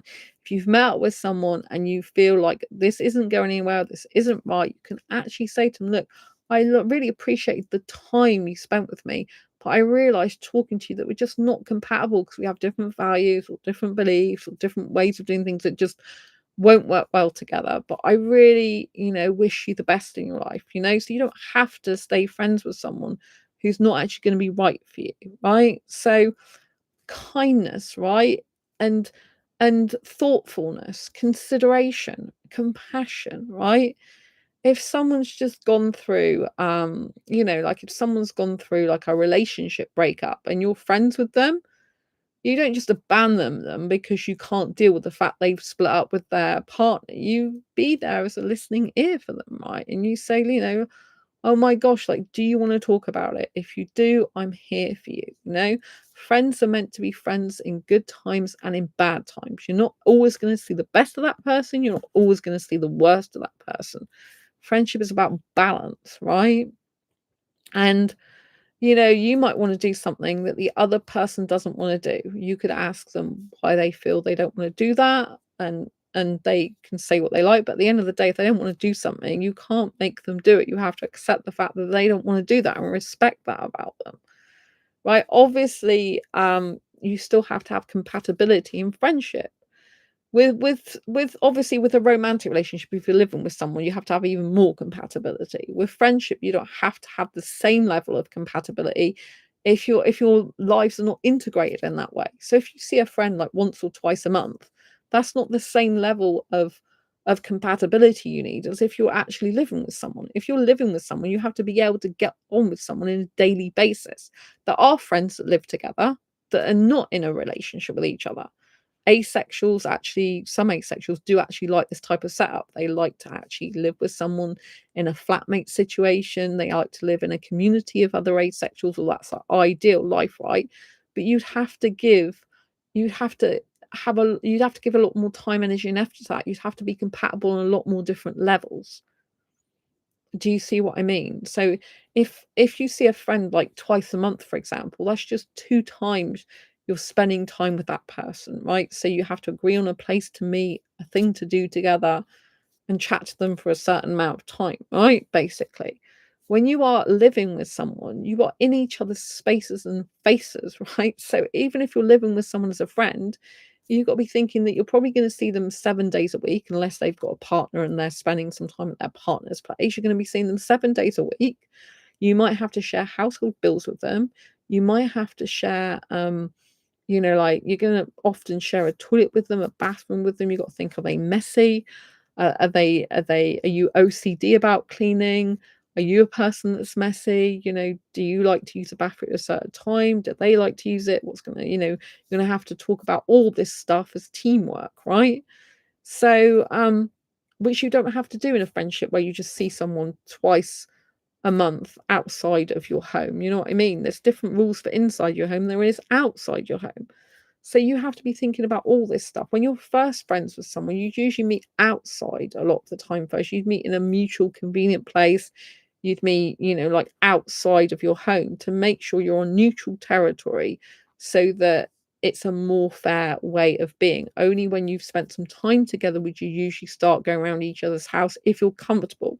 I'm personally a person that's not usually that comfortable having people in my home. And my best friend, because I was injured Besides being injured now, I was injured like a few years ago as well, and that's when they started coming to my home more, and I'm comfortable with that now. But the female friend I talked to you about, the one I met in 2012 and she went to Turkey about 5 years ago, she never once came in my home, and I've been best friends with her for years because I usually don't like people in my home, right? And so I'm very kind of like not really like that. I prefer to meet people outside my home. But some friends, they like to hang out together, go around each other's homes, play board games, watch a movie, all this type of thing. I'm not saying that would never happen to me ever again, but with a friend other than my best friend. But I mean, that's kind of like my the way I come, my mental way of being, if you like. But it might be a case that one day I do change my mind on that, and maybe I need to be more flexible and adaptable, right? So friendship is also about being flexible and adaptable. It's by having deal breakers like you would in a romantic relationship. You have deal breakers, something that it's just something that you cannot have in a friendship. It's not suitable for you, right? So maybe it's someone who does drugs and you just can't be friends with someone who does drugs, right? Maybe they don't do drugs around you even, but you just can't be friends with someone who does drugs. It goes against what you believe. So you decide not to, you just can't be friends with that person, right? Or maybe if someone does do drugs, you're okay with being friends with them so long as they don't ever do it around you. And it's only like recreational, as they say, or whatever, right? And then you can be friends with them, right? But you have your deal breakers. You have things in a friendship. It's good to think about this before you start being friends with someone. You have like lying. If you can't stand lying, which lying is a bad trait, right? It's not a good trait. You can't trust someone who lies, right? If you don't want lying, then if someone lies to you, you can't be friends with them, right? So that's a deal breaker for you, right? So, you have your deal breakers, the things that you are not flexible on, that you will not change. And if someone breaks those deal breakers, you can't be friends with them anymore. Of course, you can have a conversation about it with them, you can talk it over them, but some things are just like no good, right? If you get a friend and they have, I don't know, they have an affair with your current boyfriend, for example, that's like you can't be friends with that person, right? It's a deal breaker, right? There's like circumstances with your deal breakers. If they do something you don't agree with, right? If they do something, I don't know, something horrible, like one of my exes actually did fox hunting, and I don't agree with fox hunting, but I was actually in a relationship with him still. But but I found that difficult, right? And I didn't know he was into that before I got into a relationship with him. But if you are dead against fox hunting and your partner loves fox hunting, then that might, or if you are just looking for a friendship, which we're originally talking about on this channel, and you're looking to get into friendship with someone, but they do fox hunting, you're dead against fox hunting, then that's a deal breaker for you, right? So there's things you need to work out for yourself. What are deal breakers in the friendship? If dishonesty, them being dishonest is a deal breaker, you can't be friends, and that that's a boundary that someone can't overstep. If you know that fox hunting is a boundary you can't overstep, right? There's some people that are vegetarians and vegans and they don't want to be friends with meat eaters, for example. They only want to hang out with vegetarians or vegans, right? And there's some people for religious reasons don't have pork. Some people that don't eat pork can still be friends with other people who do eat pork. Other people can't. They just don't agree with it, right? So, you've got to understand that people have different morals, values, beliefs, and ethics, and you've got to see if you're compatible with your deal breakers, right? And then obviously you've got the other things that are ones that you would, deal breakers. It's like absolutely not. I can't be having that in my life with that person. Then you've got the other things that are ones that you really ideally want in a friendship, right? You want to be able to go to some of the same places together to eat, for example. If you're really not, if you've hardly got any places to go with them, right? That might not be a deal breaker, but you might think, well, I would like to see this person maybe a couple of times a week, but actually I probably can only see them a couple of times a month because when we can't really agree to eat in many of the same places, and it might be a bit awkward trying to find anything to do together. But obviously you don't necessarily have to eat together. You might just go out to a cafe together to have a drink. You might have them come around your home to play a ball game with you. You don't have to go out to eat, but you have like a deal breakers, then you have ones that you ideally want in the friendship, and then you have what things that are flexible, that doesn't matter. So for example, if I like cinema, which I love cinema, Actually, I love cinema more than my friends do. So my friends don't usually like my best friend doesn't usually go to the cinema hardly ever. And the girl I met today, she said that she doesn't really like cinema. It's too long for her, right? So I self date and go to the cinema by myself. So that doesn't really matter, right? They don't need to like the cinema. They don't need to go to the cinema with me. I can do that on my own. Or I might be able to do it with a future other friend, right? So that's not a deal breaker for me. I don't have to have someone like in the cinema to be friends with them. Right, so you've got to think about when you get into a friendship, like what are your deal breakers? What would you really ideally like, and what can you be flexible on? Like one of my best friend won't even step foot in a Chinese, right? So they won't even come in a Chinese with me, watch me eat Chinese without eating it themselves. They hate it. They just won't do it. It's like they've got a phobia about it or something, which I have to respect them. They're my best friends. So if I go to a Chinese and for example, if I go to Paint and Zoo with them, then I want to go to Chinese at Paint, and they will go for a walk around the seafront, which they love, while I'm going for my meal. They get to be really happy doing something they love, although I'm not with them in that time, and I get to do something I love. Right? So sometimes we have to have time apart as friends, even though we're in the stage of seeing each other. So you know what I mean? Like I'm not going to not be friends with that person just because they don't like stepping foot in a Chinese. You know what I mean? It's about respecting their boundaries and what they want and need, right? So these are how you have to like negotiate these things, like and like there's certain places that my friends won't eat that I will eat at, and there's certain places only I can eat that they might not want to eat at. So, but usually they are more flexible than I am on food. So that's helpful because I've got allergies and tolerances. But it can get boring eating the same places. And so you've got to think about all these things, but you've also got to think about compatible lifestyles. Like if they have got a partner, they're not going to be able to see you as much. If you're a person that wants to see your friend 3 or 4 times a week and they've got a partner, that's unrealistic to expect that person to spend 3 or 4 times a week of their life with you when they've got a partner and they've got work and other commitments, right? They've got family, relations, other friends, right? You can't expect that from them. You have to understand and ask some questions about where they are in their life. Like, what's their work like? What do they enjoy about their work? What do they not like about their work? Like, how are things with their partner? Like, how often do they see each other? Do they live together? And you have to establish with them what their lifestyle's currently like. And you have to establish what your lifestyle currently like. And then come to a middle ground about when, for example, would be okay for you to both meet up, that you both be happy with. Right, because you are having to merge two, even as a friend, you're having to merge two different lives together. And if you can't do that in a way that's good and happy for you both, then that'll end up feeling toxic and not good for either of you. And you'll probably end up not having to be in that friendship or end up being more like acquaintances at best, right? So you have to be thinking of all these things. But in order to form a friendship with someone, you have to get out of your comfort zone. You have to approach people. You have to make conversations with them about what they're wearing, what they're doing, like weather, like dog if they've got a dog. If they're in a place, like, do you come here regularly? One of the best ways I said earlier about making friends is to go on meetup.com and join some groups. Yes, it might not be what you're used to. Yes, you might feel scared and uncomfortable about doing it, but you still do it anyway. Being courageous and brave in life is not about not doing things with fear. It's about doing things in spite of fear. You do them anyway.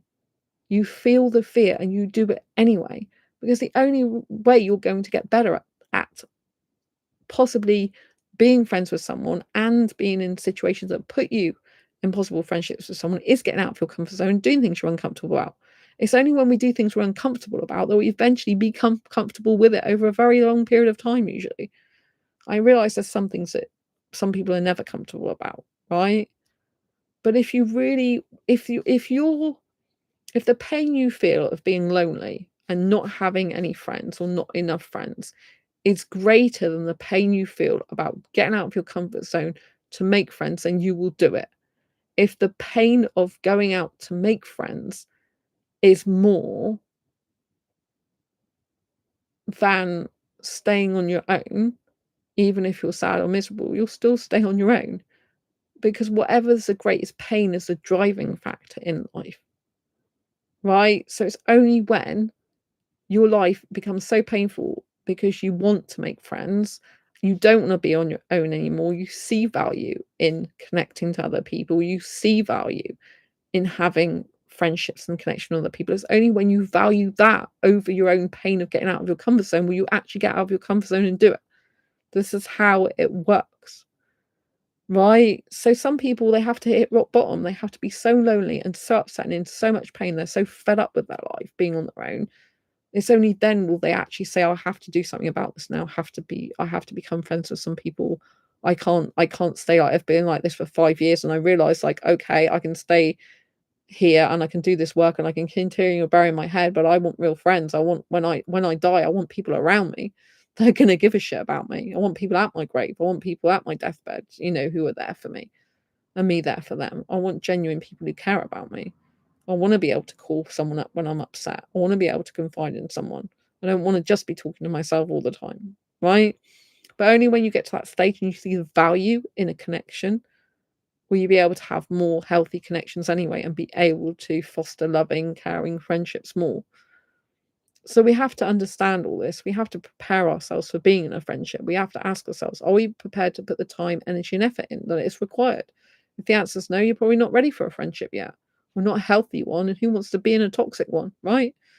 Toxicity breeds toxicity. If you end up in toxic relationships or connections or friendships, that toxicity builds within you and it leaves a lasting imprint of negativity, which then stops you from actually having that type of thing in the future.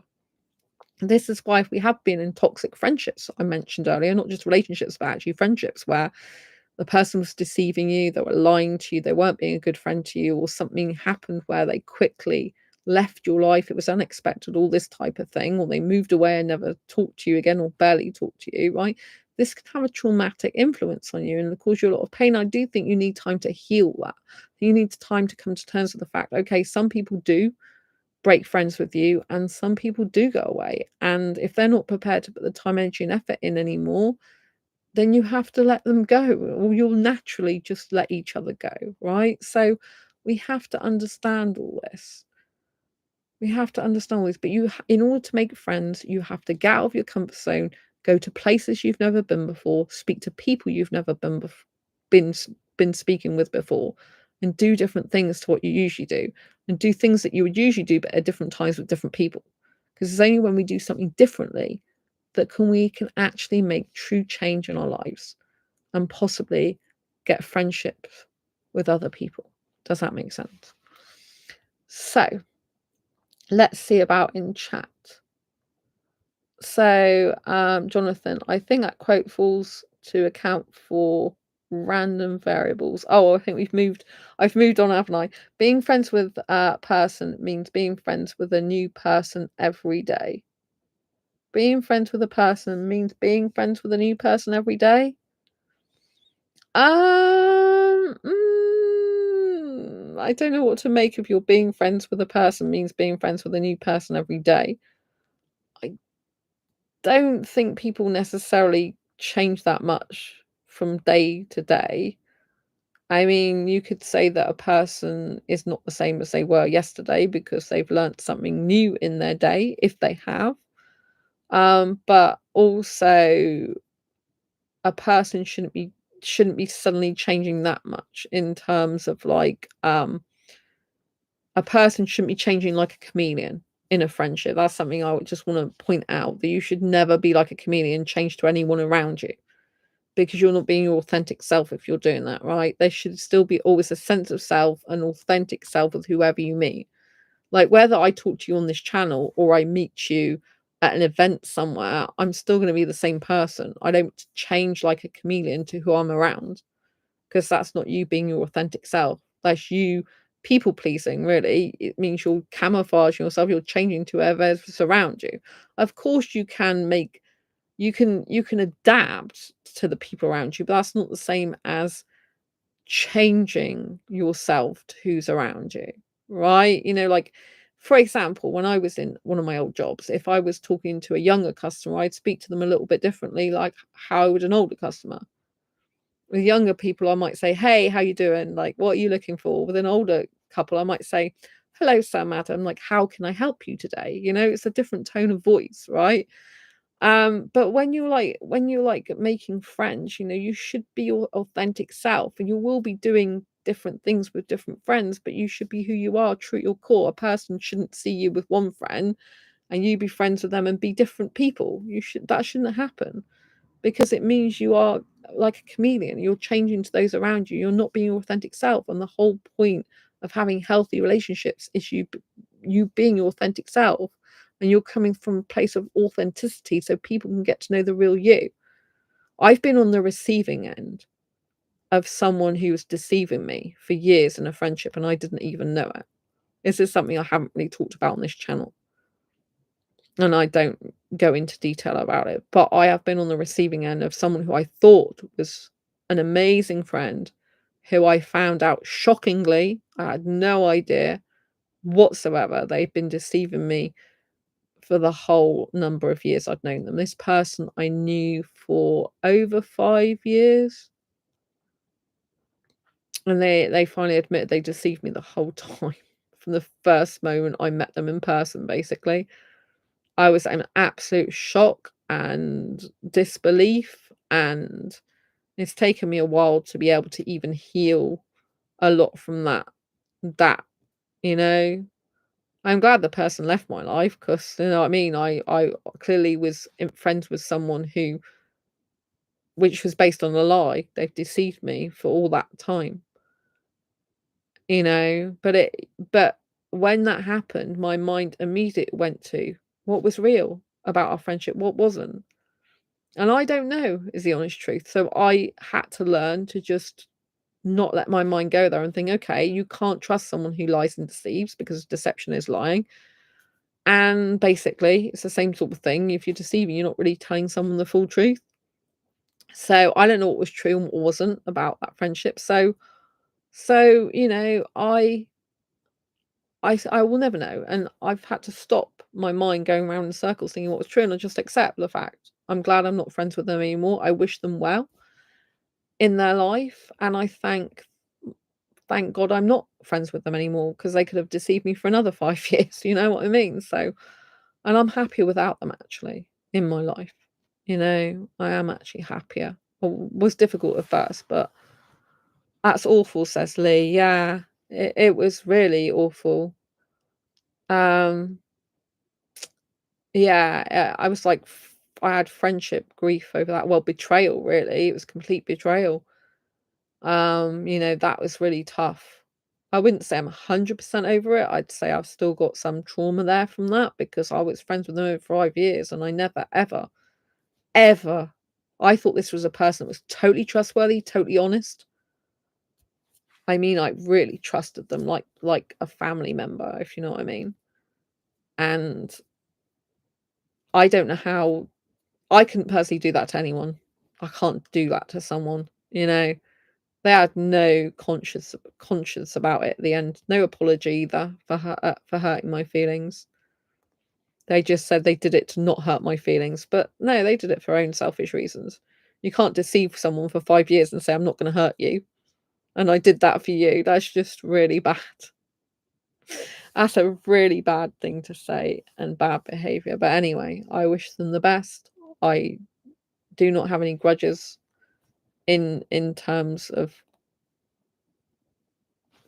going on like that, but I definitely think I deserved a hell of a lot better than that treatment, and finding that out, I was in absolute shock when that happened, and disbelief, absolute disbelief.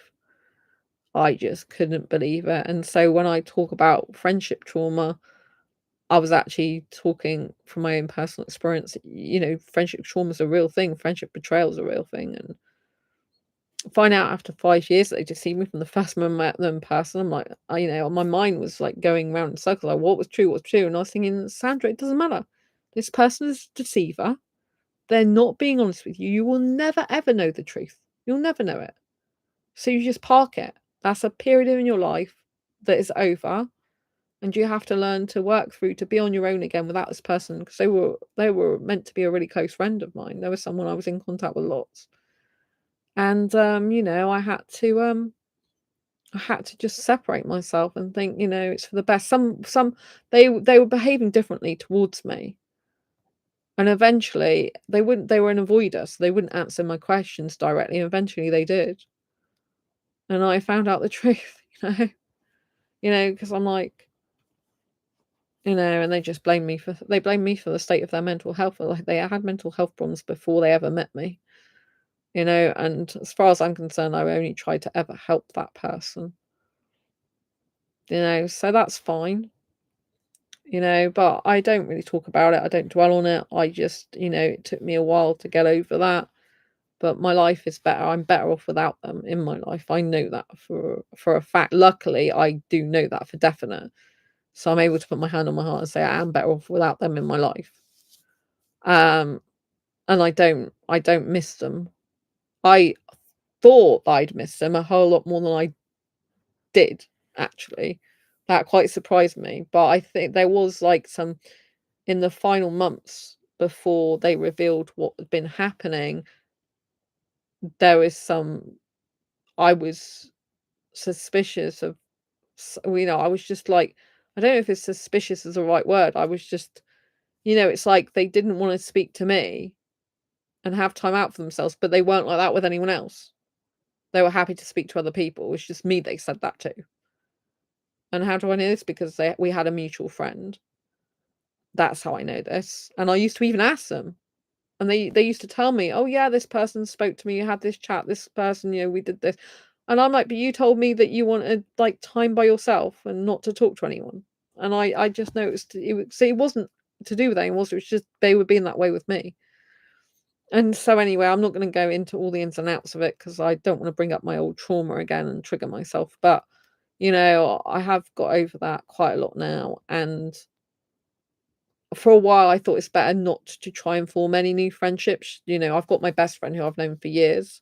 I actually have known my best friend longer than I knew that person, and I thought it's best to just take, like I'm taking a detox, a relationship dating detox. It's better to take a time out from building new friendships because obviously when you've got all that deception and all that, like, what the hell was you? Well, it messes your mind up, and you need time out to just focus on a friendship that you've had in your life for a long period of time with my best friend, for example, to know that, like, to be stable again, because it does affect your trust levels with other people, and I don't want to bring that to a potential new friendship.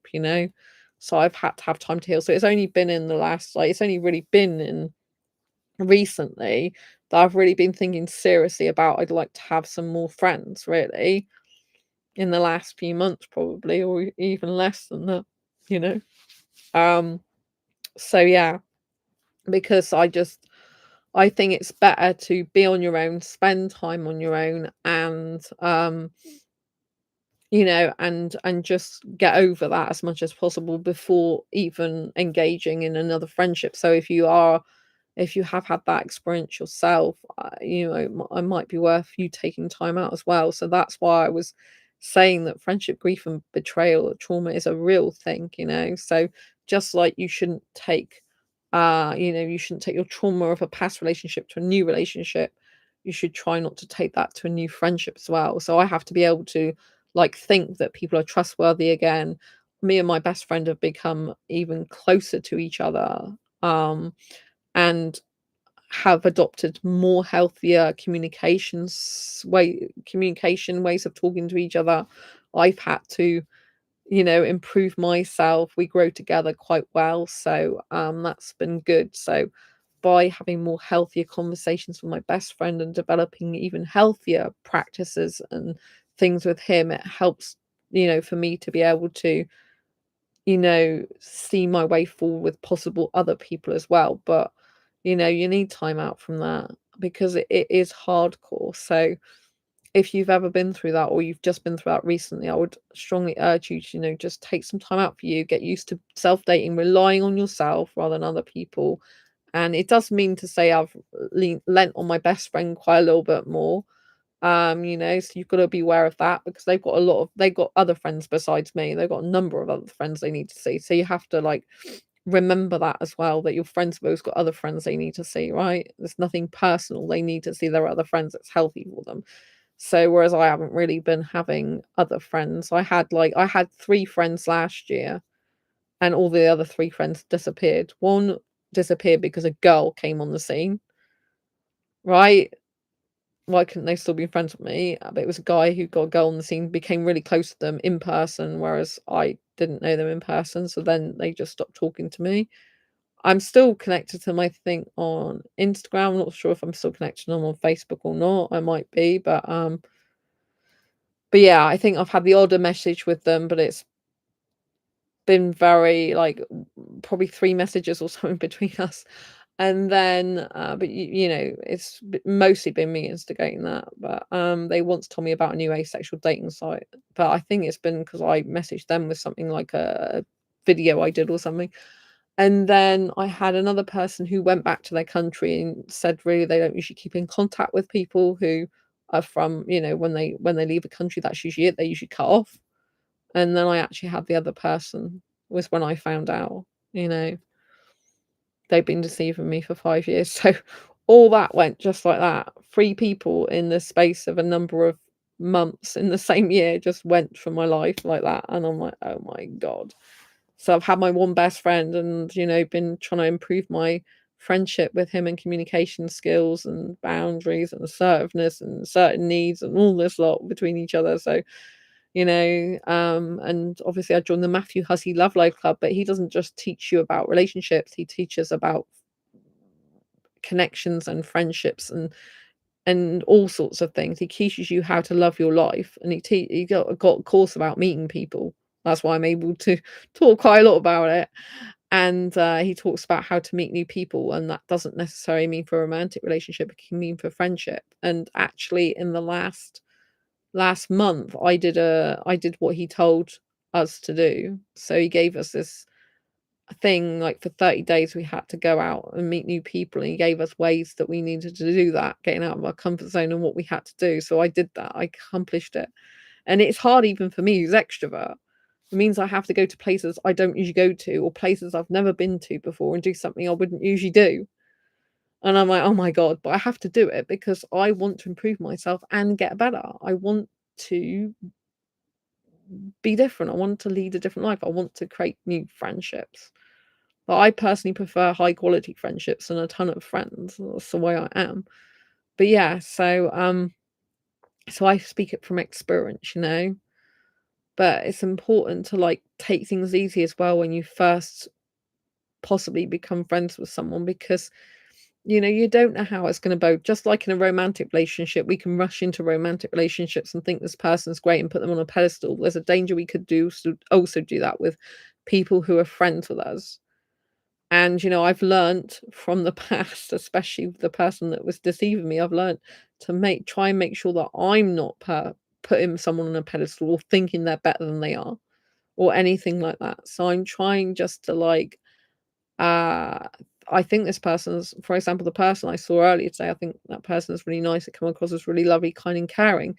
But I think it's perfectly healthy for her and me to both, you know, like, continue to be the judge of the situation of that, right? Continue to assess it and to respect the fact that, you know, we don't know each other yet. We've seen each other before in a professional setting, but now we're becoming friends outside that professional setting. Now they've left their old job where I knew them before. Now we have to get to know each other again on a personal level. That could be entirely different, you know. So we have to take our time, and neither of us should put each other on a pedestal or anything like that. I don't think she's doing that with me, but I'm just saying, you know, I'm saying it from my own point of view as well. And so I think you should be like that with friendships as well, and just bear all this in mind, you know? Bear all this in mind, because you have to take it slowly and not rush in, and realize that you've still got your own life to lead, and don't give up everything just banking on this friendship being, like, amazing, and you've seen them loads, and when they got life of their own, and they might not have the capacity to see you as much as you have the capacity to see them. They might not want to see you as much as you want to see them because they have other responsibilities. Their lifestyle's different, their sleep time's different. They're introverted and you are extroverted, or their introversion makes them not be able to be out for as long as you could be out. Even though you're introverted, you might be able to stay out for 4 hours around someone. They might only be able to stay out around 2 hours with someone. So you've got to bear all these things in mind because they're all different, right? So everyone's different and individual, and always remember that and take them on their own merits and give it time. Give time to get to know each other better. All right. I hope you found this useful and helpful. I've been going for 4 hours and 21 minutes. It's the longest live stream I've ever done in the whole history of this channel. Previously, it was 3 hours and 50 minutes was the longest I've gone. And I haven't been to the toilet throughout this whole time, which is very unusual for me. And I do need the toilet. I just thought I'd give you that information as we're all friends here. I want to thank people for being in chat. Lee, thank you so much for being here. You're amazing. Thanks to Jonathan, who's already gone to sleep. Thank you to Sarah, who's been here. And I know there's been some other people watching on this channel that haven't actually commented, but you've been here pretty much nearly the whole time. I can see you, but I can't see you. So I really appreciate you being here. Thank you so much. Thank you, Lee. Great stream. Good night, says Lee. Thank you to everyone, sending you lots of love. Don't forget to grab a copy of Asexual Perspectives book on Amazon and Diary Confessions of a Hyperromantic Asexual on Amazon, which has got 78 life lessons to ace your life, which can really, really help you in dating, relationships, friendship, and life in general. So go and grab these too. And I'll see you soon on the next video live stream. Thank you for the thumbs up. Any thumbs up is greatly appreciated. Helps raise awareness of asexuality, gets more eyeballs on this channel, and helps me to continue doing live streams because I know people love them and people are here. Then it makes me want to be here even more and do more of them. So all thumbs up are welcome. Shares if you think anyone can benefit from this video at all, and any comments even after the video is finished is more than welcome in chat down below the video rather than in the actual live chat. So in the way of comments, by the way, that's what I mean. So lots of love to you. Stay ace, and I'll see you soon next video live stream. Take care. Good night, everyone. Bye, Sarah. Bye, Lee. And I know Jonathan's already gone to sleep. Night. Bye, wherever you are. Good morning. Hello. Good day, wherever you are, because we're all different times of day. It's night here for me. Lots of love.